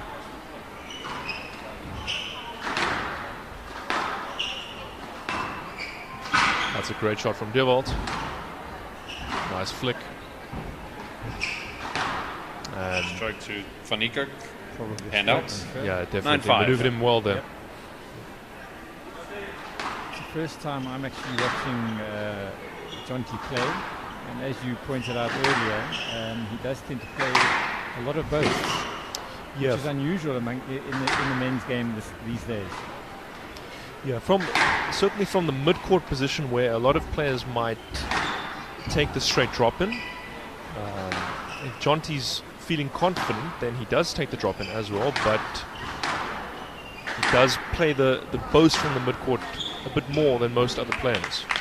That has appeared to be a shank somewhere between the boast and the drop. 6-9. Not quite sure what the intended shot was there. Whatever his intention was, I'm sure he will take the results. It's a winner. Yes. You know, Jonty does train very hard. He's a diligent worker.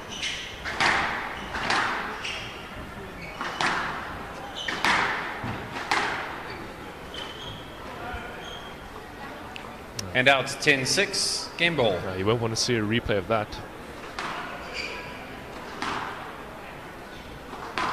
I think this is also Jonty's first time playing in the quarterfinals of this event, so he will be very excited to be here. That's a nice boast. Very, very delicate little drop shot there. That's just an example of what you have to do to win a point against Devold. Game ball.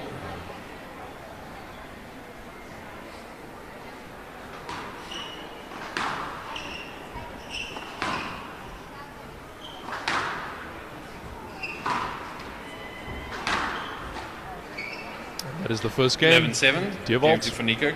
Van Niekerk 11-7 to the defending one game to champion. love.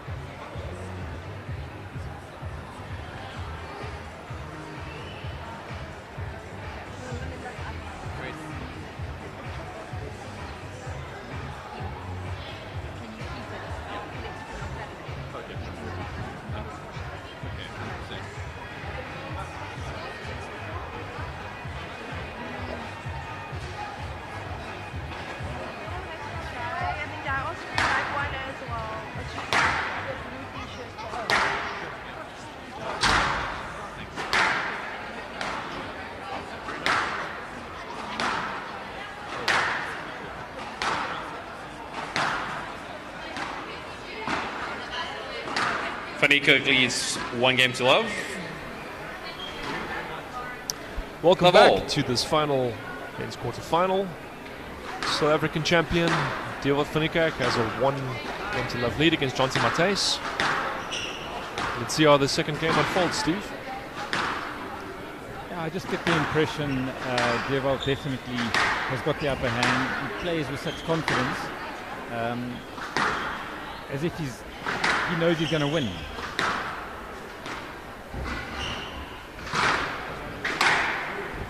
Yeah, that's very good play from Dewald, making quite difficult retrievals look easy.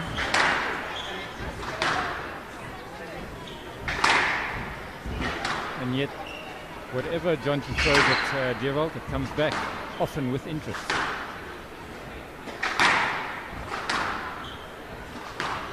That's a good shot from Dewald, just varying things.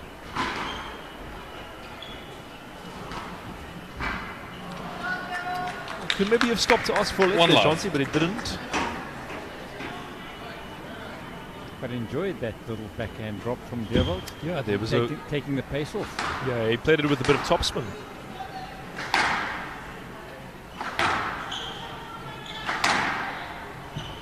That's a great shot and big chance. Very good length there from Dewald. Yes, and another perfect length. Too low. Yeah, good variation.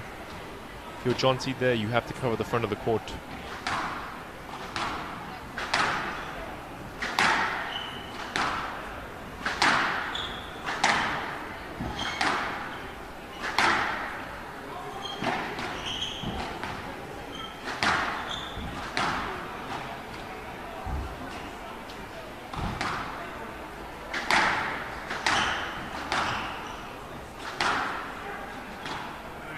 That's a nice shot from Dewald.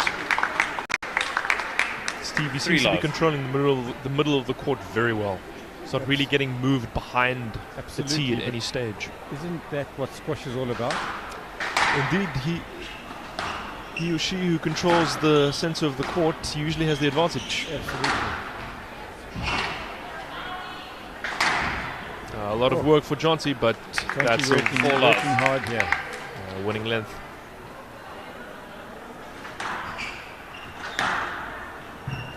And that's one of the infamous dead spots of a glass court like this.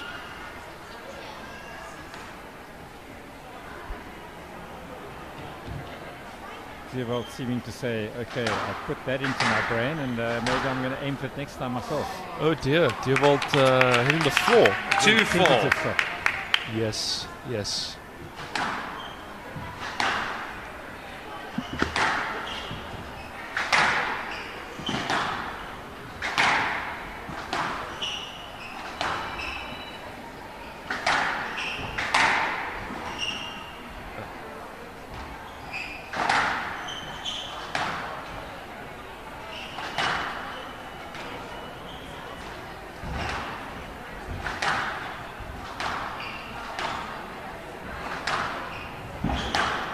Spending more time in the middle of the court in this rally, Jonty.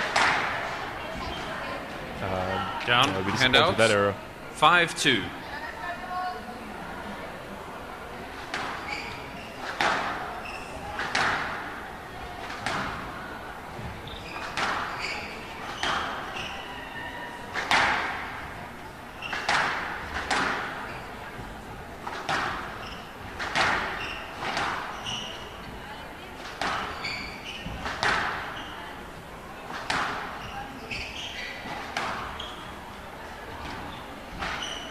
Chance for Dewald and called by Jonty. 6-2. Dewald looks in total control here.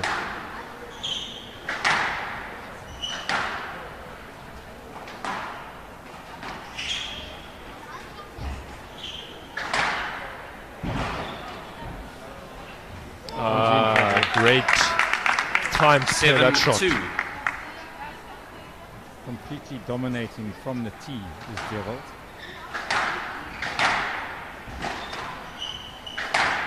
Yep. 8-2. Yeah, this is getting away from Jonty in a hurry.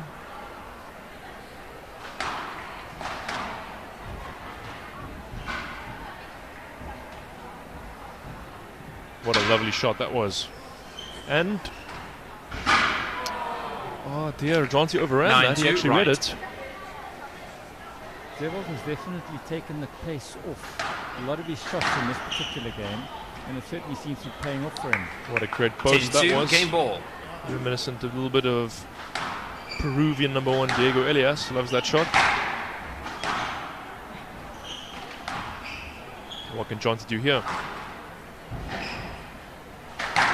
Gone for the big kill.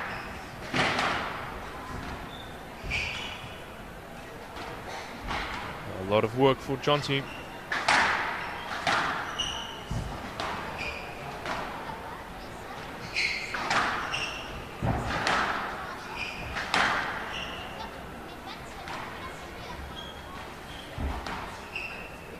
That's a nice shot there.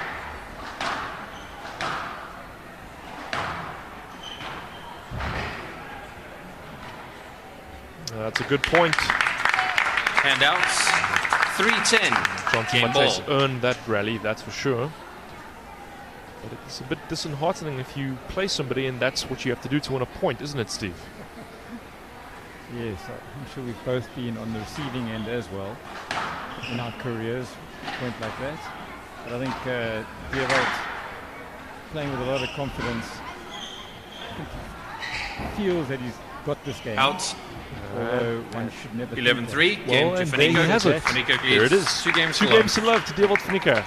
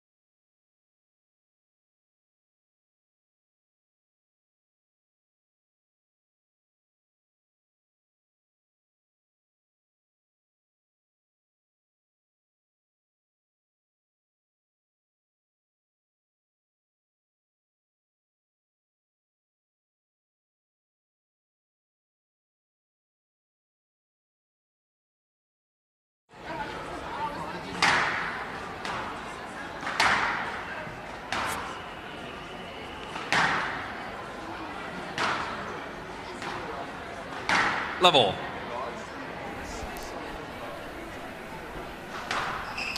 Welcome back to this 4th men's quarterfinal. 2-time defending champion Devold Finico is in control at 2 games to love up. Steve, what do you think Jonty Matthys should do to respond? I was about to ask you the same question. Yes, if I was in his corner, I don't know. I would possibly have tried to tell him to vary it a bit, slow it down a bit, play unusual shots. Difficult to know.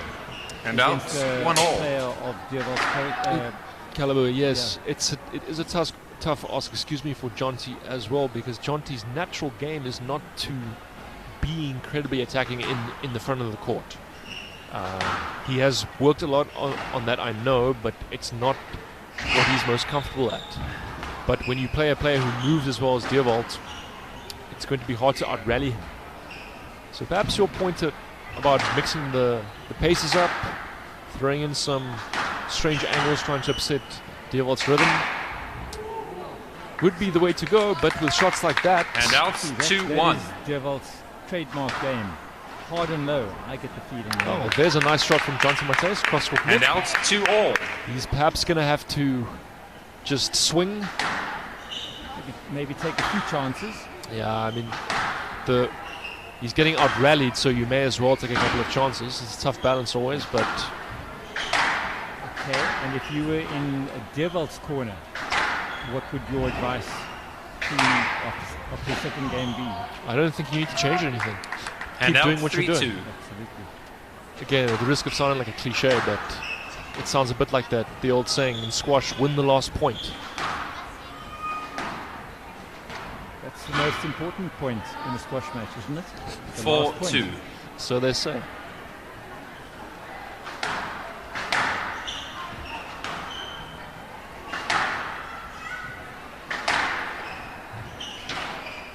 Chance for Devold.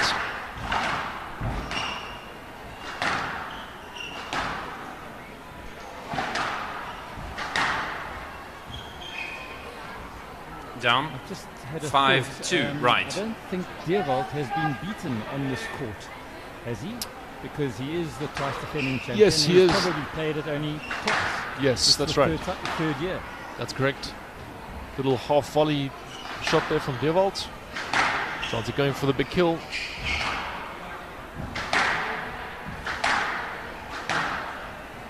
Yeah, but based off of this match so far, Deerwold does look to be in very strong form, and if someone wants to beat him, it's going to be arduous. A lot of long work, hard work.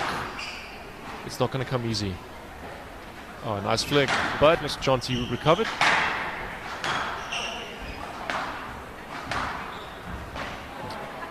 That's a better rally from Jonty. And out, 3-5. He's not playing badly. Thanks. No, I don't think he is playing badly. But the caliber of his opponent today is substantial. Good get, but the follow-up was too good. And out, 6-3.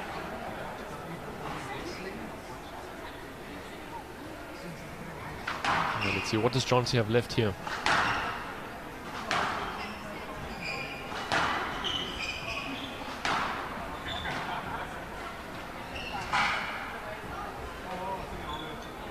That's a nice lob.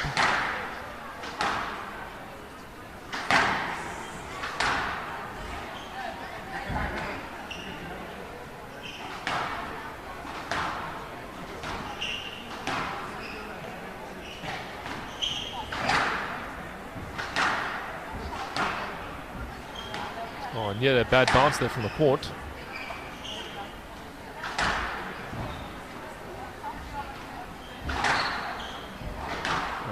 Another one.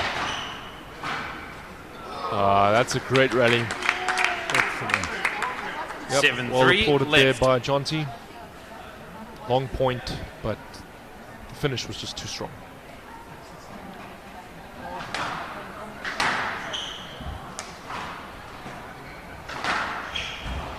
Chance for Jonty.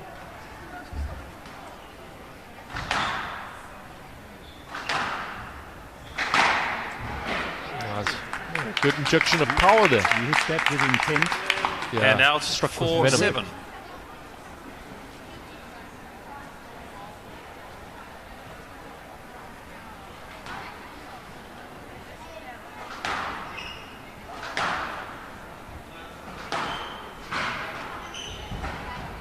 4-7. Down, 5-7. Mistake by Devold, a rare one. Slight window of opportunity here for Jonty. Yeah, I think it's going to be interesting if he wins this next rally. Yeah.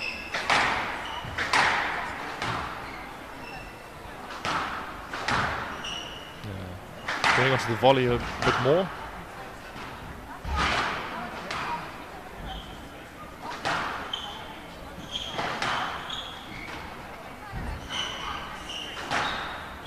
Good recovery from Devold. Jonty's got him scrambling a bit.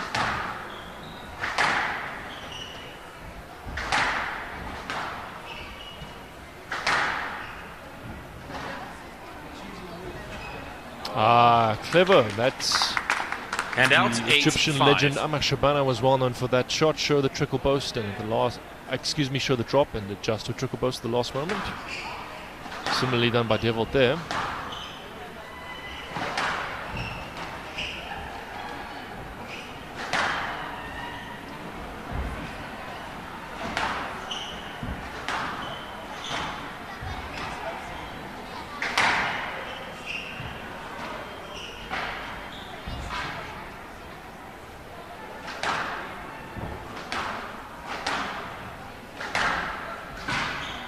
chance for Dewald. Another trickle burst. Great lob. 9-5 left. Lob is an underrated shot, Steve. Dewald really showing how useful it can be. 100%. It was a shot that I played often back in my day. And out 6-9. And a good lob there from Jonty. Maybe he heard us. Wishful thinking. Oh, he won't be happy and with out that. 10-6, match ball. Yeah, poor error. Brings up match point for Dewald. Yes, commanding performance from the two-time defending champion. Based off of this performance, he looks well set for another deep run at this tournament. And he finishes with style. 11-6, match to Faniko. 3 games That to love. concludes today's quarterfinals, but there will be a 11-3, couple of 11-6. second round matches to come shortly. Do join us for those.